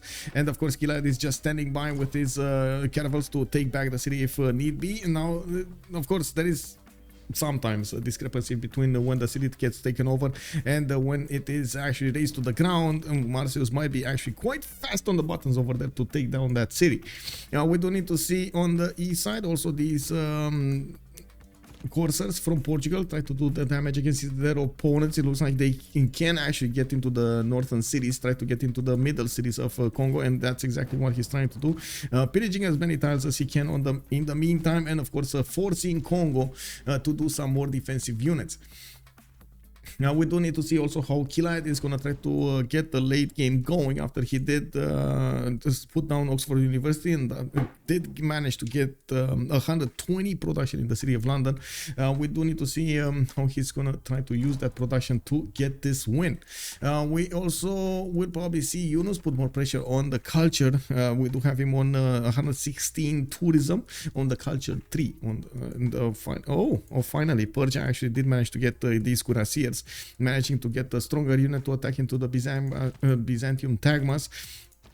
It doesn't look like he's gonna deal with this attack sooner. Okay, soon. Shari Kumin's coming up with Mahabodhi Temple in 10 turns. He did manage to get his own religion going, and we do need to see those apostles just getting out of the Mahabodhi to help him convert his cities back. Unfortunately, Hinduism might not actually be there for long. That religion of his. We got it on 3. Oh my god, look at Islam. He's converting it back, bro. He's converting it back. Did that city? Oh my god, did he lose a unit again? I think he lost a unit, guys. That's a problem. That's a big problem over here. You can't be losing cities when you have your own religion here. Well, at least he's gonna get Mahabodhi temple. That's, you know, that's fine. I guess that's what he wanted, so that's what he's gonna get. Let's take a look over here. We do have here, okay, we do have quite a few things happening. Okay. Still, yeah, these Tagmas won't get to Praga anytime soon to actually do the full damage. Maybe, I don't know. We'll see. This just scored up, of course, with the Sea Dog Armada being over there. It's a bit too much damage for them to handle. More traders being built in the Alex's territory. We do have 225 gold per turn GPD, and he is on 92 science with 41 culture. We do also notice Persia is managing to take out the units of Byzantium from his territory, and slowly he's going to start rebuilding, repairing his districts and getting the science back up. I mean, it's going to take a while, but he's going to try to do it anyway. I think we're just popping into the next era, and let's see, golden Xpli. Actually, I think that's, yeah, that's golden. Aleks is not going, it is going to be in the golden. Actually, heroic age, normal age, Captain Morgane, Killayad dark age. We do have Lintahlou dark age, Arceus golden, Yunus golden, and then consuming potato in a dark age. We gotta see also how Mapuche is gonna use his territory to get back into the game. Here he did lose quite a bit of science, 75 science, 48 culture. Well, did lose. I mean, throughout the game he did lose the science. Now he's gonna get campuses from quite a few cities here. This is gonna be a +5 between the mountains and the reefs. Puel Mapu a +2, and we do see some theater squares here for good measure. He did manage to get a religion. Wait, no, that's the religion of his opponent, right? Can he? Oh, he can't actually recruit any. That means a lot of religions have been. Oh, he got a religion, Mapuche, religious community with cross-cultural dialogue. Oh, not bad, not bad. He's actually I would say gaining 33 faith a turn with the holy sites of Khmer. Why not? He's also taking down Yerevan away from Khmerian Empire, and we do need to see what's gonna happen over here. Okay, and more villages coming up from Portugal, just doing as much damage as possible against his opponent. You do see there is a Statue of Liberty in Kinshasa. Man, Yunus did get there. Doesn't look like there's anything stopping this from happening. He got there, man. He got there. At least with the units of Portugal getting into the main cities here of Congo, we did force Congo to look at this. Killayad did not drop significantly in the science. He's on 290 with 78 culture. He lost his free inquiry golden age, and now we do see him getting Oxford University in 3 turns, Colossus in 1, a few more frigates for good measure, and we're going to need to see him trying to protect the city of Braga as best he can from the encroaching army of Byzantium. We also need to see if he's going to manage to help out to take out both Byzantium, and what is he going to do? What's the answer towards Congo? We're going to see what kind of military he's going to want to go for. Okay, what kind of unit, what kind of strategy? The biggest issue here would be, of course, the culture. We do have Yunus already on 7 out of 48 culture. Tourism, I mean tourists. He's on 120 tourism, and we don't have anybody trying to defend that. Maybe that's the reason we do see Mapuche getting a lot of theater squares down, so he can try to put as much pressure as possible on the culture tree. But man, oh man, he's fast. He's far away from actually being the defender. Defender is, let me see, Killayad. Killayad is at the defender with 47, right? Okay, so let me vote down. Oh, +5. Congress kicked W, bro. Okay. So we got 2 minutes of pause. We're gonna come back in just a few moments over here after they do finish this World Congress, and we're gonna talk about what's gonna happen in the Renaissance era. Be right back.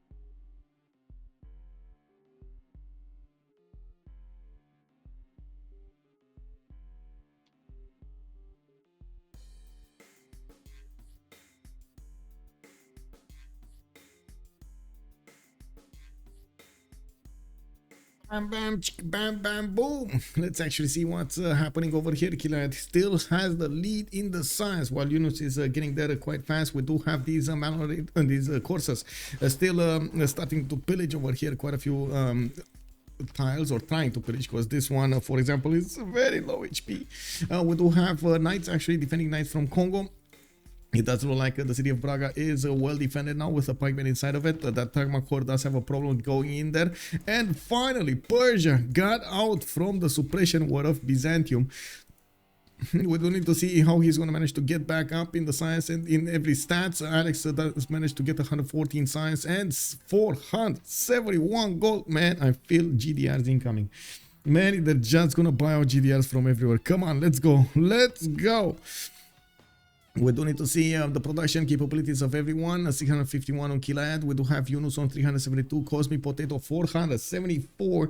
He did manage to get a 4th expansion phase going, putting Perth, Launceston, and Toowoomba and Melbourne. I believe it's a new city. We do need to see also what happened in the Congress. Heavy Calves lose 5 combat strength. Ooh, those Tagmas are running. Buddhism getting 25 diplomacy. I'm sure. I mean, whenever it's going to get condemned. And Captain Morgane loses too. Wait, how did this happen? Did they just not care about this? Kick. Let's actually see what is the total amount. They're not caring about the deploy, it looks like. Yeah, not caring. Captain Morgane is on 4 out of 20 points, and it does look like he voted against himself, I believe. Let's actually take a quick peek over here. Where is Captain Morgane? Captain Morgane is this. He voted 8. No, he voted for himself. 7 points. Okay. They just focused all into this. Okay. You don't want new players. You want good players. Yes.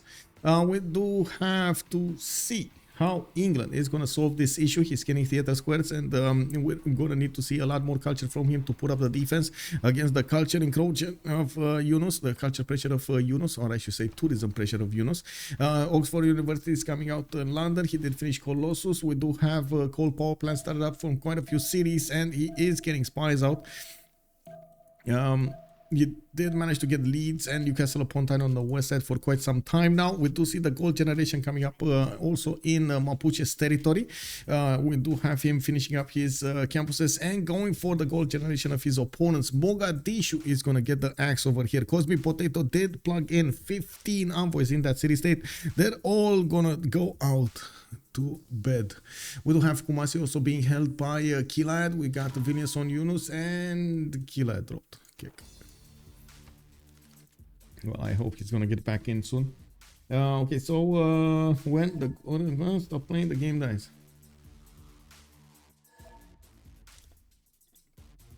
No, there's quite a few players on. I mean, there always has been a cycle of new players getting competitive, some old players stopping to play, and so on and so forth. There's always been a cycle for like 5 years now. We've seen this cycle go on. Mind blow, good evening, sir.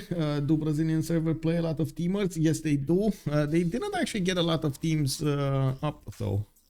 That was a bit of a surprise. I'm actually quite surprised, but I guess BTS team did get picked off over there. Some of the players did go into other teams, into the CPL community.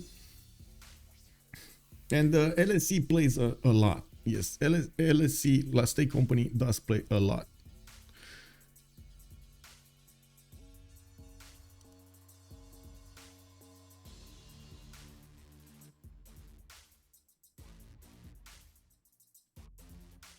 I should take a look at something.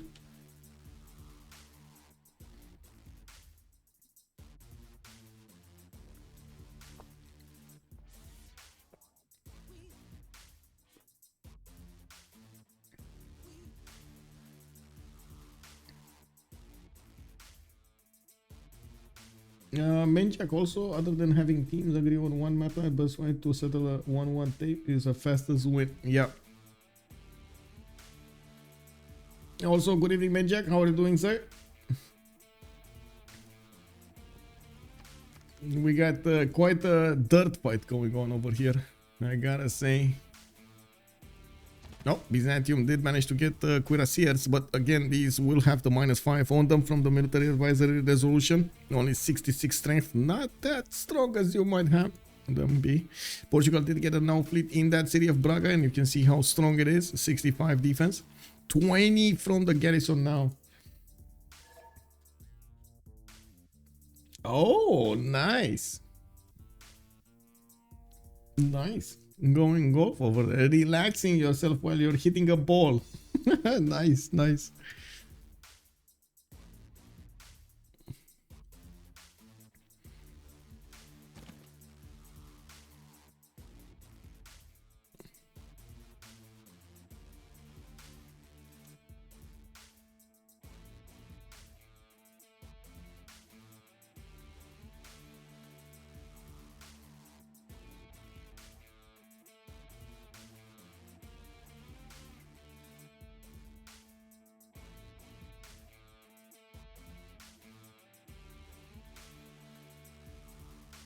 Oh, they did call out a quick pause over here. He needs a bathroom break really quickly.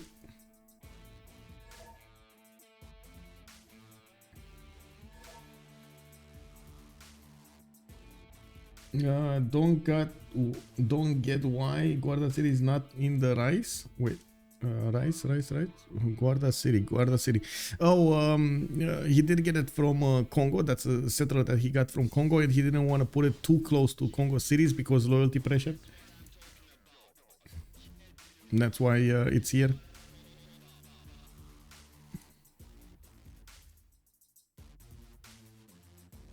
And like Barakalov is saying, you can catapult from the other side, but I'm not so sure Congo actually wants to use his armies. Now he's building some more. He still needs to get his production up. He's still on 372. It's very low versus Killayad's production. While Cosme Potato is also working on getting his production up. Finally getting this going. Okay, great lighthouse in 110 from Hobart. That just speaks of how much production he has in these cities. Getting a lot of shipyards everywhere, building up his factory count. And I do see Khmer next to him is going to start trading with him on the coast. Well, at least, you know, he's going to try to do so. We do also need to see how fast Xpli can actually get back his empire. Since, well, he is quite far away in the stats over his opponent. It does look like he has a bit of a problem even taking down Mogadishu. He's going to need to reposition quite a few units to deal that damage. In the tech side, he's the alignment and the military tactics. We do have Aleks getting his military science going. Also, Captain Morgane is going military science. We do have Killayad going for chemistry, and he's going to jump up in science considerably. He's still on 301 and has been there for quite some time. He has a significant lead over the John Curtin, over the Australian Empire, with 1200 more points over there. Looks like Yerevan is picked off also, used to the maximum, pillaged over here, so he gets so of course Mapuche does get all of the yields. He's gonna try to get that science up as quickly as possible, using the gold to even buy out whatever he needs here. I'm actually a bit surprised he doesn't buy out these libraries with 180 gold. That's just basically like a pillage and something. We do have Hildegard of Bingen moving around this territory. It doesn't really matter that much. It does look like Mahabori Temple is not getting to finish in Sharikumis anymore. There is one Byzantium Corsa Corps that is trying to do something here, trying to get some pillages going, and Persia is having a bit of a problem to deal with it. They will deal with it. It's just a matter of time. Malor Raiders do have the +5 against Byzantium, and they can do the damage quite nicely against this this Byzantium unit. Okay, we got to see Persia getting big. We also need to see the economy of Portugal just booming. 470 gold, a 10 from Aleks. He is recovering quite well. He is getting a few more settlers going. What is this? He took a tobacco tile from me? Oh my god, man. Well, I guess you don't want to put another city there. He does have more cities to place in the south over here. Towards Kumasi, at least 3 that I can see, and we do need to see if he's gonna be able to survive the attack of Byzantium Tagmas against his units. Kiki Luo, thank you so much for the follow, sir, and welcome. Also, England can nuke Congo or not? Kubrick is asking us. England, well, some cities of Congo he can. Well, depends. I think he can nuke, as in he can get how to say, railroads over here to the east side, get a city over here somewhere, and even if he wants to, he can put a city here and get some nuclear subs in the water, or use the nuclear missile silos. I don't think he can use the western coast at all, and I guess honestly I think GDRs are going to be the best thing that he can get. Those are fast enough units. They're going to use the roads to get there faster also. And you can see Killayad is already getting the infrastructure done, building those railroads over here, while in the meantime he's getting chemistry and mercantilism. I do have to point out why I'm thinking also GDRs. There's so much gold generation going on here, so much gold generation. They can just buy out GDRs on the front line if they want. He's gonna hit GDRs before mobilization. Yeah, I think they also need to figure out how they can delay that tourism acquirement by Yunus. We do have a 7 out of 55 by him, and by the looks of it, yes, he has been delayed a little bit by the Corsair attack here because he needed to put more units. Now we're going to need to see if that's going to be enough or not. Now we do have Guarda getting a few more Corsairs. It looks like these Byzantium units do still have damage over here. Not, yeah, decent enough against the Corsairs. The Thermal Corsairs are 71 versus the Corsairs 54, while Portugal is trying to get more units on that defense to the southeast. That's not somewhere that England can actually help with the defense, so he's gonna need to do it himself. He's getting more Corsairs on the map here, and of course he doesn't have a lot of culture to actually get quickly to nationalism, so he can core up his own units. Don't get the Portugal love for Corsairs and not doing anti-cav. I mean, the Corsairs initially were just attack against Kongo, and then, well, he got that technology. We're gonna see him also getting military science soon, so these are gonna turn into cavs, being stronger. He should have more than enough gold to actually do whatever he wants here. Now we're gonna also need to see if Byzantium is gonna get to ballistics. Arceus did go for military science here. He has a few Corsairs. He has the ability to buy them with faith. You do see GMCs over here able and active. We do have him with 98 faith at turn, 143 production. Unfortunately, Persia could not actually pressure that much his opponent there. Yerevan is going to be taken down entirely. There we go. Actually, Mapuche just got another city. Not bad, not bad. He still has quite a few more cities to settle here. One cotton, one over here between the horses. He's getting more gold per, yeah, there we go. So this looks like gold per turn is going to be so the way Xpli is going to go. 204, 486 to 368. Wait, are they achieving 1,000 gold per turn now? Yeah, they have more than 1,000 gold per turn throughout their team. While on the other side, we got like barely 650, 680.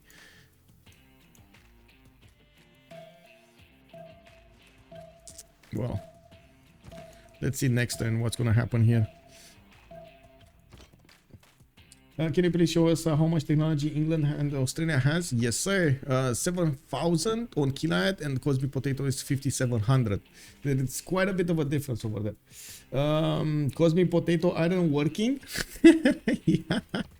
Yeah, he's well, he totally ignored that technology. It is what it is, man. He needed everything else other than iron working. What can I say?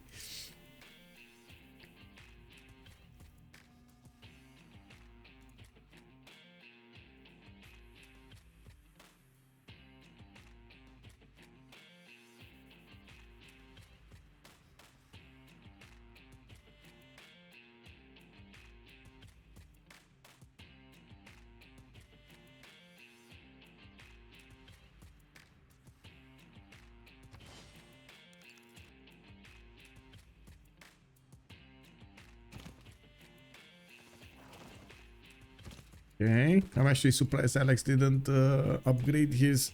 Oh wait, he didn't get. Oh, he didn't get them this turn. Okay, W, man. Well, it is what it is. Now he's gonna move forward. Now, okay, so eat stamp. More gold per turn. More gold per turn. More banks being created. More amphitheaters for that nice and juicy culture. We do have him getting his universities up and libraries, and I do see Reina is being established in Puel Mapu. Now we do have also the cities of London, what I should say, England, getting a lot of research labs going. 1 turn, 2 turns over here, coming up in his cities, getting a few flood barriers for good measure, so he can protect these cities from being flooded, the tiles from being flooded. Then I do see, of course, so many traders between him and Portugal. Killayad is on 400 gold 10, Aleks is on 474. We do have him protecting the city of Braga, while we do need to see what he will do against Byzantium. Byzantium is probably going to be the first victim of this war if it ever comes to light. We do have England also getting those military engineers to build the roads towards Portugal, and we do have Portugal getting another city here. I'm actually extremely Pikachu face over here why he never actually put a city. It's not a good, don't get me wrong, it's not a good city, but just a city for the trade route, man. Now he got 2 traders here on the green continent, on the purple continent. He never got it from the red continent, or maybe he did. He did put a city here. I guess he did conquer these cities anyway, for a few seconds at least. Wait, oh, let's see.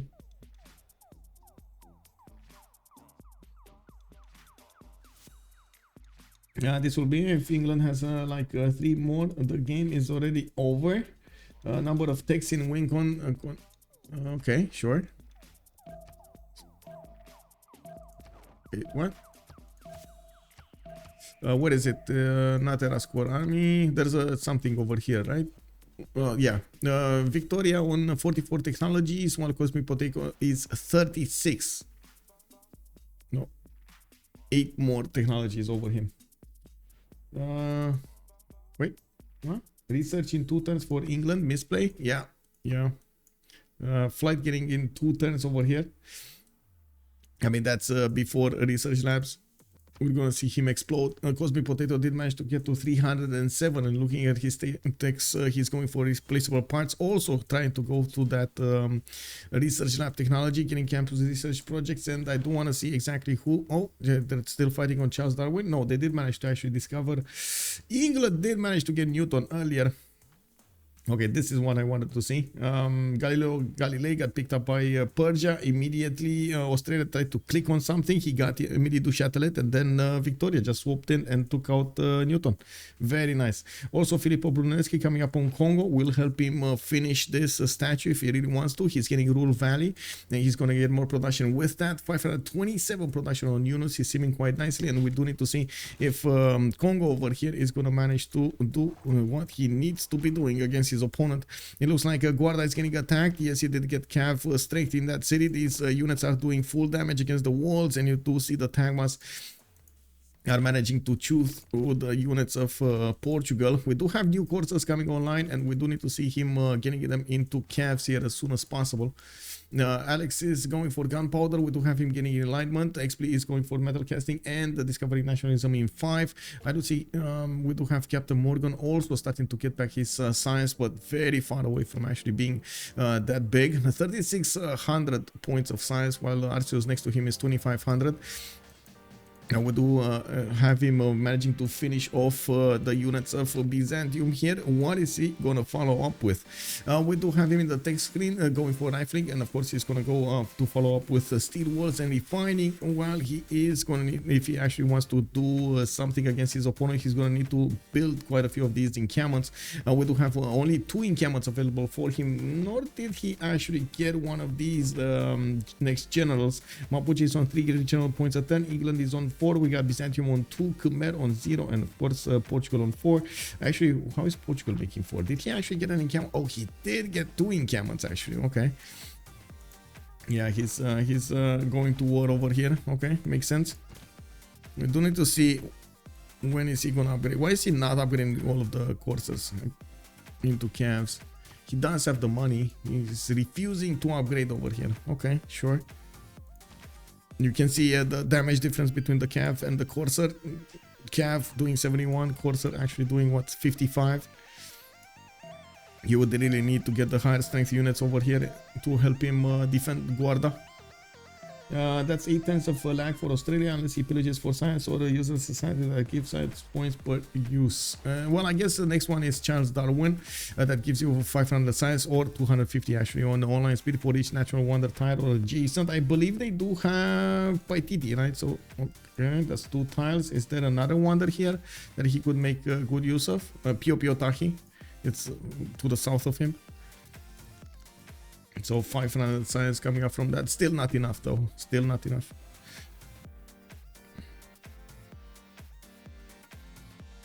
Okay. Gotta say, Killayad's culture not that great. 134 on ministry here in the capital city, not bad. They still have a lot of Diplo favor in the bank here. A lot of Diplo favor, I gotta say. We're going to need to see throughout the game if they're gonna keep that advantage.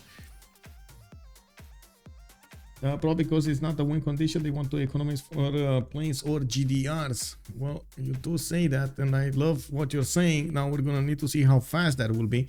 We got a radio coming up from Killayad in 2, civil engineering in 1. I gotta say he is gonna have an easy pathway to actually puddle jump those bombers to the front line to get to Kongo. And yes, he is gonna get to bomb them if that's actually gonna be a win. I would say that's gonna be his road.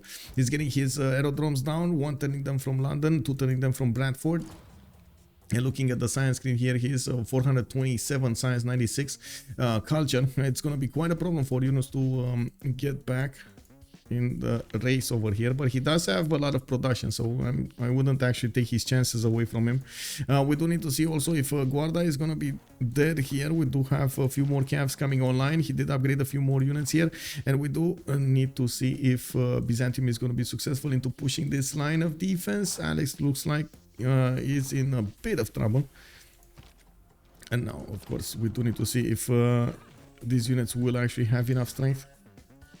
This one can be taken down, by the way. This one has movement? No. Okay, there's another cav coming in here. He could attack, double attack with the calves to the south. Oh, well, next time. He's gonna get it next time. This one to the south, I didn't realize it doesn't have movement. I thought he upgraded last time. It wasn't the case. Yeah, looks like Kinshasa is actually gonna delay building the Statue of Liberty. Okay. Mahabodhi Temple coming up in 8 turns in Charikumes. We do have Foreign Ministry also being built in Mashhad with more of these amphitheaters coming online for him. I'm pretty sure we still have England getting the defense here with 150 tourism partner. Empire of Congo did manage to acquire 10 out of 64. While in the defensive screen, we do have Killayad with 63. There we go. And Captain Morgane with 50. Xpli and Aleks are very, very far away from actually putting enough defense. Now, a lot more gold generation coming up from Willy Mapu, Ingulu Mapu, Wente Mapu, Puel Mapu, and Ragnol Mapu. Oh my god, so many Mapus over here. Does Mapu mean city or something, or settlement in Mapuche language? Does anybody know that? Does anybody know Mapuche as in the language?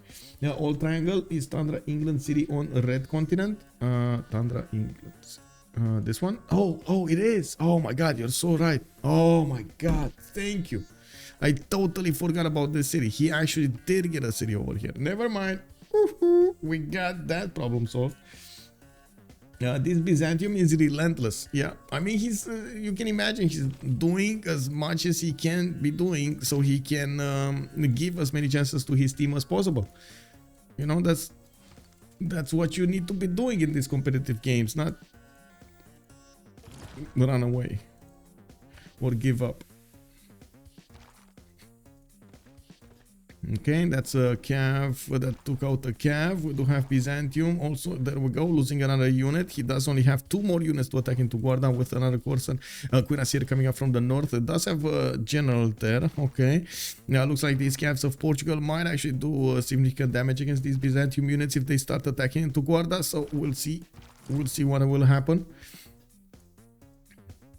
Oh, musicians starting to come online. That's Antonio Vivaldi that did appear over here, did get recruited in Cabasa. And we do have Byzantium following this up with multiple caps and a field cannon core trying to get next to Guarda. It looks like he's still trying to do as much damage as possible. Yes, indeed. We got knights coming out from the cities of Portugal with more of these caps needing to get onto the front line. He did actually manage to put one more city there to the northwest, while he's going to put another one to the south of Funchal. The railroads are starting to get into his cities. You can see the military engineers finishing up the railroads. Okay, interesting. Why is he not putting them to the east side here? We're going to need to see what is he planning. Maybe he's planning to go here and base this attack against Byzantium with planes. I don't think that's a good idea. I would really think this is a much better, much clearer pathway. But anyway, it's fine. We do have flood barriers coming up from London. Killayad still on 444 science. Didn't get quite big. And I want to take a look at his amenities. I mean, he does have happy level. It's fine. And also, it's getting great library coming up from Bristol in 2. I do notice he's getting Theatre Square Festival, so he can actually get a few writers here. He does need 120 points, and he is on 70.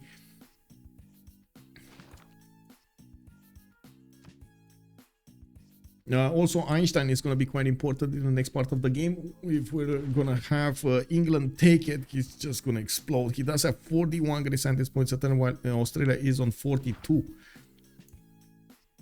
Mapu means Earth. Well, Mapu means the Eastern lands. Oh, Raja, thank you so much. Oh, that makes sense. That definitely makes sense. Okay. So, lands. So, it means lands. Nice, nice. Oh my god, I'm sorry. I was trying to catch a fly. Okay, so Aleks 500 gold, 10 Xpli 261, Killayad 334. I gotta point out Mapuche is getting this gold per 10 before banks in every city. Oh my god, banks in every city. He's spamming these out, man. How fast are these planes gonna be getting over there?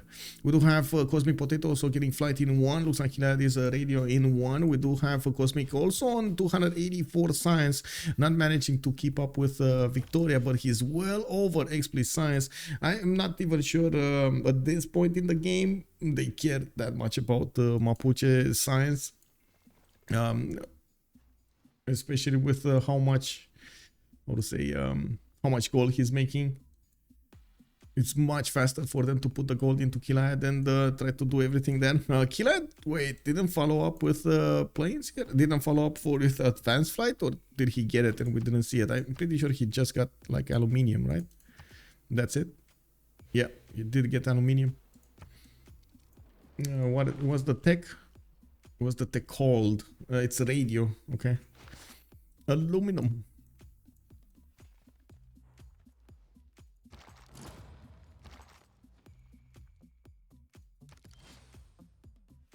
Okay, so another attack coming up from Byzantium, this time with these field cannon cores. He's going to do massive amounts of damage against the caps of Portugal. We do need the stronger units from Portugal to put up defense here. He's trying to get, well, pike and shots, but again, field cannon cores just wipe the floor clean with them.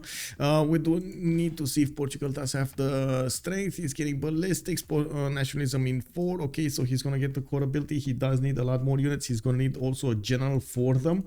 I know he was making general points, but he never actually got enough of them to recruit the next one, John Dark. Archaeologist coming up for him from Congo, pretty good. He's gonna get a lot of bonuses from those sites, I believe they're called. Wasn't he finishing this? Why is he not finishing a Hermitage? Okay, sure, why not? Get a shrine up. Oh, I see. He's trying to go for the culture victory with a faith generation to go into, okay, go into his rock pants. He does have 721. He's probably gonna get to buy 2, maybe 3, maybe 4 of them by the time he's actually gonna get to rock pants. Suffrage coming up in 2 for him. He did get fascism, an extra +5 on all of these units. Not bad.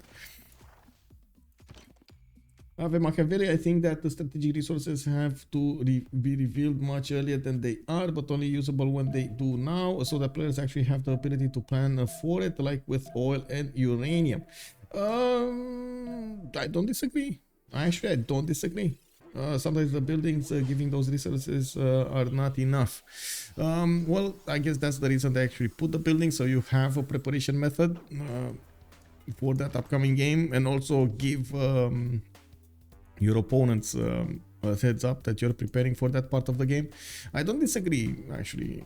The oil and aluminium might be open up earlier. No, I think that's a question actually more for BBG team than me. Whoa, we might actually need to relobby here. Two of the players did DCing this turn. Killayad and Captain Morgane at the same time. I guess they're just gonna try to power through. When the war comes out, though, is totally different. Looks like LSE are going for military domination, and veterans are trying to get a last chance cultural. Yeah, they're still in the game, and they're still in the game. I'm actually a bit surprised Khmer didn't get more cities here. It looks like Aguana also got taken over in the north by Australia. Well, we do have Khmer trying to put another city there, right on the uranium tile, or I guess around it. It looks like also Cosmic Potato finally getting his his research labs and aerodromes down. Now we do need to see how they're gonna try to play this. More of these Theatre Square Festival projects starting to come from England. He's gonna get more writers here. Very good. He's gonna get those books into his theater squares, and we'll get quite a few bonuses from them, a lot of culture. Now he is about to hit 500 science, and of course that's quite a difference between him and his opponents. I do also want to point out it looks like Yunus is starting to catch Killayad in the production. 742 for Killayad, while Yunus is on 673. Cosmic Potato 591 as well. There's like nobody on LSE that's making that much production here. It's all up to Killayad. It's all up to Killayad. Of course, his allies are just going to feed him as much gold as possible. There is a possibility for Australia to actually try to get nukes up here and try to nuke Mapuche out of existence, which is going to be fine. I mean, I'm pretty sure Mapuche is aware of this. He's just not gonna try to do anything about it. Looking on the east side here, we do have Byzantium starting his attack runs on Guardia. We do have Portugal still needing a bit of time to get his steel walls, and that will be a problem. It looks like Guardia might actually be taken. Well, that is a city that Aleks did take away, a city that he did take away from Kongo. So I guess we're gonna need to see if Byzantium is gonna want to keep that city or raise it to the ground.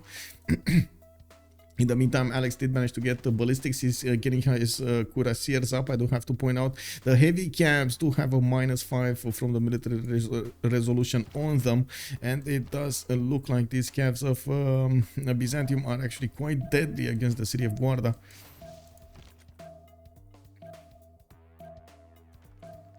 You could argue that it's not how it's not taking into account for the development of settlement until way later. On the key.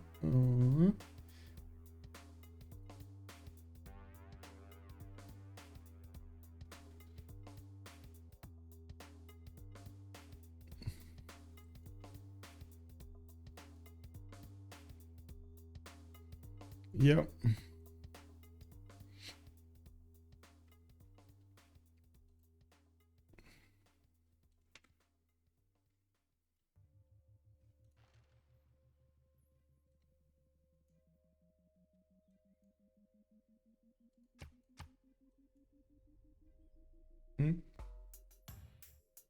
Oh, he did this thing, right? So yeah, it takes him a bit of time. I don't want to see what happened here with the tourism. 178. Okay, he did not explode that much. He's getting National History Museum in the cities of Congo, so he's not going to war. He's going for the culture victory and some defense. I did notice, of course, his ally over here Australia is going to need to do something for the defense. I wouldn't be surprised if he's going to try to get some aircraft carriers over here on the west side to actually deploy those planes on the west so he can defend his ally. Now, Byzantium is trying to put as much pressure on Portugal as possible, forcing him not only to use his gold but also to use his production into military units. Now, that's exactly what Portugal was planning anyway. Now, we do have all of the gold given to Victoria, and I think he actually used a lot of it. I don't know in what, but he used a lot of it. Let me actually take a look here. What is he doing with the gold? He's not buying planes. I do see he still has 000 over there. He did manage to get oh, there we go, airstrips coming up on the east side. He's using the military engineers to get some mountain tunnels as well. Did he buy a place? I think he's gonna need another one here, by the way. Another airstrip somewhere around here.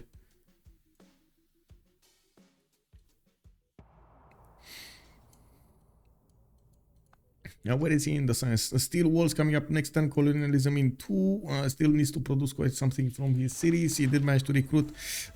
He will manage to recruit Margaret Cavendish. And trying to get Torre de Belém in Bristol. Reina did get plugged in Puel Mapu, and we don't see Xpli starting to get to 287 gold. He still has quite a few banks that are being built into his cities, trying to get some culture as well. Aleks is sitting on 132 science with 63 culture. He never actually managed to get all of his improvements going, but now he does have a few navigation schools into his campuses. Very important to have those. Looks like Guarda is going to be going down. We do have some Cuirassiers reposition here to the east side. Aleks trying as soon as possible to get to his steel walls. Why do we have a pause from Lintahlou? Oh, 2 minutes. Okay.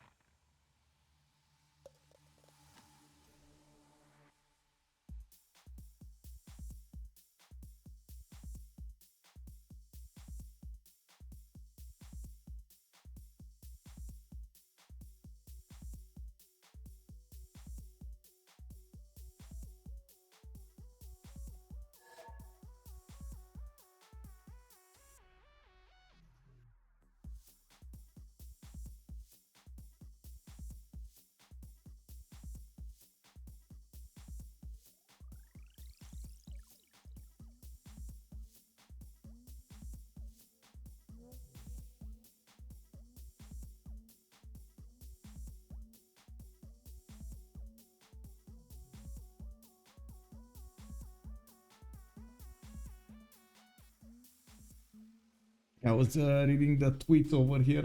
Civ Fanatics was responding to one of my questions.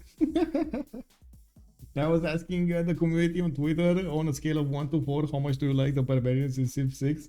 And actually, there's quite a bit of the split over here. 132 votes, 28% into dissatisfied, 28% into less satisfied, 34% into satisfied. And then 9.8 only in very satisfied. Kick.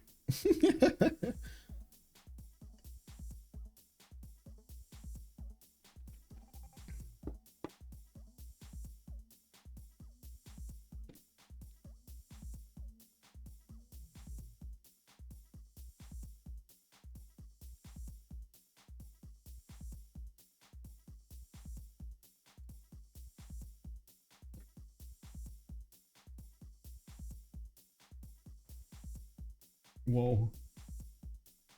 Hello there, YouTube. Refer to my previous channel on this being a game. Yeah, did you? Well, we do have Killayad trying to go for planes over here. He's getting his helicopter technology. We do see him helicopter pre-builds. I mean the caps, and we do see him building the infrastructure with Settler going to the east side here. It looks like he is actually gonna put a city there. Oh my god, okay.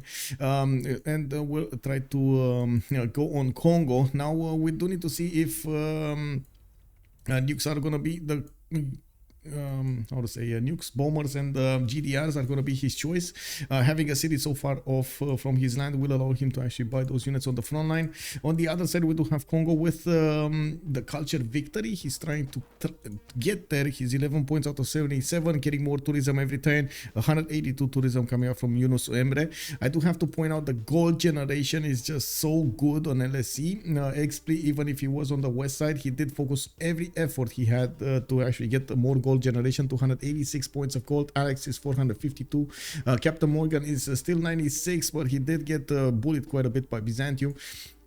And Killayad is on 307. Now they also have a lot of production on their side, or I should say Killayad, while on the other side it looks like Cosmic Potato here might not actually get to affect the game that much. This is the biggest question and the wild card, I would say. What will Cosmic Potato do to help out his teammates more than just generating gold, more than just maybe just relobby, honestly, at this point. Can we relobby? Yeah, there we go. Let's relobby. Lumatics is also saying that LSE has won. England is with 8 techs ahead and got lots of gold, but we may see a cultural victory from veteran. I mean, yeah, it's not won yet until you know, Killayad is actually gonna do the final moves.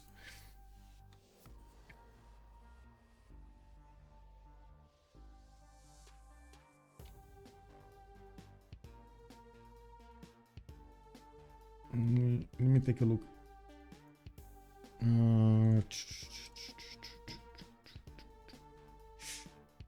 Maybe a channel, open channel. Maybe we get this going. This one, yeah, this one.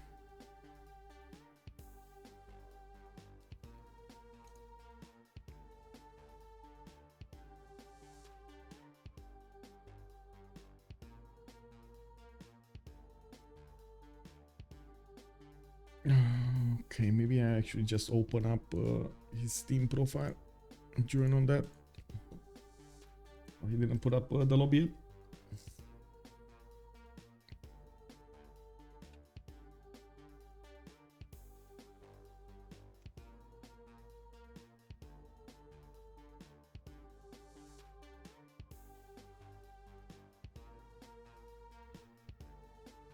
My most preferred prey during Civland. Big Killayad. Yes, Big Killayad. Man, he's doing it. He's doing it. What do you think, by the way, TTube, of LSE overall? What do you think about their evolution in the past year?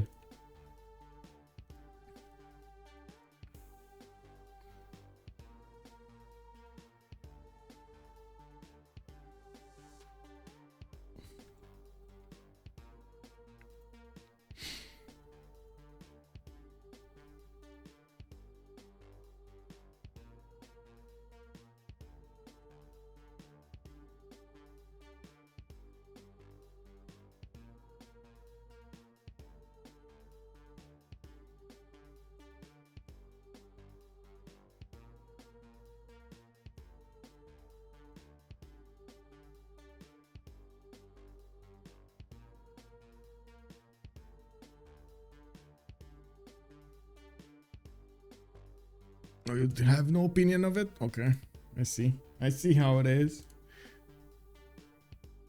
I haven't seen many of their games, so I can't say much, but I know Killayad and Xpli are pretty good players. Yeah, they are. LDK also. So all in all, I have high hopes over here to see what they're gonna do. Expectations and hopes, I guess, at the same time.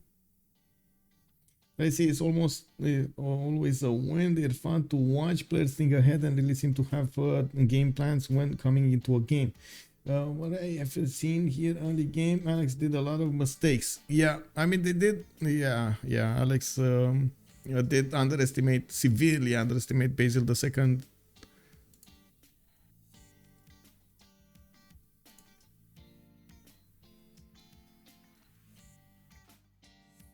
Okay, just gonna ready up and also go to the bathroom a few minutes.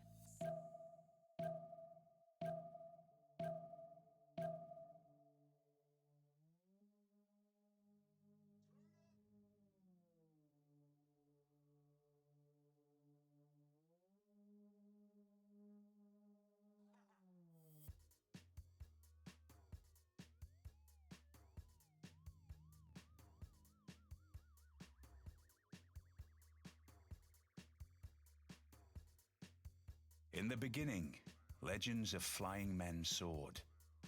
And today, you are on the brink of transforming those legends into a reality. With flight and new forms of communication, you can create a small and intimate world. But at what cost? Our competing ideas of how to go.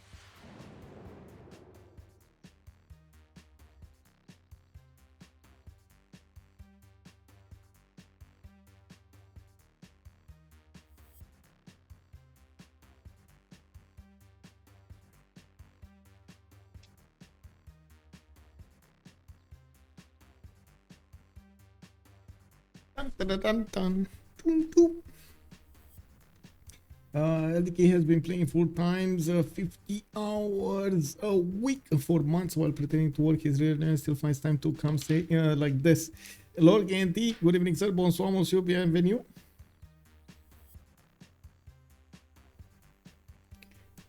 It is what it is, man. Ibanka, bonsoir monsieur. I'm not sure exactly what you're talking about, the calls over there. Oh, I mean, okay.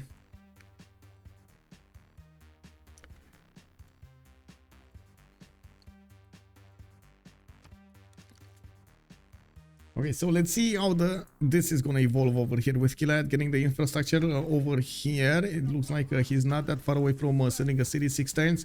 He's getting his helicopters going, and he will try to go through the cities of Congo as quickly as possible. Now it does look like Portugal is still fighting to keep Guarda alive, even though it doesn't look like even his wait, why is this? Oh, he named it L'Impossible Arc, the field cannon. Okay, it's the archer did get a name over here. Okay, it is what it is. We're going to need to see if that is actually going to be not passable, impassable, whatever you want to call it. Let's go and see what's going on also on Australia. What is he gonna do? He's trying to protect his cities with flood barriers from the water, getting that defense going. Okay, I do see him getting workshops going. In the tech side, he's going for printing, and still does have 8,000 signs. There is 2,000 more signs on Killayad. Well, he does have a major advantage against Xpli over here. The gold generation is starting to be better on Lotaro. We do have him still finishing up his banks on Lotaro, 300 gold generation, while Cosmic Potatoes 250. Now in this age, it looks like from the coin age is going to be the choice. Oh, it was the choice of Yunus. He is going to have 655 gold per turn here, and it does look like Yunus is also gonna benefit from more production than Killayad. Now, does that matter? That's the biggest question. We do need to see if the preparation of Yunus is gonna be on point over here. It does look like he's also putting down some aerodromes, and we're gonna need to see if he's gonna get to defend himself with those fighters against the bombers, and what is gonna come out from the units of Killayad. 2 turns for advanced flight coming up from Killayad. We do have him going colonialism in 1. While he's starting to get these biplanes out from London. I do see he's not yet buying anything, and we do see him, we do see them actually with a lot of gold in the bank. Looking at the northern cities, Persia is also preparing himself with a few more units, getting calves, and he is 4 turns away from getting Mahabodhi Temple. We do have Captain Morgane getting refining, so I guess he is going towards helicopters as quickly as possible. Even though his science is not that great, it's going to take a while to get there. Now, Aleks does actually have quite a bit of production on his side, 230. He just lost the city of Guarda, and it doesn't look like he's going to have the option to actually take it back. Byzantium just raised it to the ground. Okay, well, oh, there's a forest on the die side. No, that's a hill actually. It's protecting the field cannon kick. Well, since that city is gone, there's no reason to actually stay there. We do have England still needing to build a few railroads over here for those settlers to get onto the east side. He's also connecting his empire with Guimares directly through the middle of his allies' land. While it does look like in the city of London, Bradford, he's just getting a lot of calves going. Okay, interesting.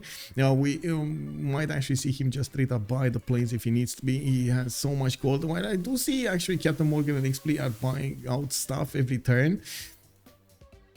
I'm not sure exactly in what they're putting their gold in. That's actually a pretty good question. What are they doing with all of this gold? They're giving away the gold, or they're spending it away? I'm not sure. Oh wait, didn't tell me they are trying to do culture victory. Yes, they're trying to do culture victory. Yes, sir. We do have Yunus on 16 out of 78, and it does look like 200 tourism per turn on Yunus. It doesn't look like there's gonna be that much defense on Killayad, but he does have 140, so he's putting up a fight over there to increase these defensive tourists as high as possible, while he's getting more theater squares down. I do see here him also getting art museums in them, and he's fighting for the great writers with projects. We do have cuirassiers, quite a few of them coming up from Portuguese cities, trying to put up as big of a fight as possible against Byzantium here. While we do see Persia still is trying to fight the Byzantium units in the main cities. Okay. Well, he's not going to put another city there. He lost one before, so he's not going to try to do it another way. Okay, what's going on here? Killayad still needs, there we go. He's gonna put the railroad here, connecting that connecting it to the main railroad he just built, while the Portuguese defense is trying to keep away these Byzantium units from his territory, so he doesn't give the extra +5 to the Byzantium armies. We do have 1, 2. Wait, is this a hill? No, it can't put in. You can't put it on a hill. Never mind. So 1, 2, 3 turns until he's gonna get the settler over there. It does look like Killayad is bringing more military engineers to do the job over there, create the infrastructure for his war planes to go against his opponent. And I guess the biggest issue would be, where is he going with the text combustion coming up in 2? He would need helicopters to be fast on his opponent's borders, and it does look like, of course, he's gonna need to go for nuclear bombs as well. He would need to go combined arms and nuclear fission, going through advanced ballistics at the same time. He does have the science to do it. 600 science and 150 culture a turn. They did lock the scientists for quite some time now. Australia does have a major advantage when it comes to the scientist points with on 818. England is 594, while Congo is slowly getting there. In 4 turns, he's going to have enough scientist points to actually pick one of these. And we're gonna need to see if the next one, what will the next scientist be, and if they're gonna fight for it. We do need to see who's gonna pick Einstein. It's gonna be incredibly massive over here on England if he does manage to get Einstein at the same time. Okay, 16 out of 82. That those tourism are starting to get acquired faster and faster, especially now. We do see Congo getting broadcast centers. He did manage to get that National History Museum in his capital city, and working on Bolshoi Theater over here to the southeast of Congo in the city that he does have Pingala in. Very nice, very nice. And Pingala and Oracle. So Bolshoi Theater, it's very important late game. You do get this +2 great musician points per turn.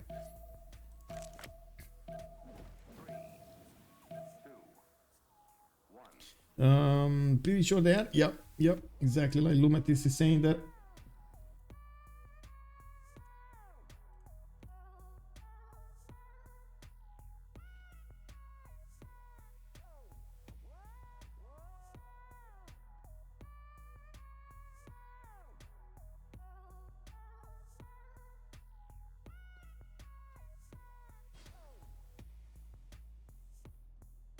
Okay, broadcast center, so Ferris wheel, Bolshoi. Okay, come on, let's see it.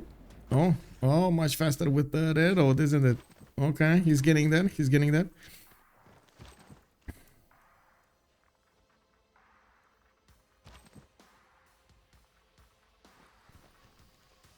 And yeah, there we go. That's what I was expecting. He needs somewhere.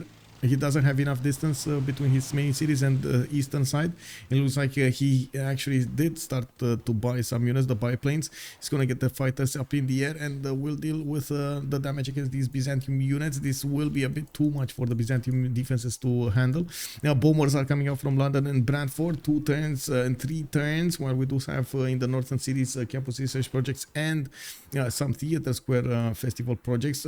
Now I do see broadcast centers are also coming online for that extra culture. And at the moment, he did manage to jump up to 82 defenders, putting it to 83 for his opponent to take. Of course, with Congo actually being quite strong in the late game when it comes to culture, we're going to need to see if he's going to manage to get enough faith to try to play those rock bands into his allies' territory. Cosmic Potato is not that far away, but it is decent ways away for those rock bands to actually go. We do have in the tech side cultural heritage coming up from Yunus, 2 turns 4 replaceable parts, while Cosmic Potato looks like he's going back on the bottom 3 here on military science. He did manage to get to 474 science per turn, while Yunus did stay down to 282, but he is gonna get planes. He should. Oh, he's not actually. Wait a second. He's I know he did manage to get airports, right? He didn't. He put them down. Yeah, I see one. I see an aerodrome, but he never actually finished it. Okay, interesting. Now, well, we do need to see if we're gonna have another city settle over here from England. It's not enough distance to actually nuke Kiabasa from there. It's a bit too far away, especially with jet bombers. Killayad is going to discover combustion next turn. He's not going to be that far off from getting his next technologies. Of course, he does need plastics, and then boom, synthetic materials next time. After he's going to get the helicopters, he's going to have a much easier time to take over the cities of his opponent, and we do need to see if he's going to go towards nuclear bombs right afterwards. I think so. There is also a possibility for him to go directly for stealth technology that will be discovered right after synthetic materials.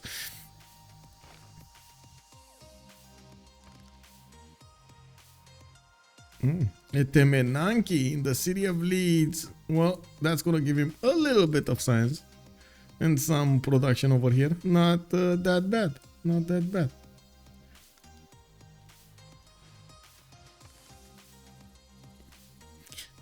Gold. It looks like right now actually in Zimbabwe, the with reform the coinage does actually manage to equal out the gold per turn of his opponents. 707 just on Kongo. He's making a lot of gold here. Also putting down more aerodromes on the west side. He is gonna have the ability to buy out a lot of stuff here. He does have 3,200 gold in the bank. I think actually they're preparing for Einstein here rather than anything else. I'm not that convinced he actually wants to buy something with that. Something else with that. We got Brighton being settled. I'm pretty sure they actually noticed the city of Brighton did get settled. More of these calves are starting to get into the front line there in the borders of his ally Portugal and his own borders on the front line, while military engineers are building all of the infrastructure for them to actually move fast. I would really hope actually England would buy this airstrip, by the way. Really hope he would buy this airstrip. We got the biplanes being deployed on the front line, while I do believe he's actually going to need to get more of these airstrips here. He does have another place for it on the 1-1 to the east of Brighton, and I'm pretty sure he's going to need a city about here somewhere, about like on the stone tile somewhere, to actually hit all of these cities to the north with enough distance for those bombers and jet bombers. London finishing up next on a bomber. Bradford in 2 turns. They might actually get to buy one as well. They did give all of the gold to Aleks, and it looks like he's gonna be the one. Why is he getting the gold now? He doesn't have the upgrades. He doesn't have combustion. Is he just the bank or something? In Camel trading projects coming around. Does he get scientists? No. Toys looks like Mapuche is gonna get them. Portugal is very far off from actually getting a scientist here. And 2 turns Kongo is going to get the option to recruit Charles Darwin or pass it, and then Persia is going to be the next one to try to pick it.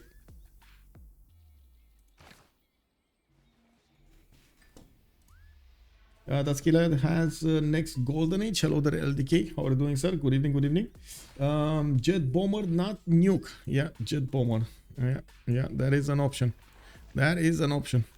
Oh, aerodromes actually being put in Brighton. Wait a second. Well, that's going to take a while. He's going to try to chop them probably. At a score, Killayad does have, yes, he does have the next golden age in the bag. 135 out of 124 points. Aleks is 94 out of 101. And we do have also Yunus getting very close to having his own golden age in the next one. 184 out of 188 points. Needs 4 more points. Space race also coming up in 2 turns for him, and he's gonna get the cards. Very important to actually get the space race for the cards here. Looking at space race, he does benefit from this one, the satellite broadcast, giving you 200% tourism from great works of music. Extremely important to have it.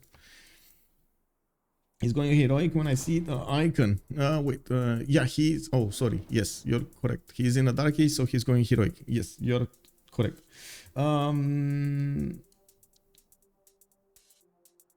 Did Killayad had the 3rd golden age? No, he's dark age. He went dark age.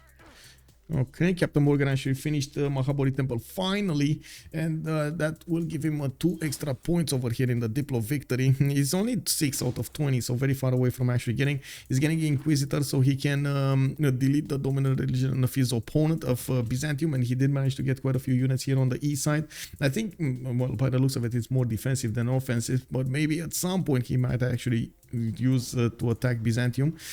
Finally, we do have the rogue bands getting into the lands of Byzantium, getting to play over here. We do see Constantinople is building a few of these wonders for him to play in. We do have a Temple of Artemis, Apadana, Kotoku Inn is going to finish next turn, and of course we do have some hippodromes over there, some theater squares, some also campuses for good measure.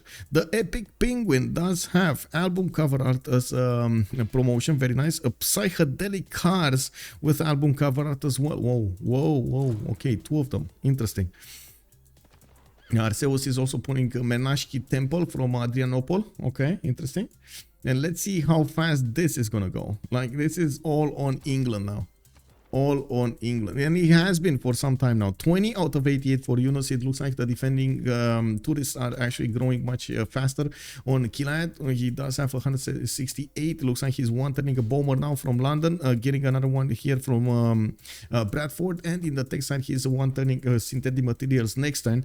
We do have him putting down more broadcast centers and getting those campus research projects. He really wants the points. He did manage to get up to 917 while Australia is 977. And we do need to see who's actually gonna pick that Einstein. Nuclear launch detected. It's only a game. Why you have to be mad? Oh man, yes, indeed. Only game.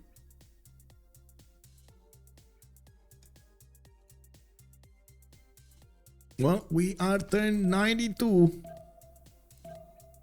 And I guess we're gonna need to see how this is gonna go.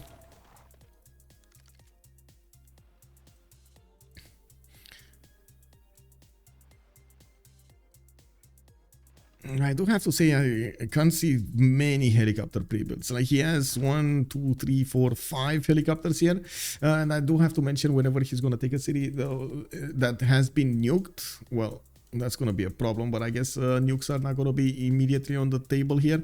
He's just gonna go against his opponent with bombers, and that's it.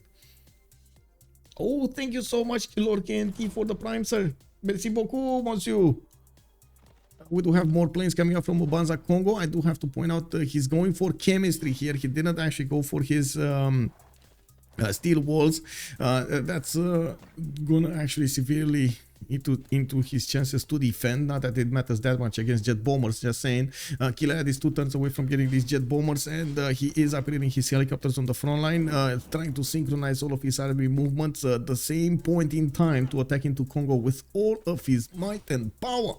We do have Killayad's helicopters also getting upgraded here in the north. He's getting the military engineers to build airstrips right in front of the Byzantium army, giving him access to Lovata, Mubata, and Kongo at the same time. I think he can actually hit Kabasa this time.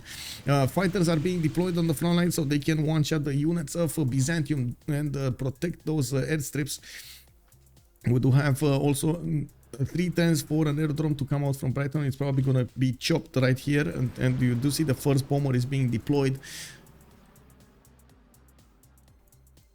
He's just going full in bombers, isn't he? Did he get his no, only hangars? Okay, I'm actually curious if he get his airstrips, airports, but he didn't. That might be a problem with the aluminium. Well, to be honest, how many bombers he's gonna have, it might not be that big of a problem. I don't know where his aluminium is. I did not see it. I'm just gonna check right now. Why you bullying me? Yeah. Yeah, where units? That's, I guess, the biggest question, right? Oh, there we go. That's 1 aluminium tile. 2 aluminium tiles. Oh, that's enough, actually. Okay. Well, enough. You know what I mean. It's good. Okay, we do have the psychedelic cards getting in there. It looks like a big penguin needs to move to the north to actually get this going. And we do need to see how much culture. 28 out of 89. Oh, that was actually a good rollover over here of tourists. Yunus is 402 tourism per turn, still making quite a bit more than Killayad can put up on the defense. But now if he's going to start losing cities, this is going to be a totally different dynamic. Okay, we got airports coming up from Bradford. He does need to get that aluminium per turn in check, and we do see he's on 34 right now, but he does have already like what, 5 units. Fighter bomber. Okay, so 2 bombers are getting deployed. They don't have enough range to actually hit Kongo yet. They're a bit too far away. In the tech side, he is going for the stealth bomber and stealth technology to get the stealth bombers. And of course, he's going to start to take out the Byzantium units first. That will open up the way for Portugal to actually do something here. Now, Portugal trying to get to refining in 2 turns. And it looks like also Captain Morgane is 3 turns away from getting combustion. But I'm pretty sure by the looks of his units pre-builds, he is going to try to go for helicopters rather than anything else, being a much faster unit to go against his opponent than those tanks. Terracotta Army finishing up here in Guimares. We do have the planes starting to attack the units of Byzantium. Oh, finally I see it with my own eyes. Recruit Partisans mission has finished in the cities of Congo. We do have Piking shots running around his cities now. Oh, fine. Oh my god, guys. Guys, how many times have we waited, watched, talked about this? Congo's weakness, obvious weakness with all of his neighborhoods over here. Oh my god, come on, man. Look at this. He doesn't have a way. Man. These units are stronger than any unit he has, man. What is this? They might even take cities over here. They're ruthless.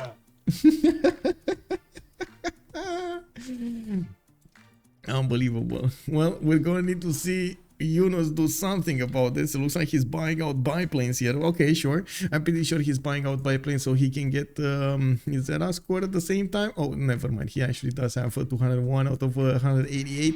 A significant amount of gold per turn is being created there. Yeah, we do have also Portugal with the ability to do some damage here. He's getting his cuirassier corps to attack into his opponent. The helicopters are coming in, and we do see Byzantium's calves did move to the north. Byzantium's calves. I'm sorry, it might have it might have been heard like scabs, but no, calves. Units.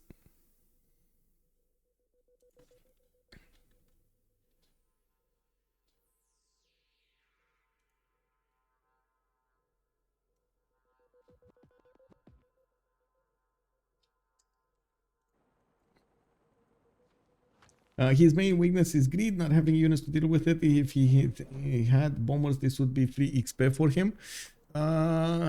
Yeah, I mean, I know what you're saying, but I'm not sure if the greed is the word here. I think it's more about him trying to get the win as soon as possible, thinking that, yes, there might be a possibility for his opponent to come against him, but at the same time, if he doesn't try to do them as quickly as possible, he's probably not ever gonna get it.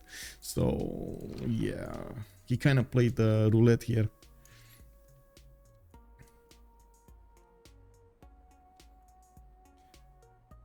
Well, let's see if there are more missions started up.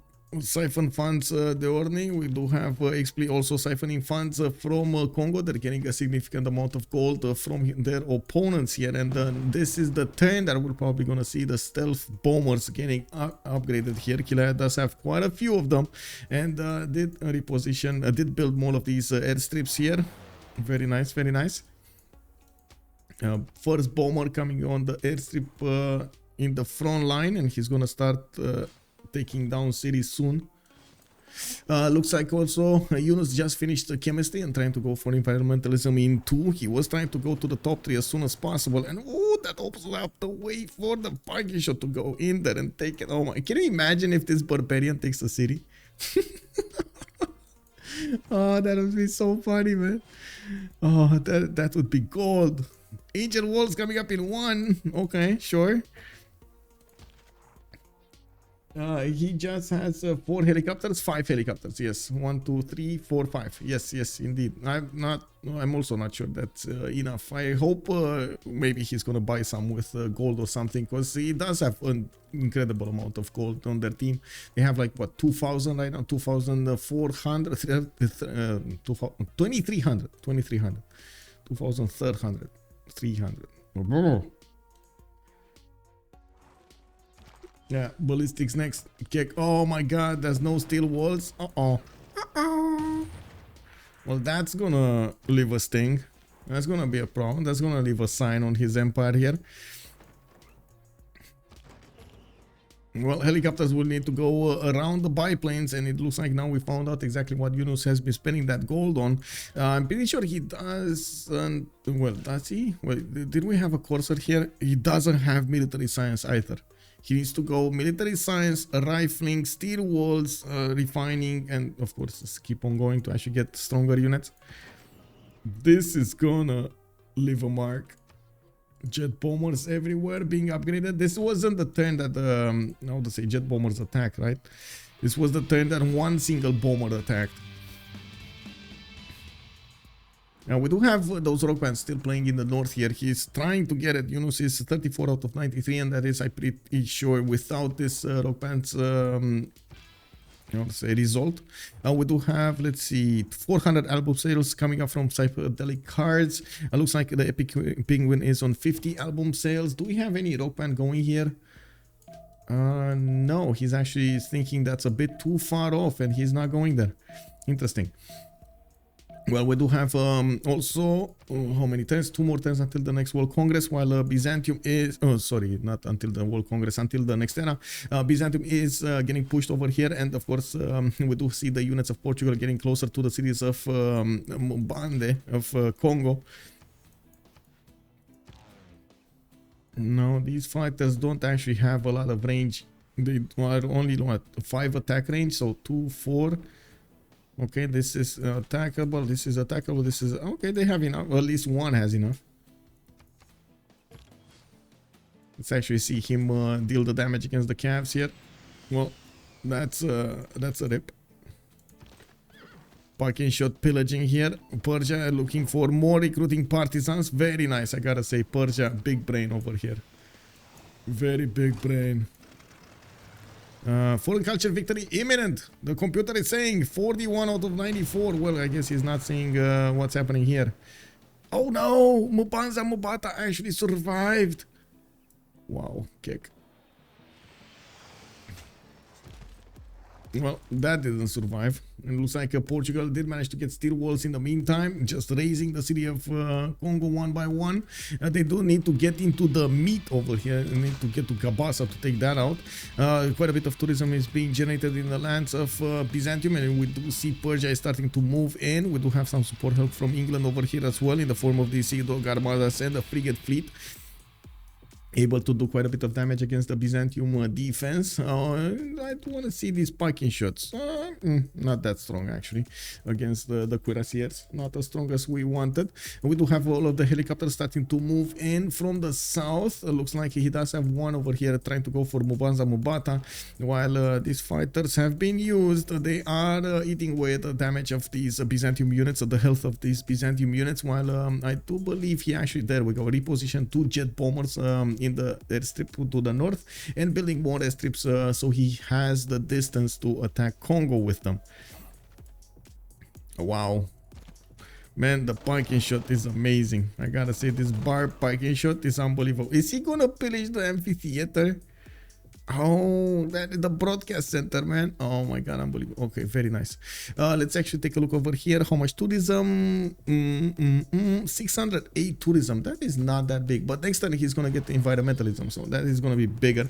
We do have Killayad also getting in with his helicopters, which are not gonna get to be attacked by these cuirassiers. They basically die attacking into these helicopters, and the helicopters don't actually get damaged. I do also notice England's military engineers are working to create the infrastructure towards the east side over here, so he can get closer to the south of the Empire of Congo, while Cosmic Potato is trying to get combined arms and suffrage. In the meantime, his ally is dying, so yeah, it's gonna take a while to actually deploy those build, first of all, those aircraft carriers or submarines, get them onto the shores of his ally of Congo, and then actually allow him to get some bombs in. I don't think he can ever get to actually England over here on the east side. It's a bit too far off. Oh, we got diggers. We got diggers. I gotta say, these diggers, man, these diggers would have actually taken out Mapuche.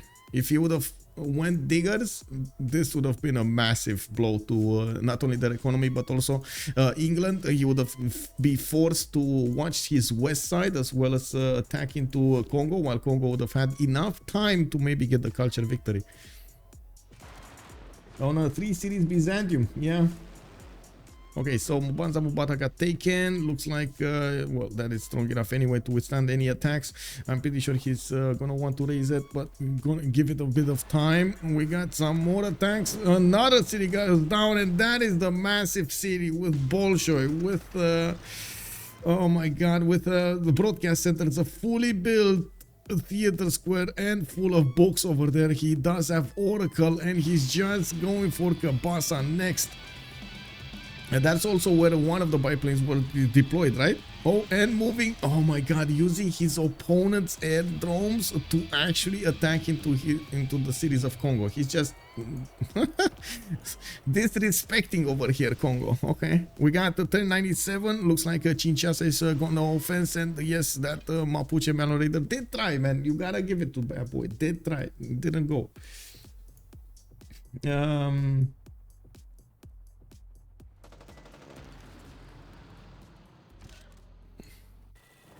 Well, let's see. Well, let's see what's gonna happen. Can Cosmic Potato get this back?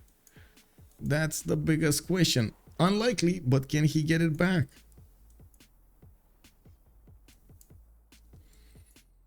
Now we do have the Persian Cavs actually getting back into his territory. He's 2 turns away from getting synthetic materials and getting the option to upgrade these into helicopters, getting some more in the meantime, and we're going to need to see how fast can he actually attack into Byzantium territory and do some damage there. Arceus did manage to get the steel walls, helping his cities have a much higher survivability rate, and by the looks of it, he's getting cartography next turn. We do have Yunus actually trying to get to steel walls. He is rifling next turn, but I guess he's not gonna get steel walls before he's gonna lose his capital here. Doesn't look like that's gonna happen. These biplanes are good, but not as good as you want them to be against the helicopters, and you can see they barely do 84 damage against the 91. We do have Polonia on Cosmic Potato. Okay, that's fine.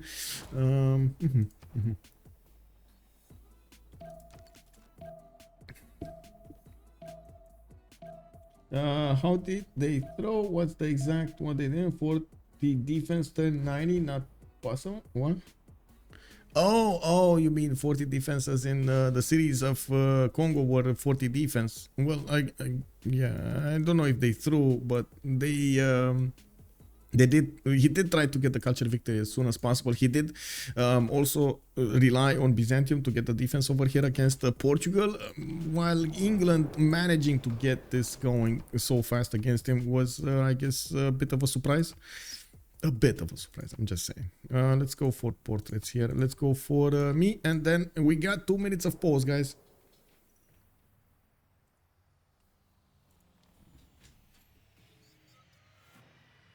Raja halfway there.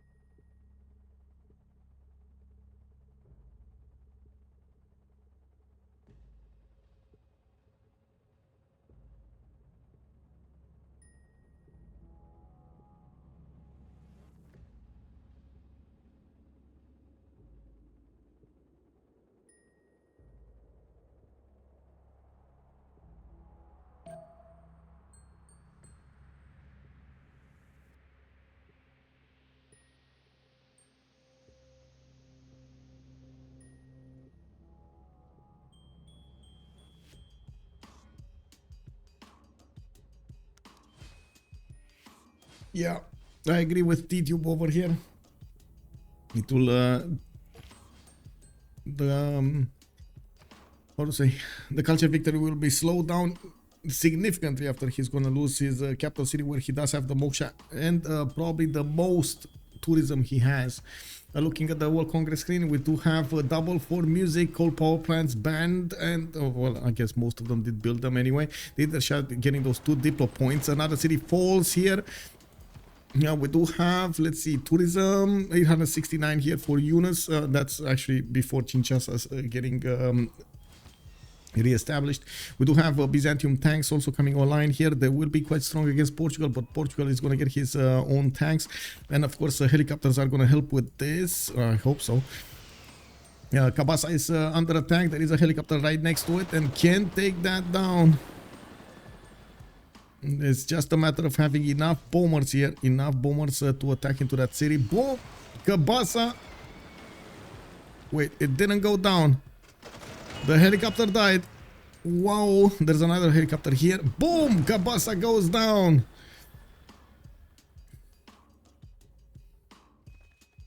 Now that must hurt. That must hurt in the tourism.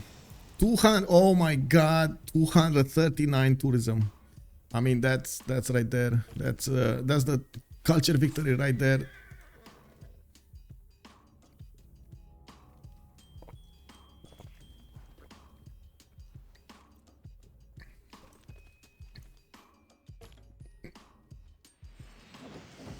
Yeah, I gotta say, Kashutek, it is an indication, but it does most of the time miss quite a bit.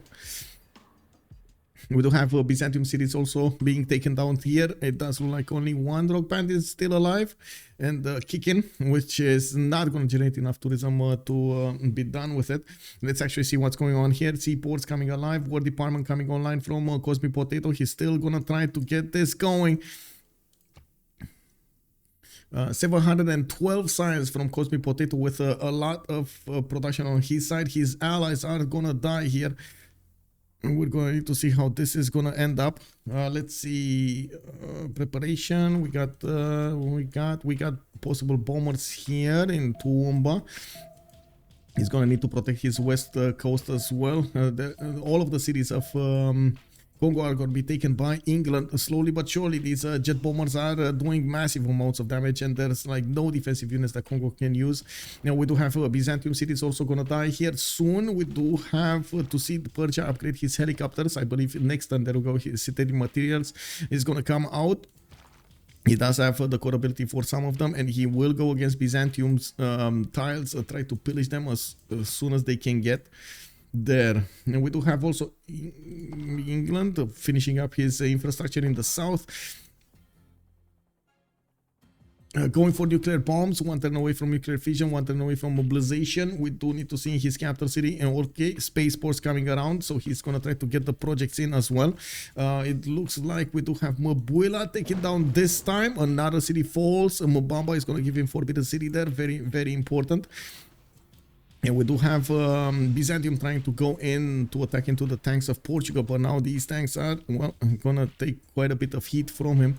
We do need to see where those jet bombers are getting repositioned, and we do need to see how fast they're gonna manage to take out the remaining cities of his opponent. There are 1, 2, 3, 4, 5 more cities from Congo remaining here, 6 if we take into account the Samarkand. Jet bombers can definitely get there. Helicopters can also get there quite fast, no problems.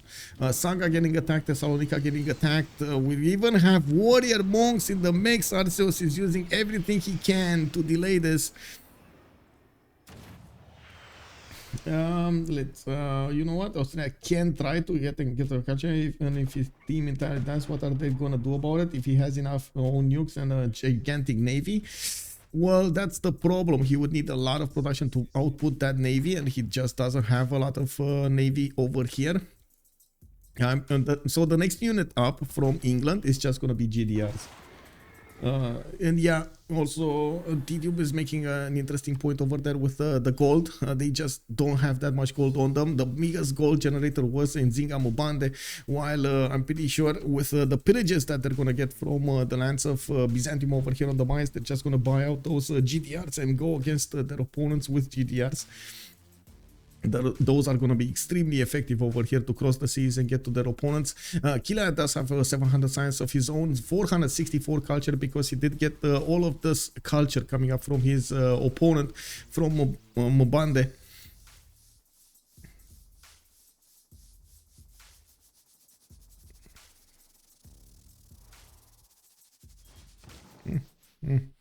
Khmer just sitting over here, getting a chancery in a lot of turns. I think he has been building this for a long time. In what, 10 turns?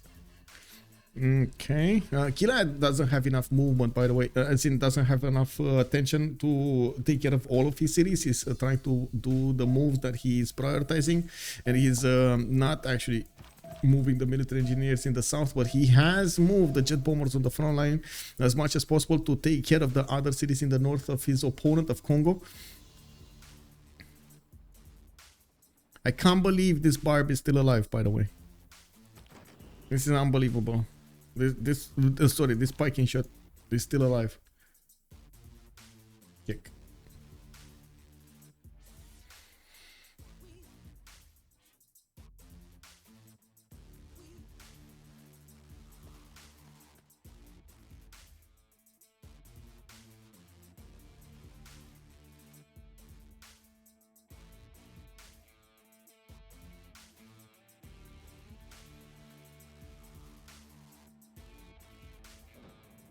It's definitely impossible for Australia to withstand Viking on the sea now that she has Kongo cities. Yeah, I agree.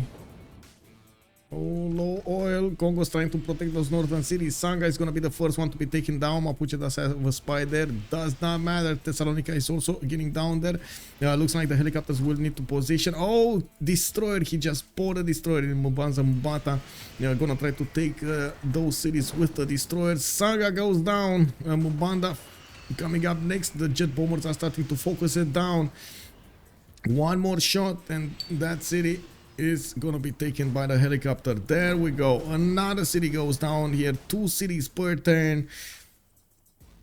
I did notice a notification for Venetian Arsenal. Who is trying to build Venetian Arsenal? Is this one? No. Sydney Opera House. Wait. Is okay, 5 turns for new. Oh my. Okay, 5 turns for Venetian Arsenal. Well, that's gonna take a while. As in, not the Venetian Arsenal, the nuke is gonna take a while. Let's see on Killayad's production. I'm pretty sure he's okay, finishing up the spaceport, getting aircraft carriers. Interesting. Okay. I mean, I guess he wants to deploy some jet bombers over here to take care of Constantinople and Adrianople. While looking at the culture victory here, it looks like Yunus is not gonna get even close. 61 out of 122. Killayad is actually 7 out of 269 right now. Where is he? How much tourism did he get? 458 tourism on Killayad after he did acquire all of those works of art, works of tourism, I guess, from great works from Kongo.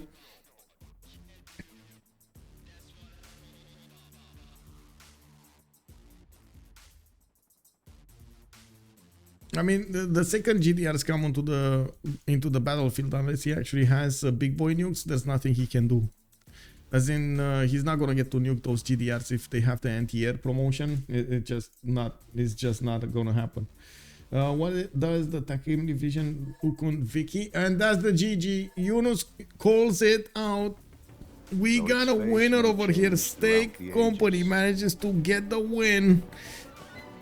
2 games in a row. Yesterday against Chill Bro coming out from the CPL community. This time against veteran Takimli coming out from the Turkish community.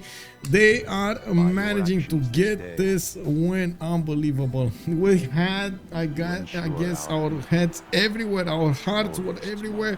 We didn't know exactly how it's gonna go, especially with Basil, the second attack on Portugal from the beginning. We thought, oh my god, this is not happening. Mapuche attacked Khmer did manage to take him down to one city.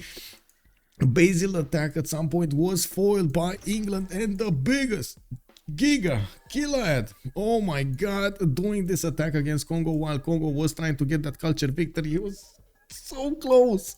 I think if this attack was delayed 7 turns, he might have actually pushed that win through. Unbelievable what happened this time. So again, just to reiterate, it was La State Company that managed to get the win this game against veteran Takimli.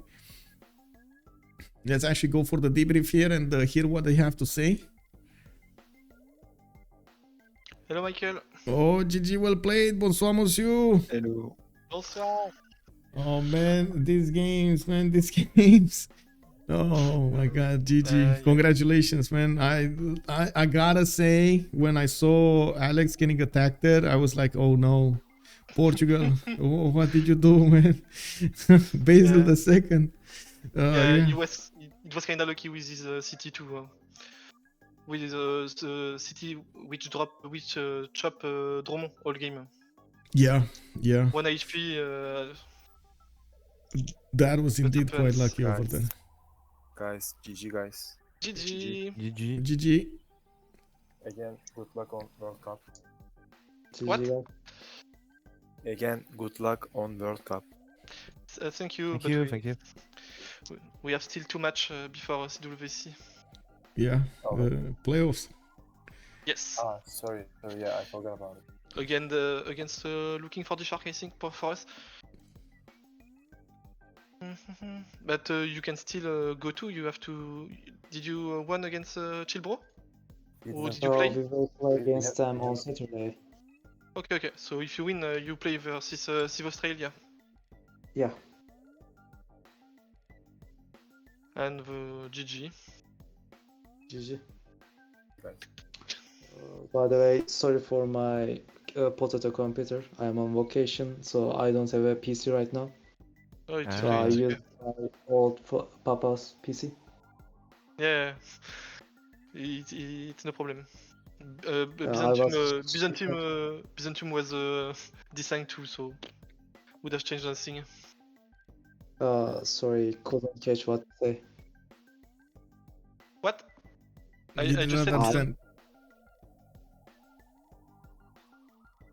Okay. Anyway, guys, good night. Thank you. GG, Bye. well played, man. Good luck too. GG. Bye bye. GG, good Sorry. night guys. Bye bye. Thanks for the game. Good night. Thank you, Michael. It was a pleasure, man. Awesome game. Yeah. Killayad, in the- you need a few days off now. Yeah. 2 games in a row, I have to carry their ass, but Man, that's how it is, man. That's how it is. Congratulations. no, they fulfilled me with gold. I just bought like 10 bomber. I gotta say, I was expecting you to do a bit more of a defense of Portugal against those Dromons. I was expecting you to pre-build a few more boats over there, but I guess at the end you did get enough. That's the point. You can't defend against Romans. I think I had to sim if we want to have a late game, so Yep. it's unlucky that he has a bad game, our Portugal, but in the end when I had Caravel, I just cleaned the water and full sim, and I opened with a lot of cities, so I knew late game I could do something. Yep. Well, you And did. I have 4 Congratulations. continents. I have 4 continents, so Yep. 3 extra trade routes and more amenities. Pretty good. yeah. I was on +5 almost all game. No, just a late game no, because I have 20 cities and it's impossible to have Yeah.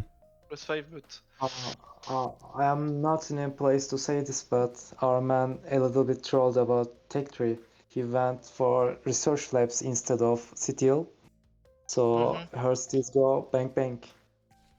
okay, but Kabasa, the Congo troll a little bit. He didn't go still, so I just bomb and he one shot his city. He's force first.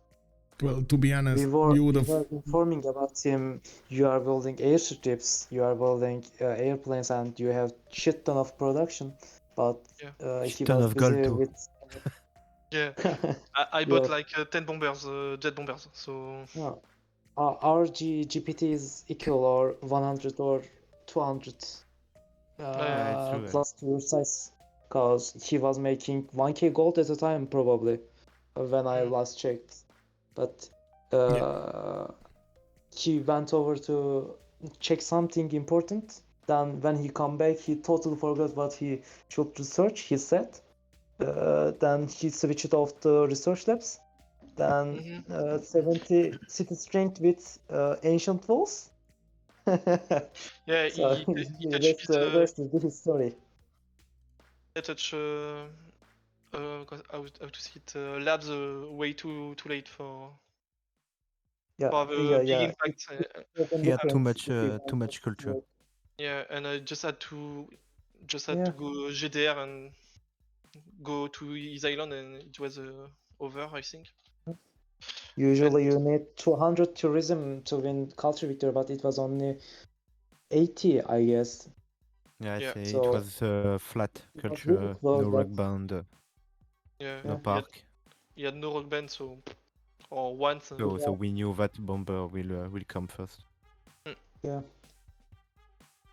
But can a city with steel and tank armies, can it hold 3 shots from bombers? Yeah, Byzantium. From jet tanks? bombers, yes. Yeah, and I have jet fighters next turn. Also, he had democratic fascism cards, so probably it will be a lot harder to penetrate the city with bombers, I guess. I think in the game, just Kabasa had to go full sciences, and you would have destroyed the game. Actually, the meta is more science oriented because bomber, nukes, and GDR than a cultural. Because as you see, he has no face, so I just go full science and I bomb his city and it's all over. If he had bombers with me, it would have been equal, and you have 2 guys that are really good in the game, so in the end 2 guys GDR on me, I just die. Yeah. And if Kabasa don't die, if the Congo don't die, Australia just can go scientific. Yeah, he could probably go one scientific, but you are Vicky, right? You had a lot more production than him. Yeah, in my cap it's 200 prod. Oh yeah, and it's not one city. Probably all of your cities 100 plus production. Yeah, but I lost a lot of activity, but yeah, it's around 120 on all my city and 200 in my cap. And I have to put a petrol central to improve more my production for the late game. And that's pretty much. But the Vicky late game, Pretty much it. Everything. yeah, We covered it, I guess. But yeah. we were really hyped 4 turns ago, probably, because it was 3 or 4 turns away from culture victory. He had 1k over tourism, and Yeah. boom, he got down below. Because he grid informatique. How to say it? It's Computers. the technology. Computers. Computers. He just grid the computers. And I think also we usually play in our Discord, Turkish Discord. So we don't see too many games after turn 100 or else, because okay. we have very limited pool of players. So usually it goes around turn 80. So we don't go beyond that. We don't see beyond that. So he doesn't have any experience on culture victory. We were telling you have to do this, then this, then this. So yeah, lack of experience for the late game, yes. But I don't think he need computers. He just had to go back in the lottery and defend with tanks, fascism, 3 stars, and helicopter, and the cultural victory would have been free just because we had no culture. Okay, thank you very much. I will tell your points to him. No problem. GG. And thank you, GG, Michael, bye-bye. GG. thank you, Michael, for the Also, second probably- podcast. With my pleasure. Too late for you two guys also. It's It was 3 awesome. a.m. right now in Turkey. Yeah. So thanks for the game. GG. Good Thanks. luck on the Wildcard tournament. Yes, You are thank you. playing Good luck, you too. man. semifinals, right? Looking for the Shark. It's a French team too. Oh, okay. So then goodbye. Thank you. Bye. Goodbye. Bye bye. Bonsoir. Bonne soirée. Bonsoir. Sorry. So there we go. We heard from both teams. Killayad did give us his impression of what was going on over there. He did manage to do exactly what he needed to do, helping out Portugal. Yes, and they kind of understood that Portugal is not going to have a good game. Neither did Persia over there, but he did manage to get exactly what he needed to do against Congo at exactly the correct amount of time. I do have to give them a congratulations. Thank you much. Thank you very much also for everything you guys supported me over here on the stream with all of the questions, with all of the support, the subs, the follows, and everything. I do hope you enjoyed the show, and I do hope you're gonna see each other tomorrow as well. Tomorrow we're gonna have a game from the Civ6 squadrons. It is gonna be SPA going against the Project Conquerors, and I believe it is their second game. In the first one, Project Conquerors did manage to snatch that victory, and we do need to see if SPA is going to manage to get that tie in to finish, to get us to a third game. In the meantime, of course, I do want to say, if you're coming up from YouTube, I do hope you're going to throw this a thumbs up because you enjoy the content, and we're going to see each other on the live stream on twitch.tv/OnSpotTV. I also hope we're gonna see each other on Discord, where I do put my schedule updated as soon as I get the information from all of the communities about the upcoming tournaments. We don't have that much time until the CWC will start, and we're gonna have awesome games being over there. There are a lot of details that we need to go through, and I do hope we're actually gonna get everything going at the correct time. Well, you know, it is what it is sometimes. Thank you very much, everybody. Hiding Dave, I did actually distribute the points. You should have them over there. Of course, Last Day Company did get them. Yes sir, yes sir. Have a good day, and I do hope you really enjoyed the show. In the meantime, I'm gonna search for somebody to actually host right here. Have a good time over there on his stream, and I do hope tomorrow 1830 GMT we're gonna see each other on this stream again. Bye bye.